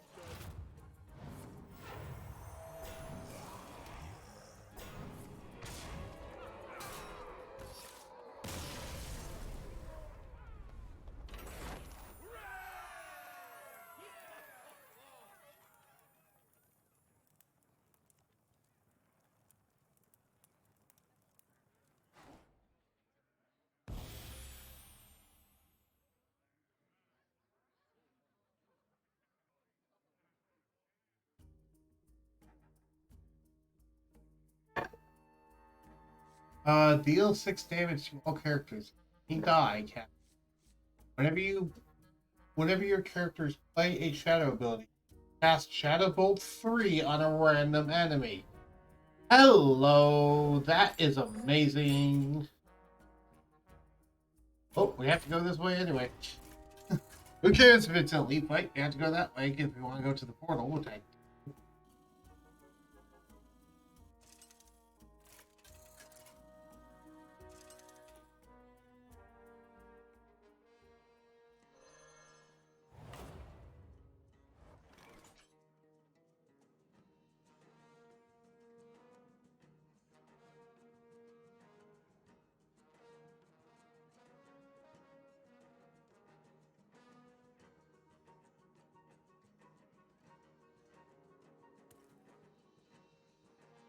um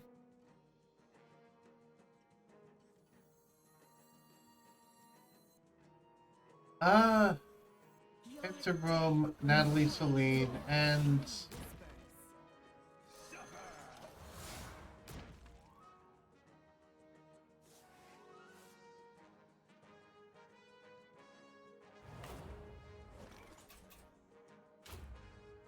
Shadowbolt, Anathema, Bellbolt.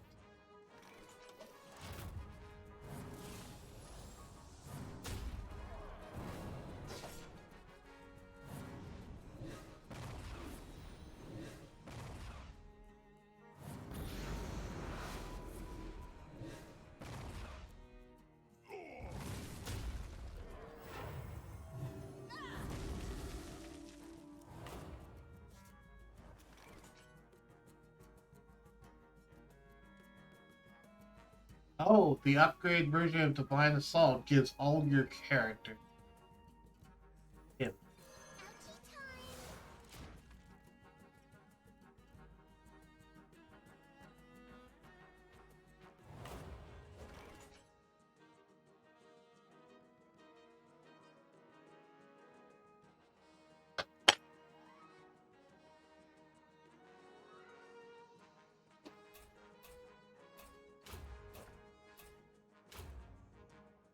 Life and life.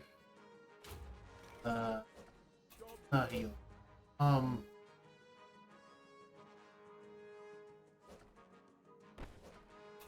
Not Siphon. See if Siphon life of him.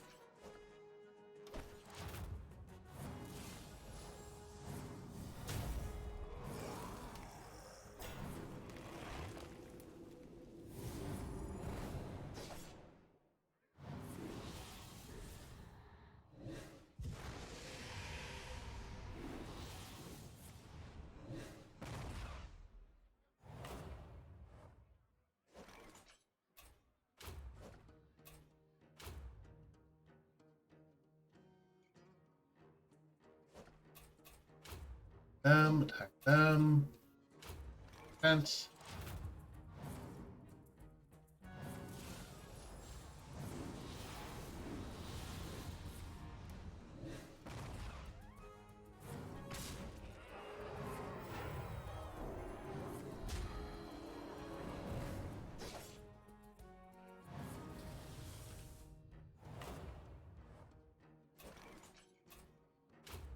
More void consumers, more snack space. Siphon life. Heal everyone.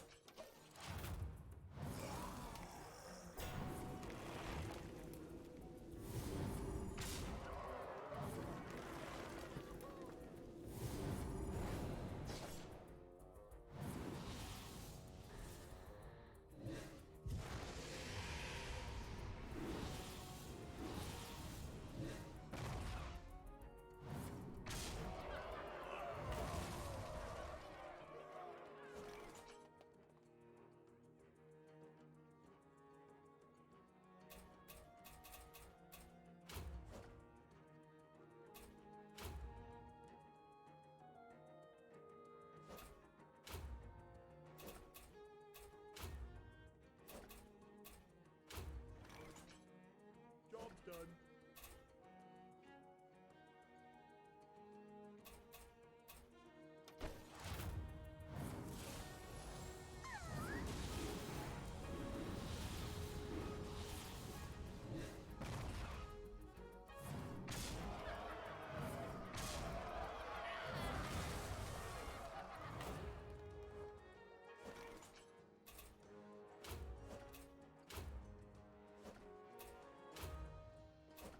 We're not doing super well this run. Probably because I loaded the back half now. I just show it off, but it didn't actually work out well because I loaded the back half.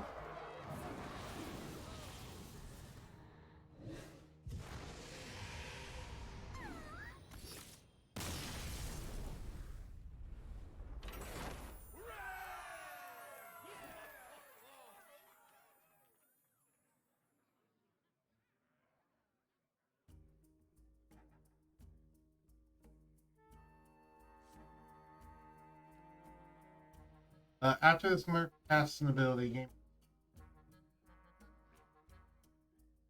integrate destroy random enemy. Whenever your players cast a spell ability, cast spellbolt with 5. Yeah. Our doom.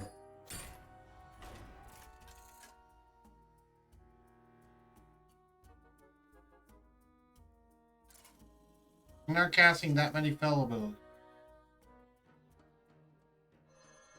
So increasing shadow damage. Haven't heard of me? You will. And spell damage. Shadow damage and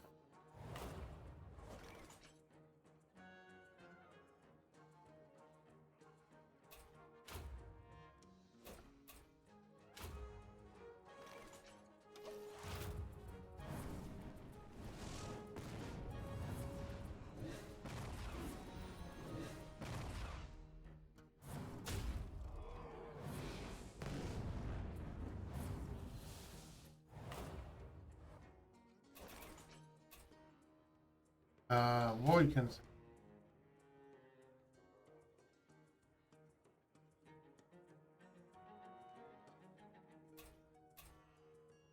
life and light.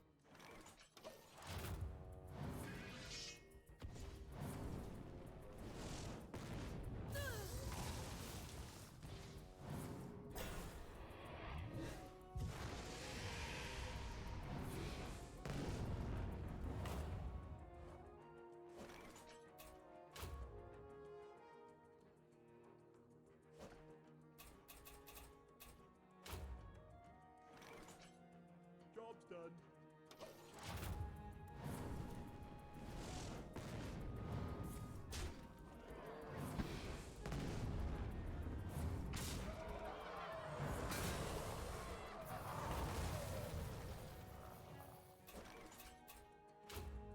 Right?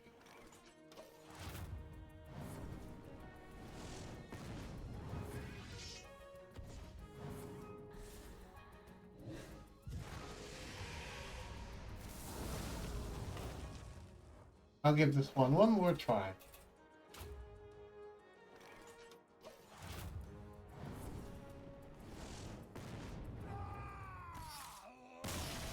I'll give this bounty one more try with my shadow team, and if I can't do that, then I'm probably just gonna end the stream and go.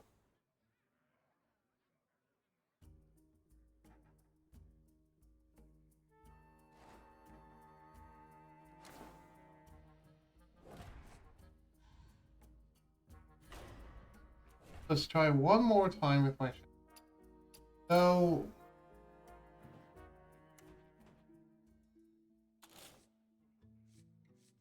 I'm gonna swap out right. We don't have another shadow. But what's a nice generic?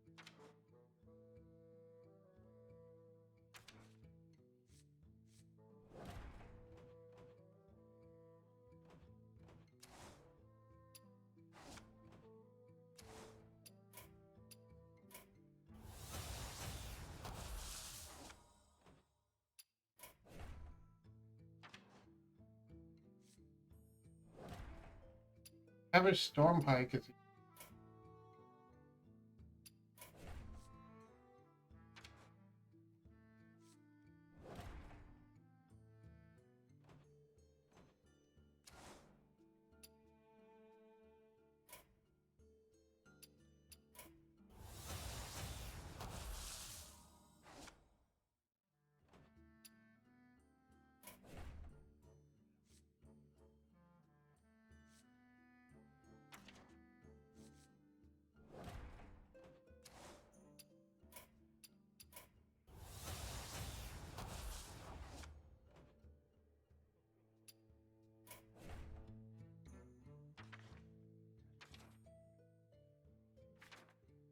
Orgel is a good. However, I think we're gonna go back with Arden.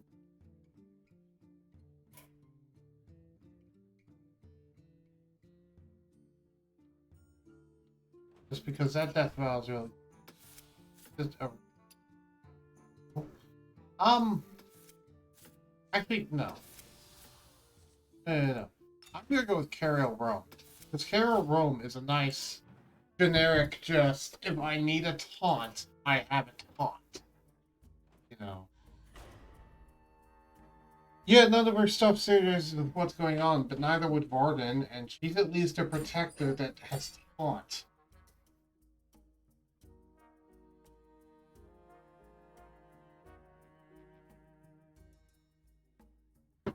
And healing. Let's also not forget that she has healing. Granted, so is Cornelius. But between Cariel and Cornelius, I prefer Cariel because Cariel can at least heal herself and does so actively. While being a stronger taunt. So yeah. Two.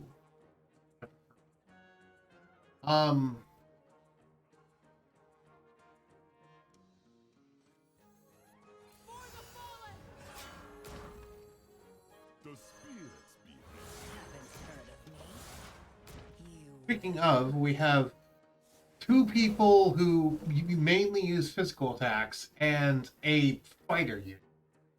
Plus, another reason why I want Cariel is because that way I actually have a protector to super effective against fighters on a team that's primarily casters.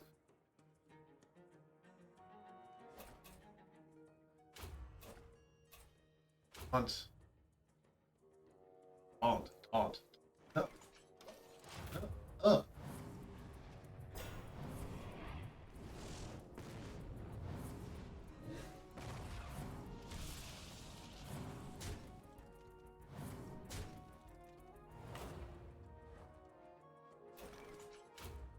And yeah, she caused more taunt.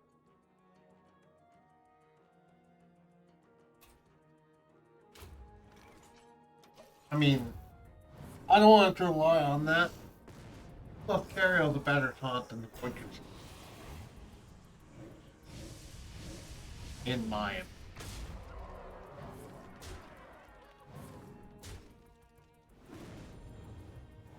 certainly more longer lasting.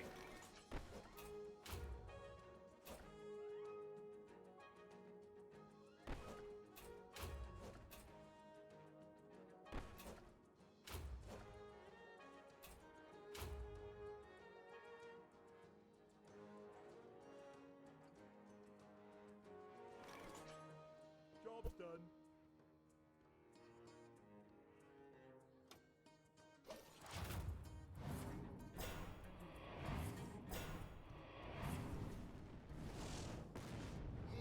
Oh, Vol'jin's dead. Unfortunately. Embrace nothing.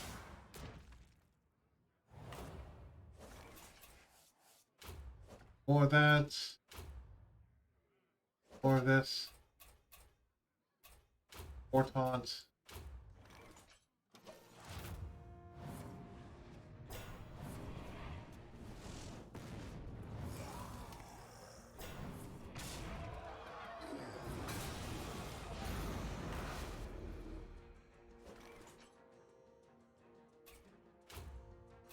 Curse. Attack. Attack. Benedict. Job's done.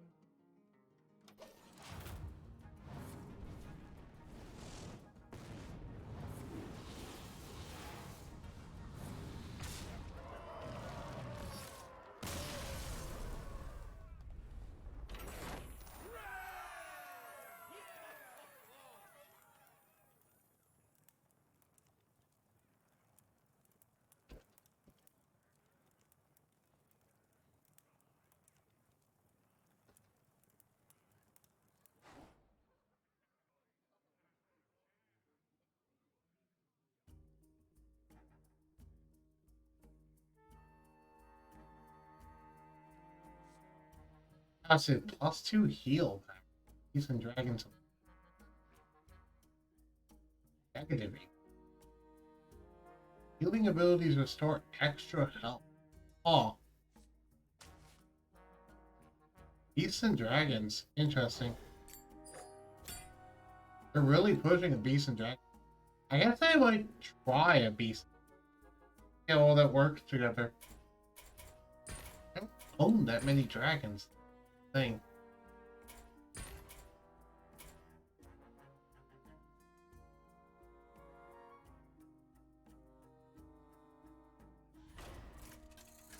Each bounty can drop different mercenary targets bounties.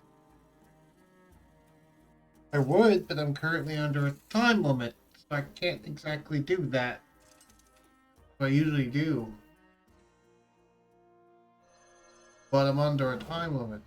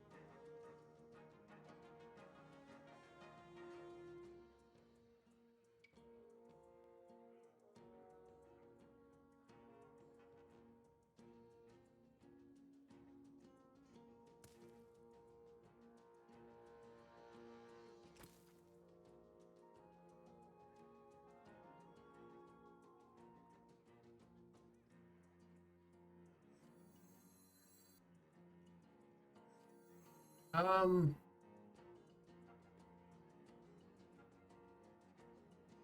you know what?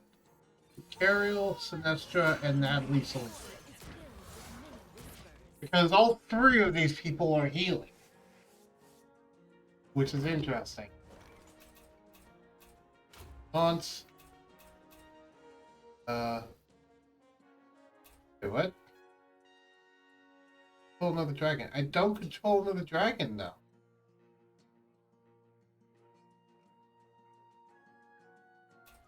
I mean, you are a dragon, but I don't control another dragon. Whatever. And maybe that's currently bugged.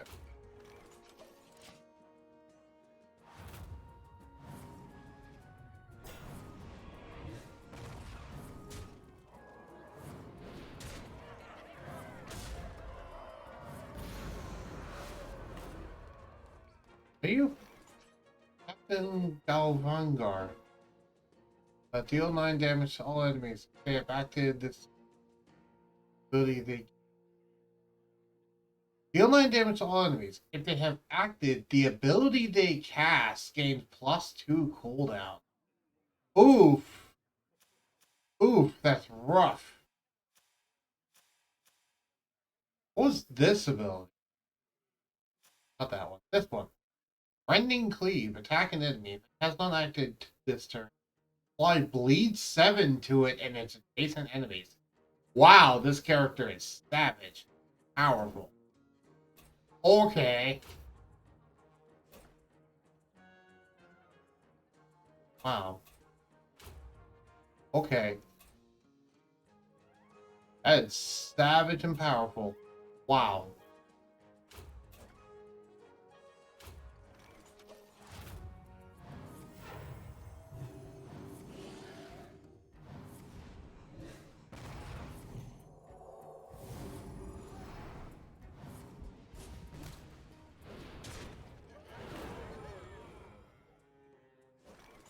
Yeah, so now that's cooldown 3.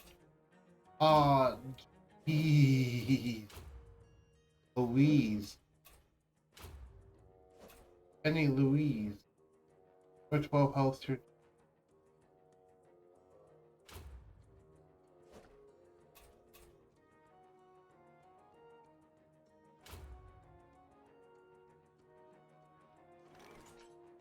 Job's done. Oh, wait, attacking it. Yeah, that does like. Really money. Oh, wait, because we have +9 attack. I forgot about that. And +5 from C. Evidently, I get victory.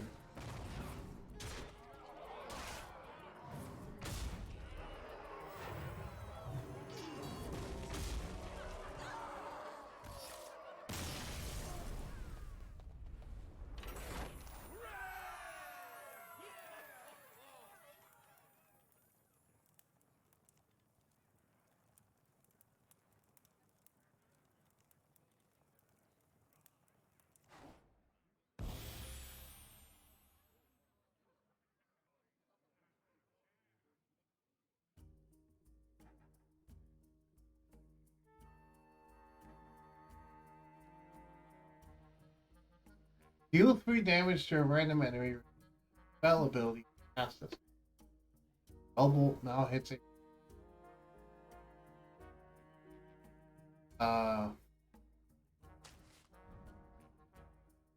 Sure.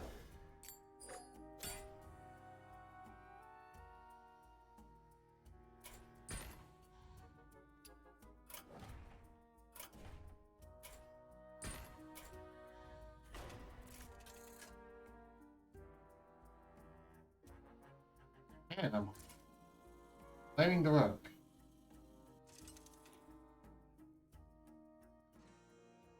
Yeah, after this attempt, regardless of what happened, I'm going to call this after this particular attempt. Because I am hungry.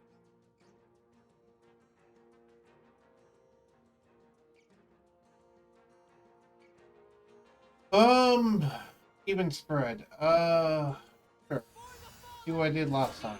The void is filled with many whispers.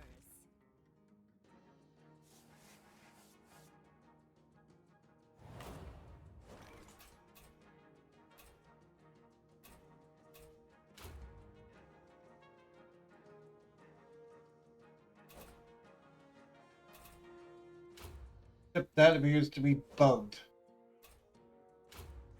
Fine by me, because it's bugged to be better.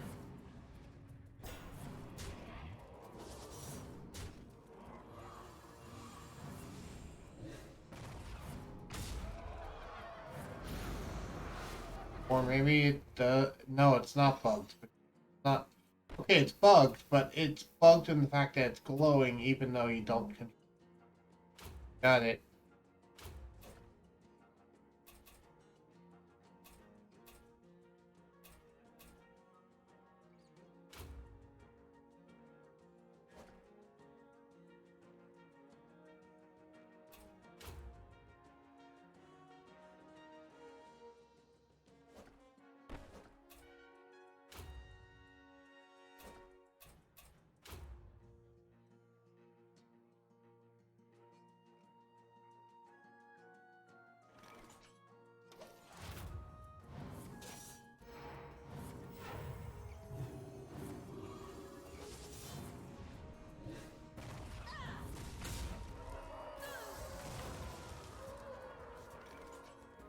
Your That death was unfortunate.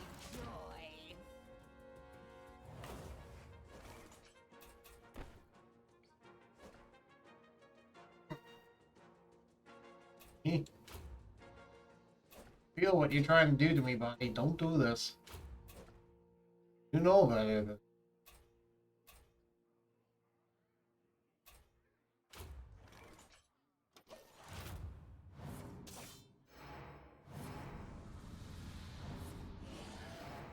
Nothing will stand in our way.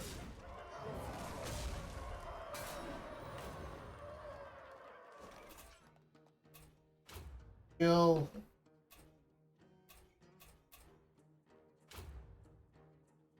For 12 health to yourself.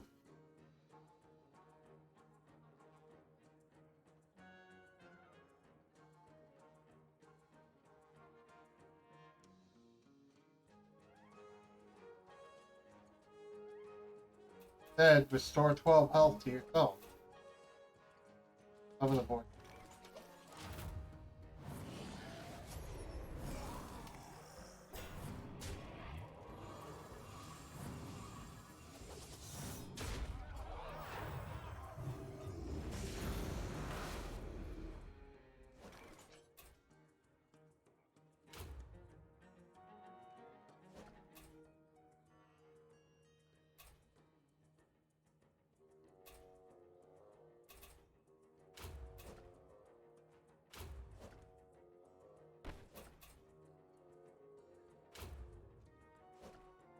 Two.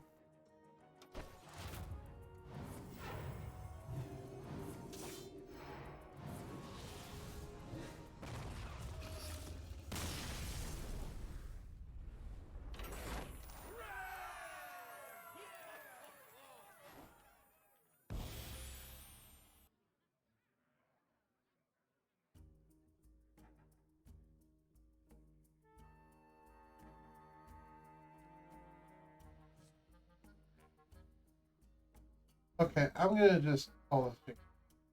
Thank you everyone for joining me. This was not one of my best streams, but it was pretty good.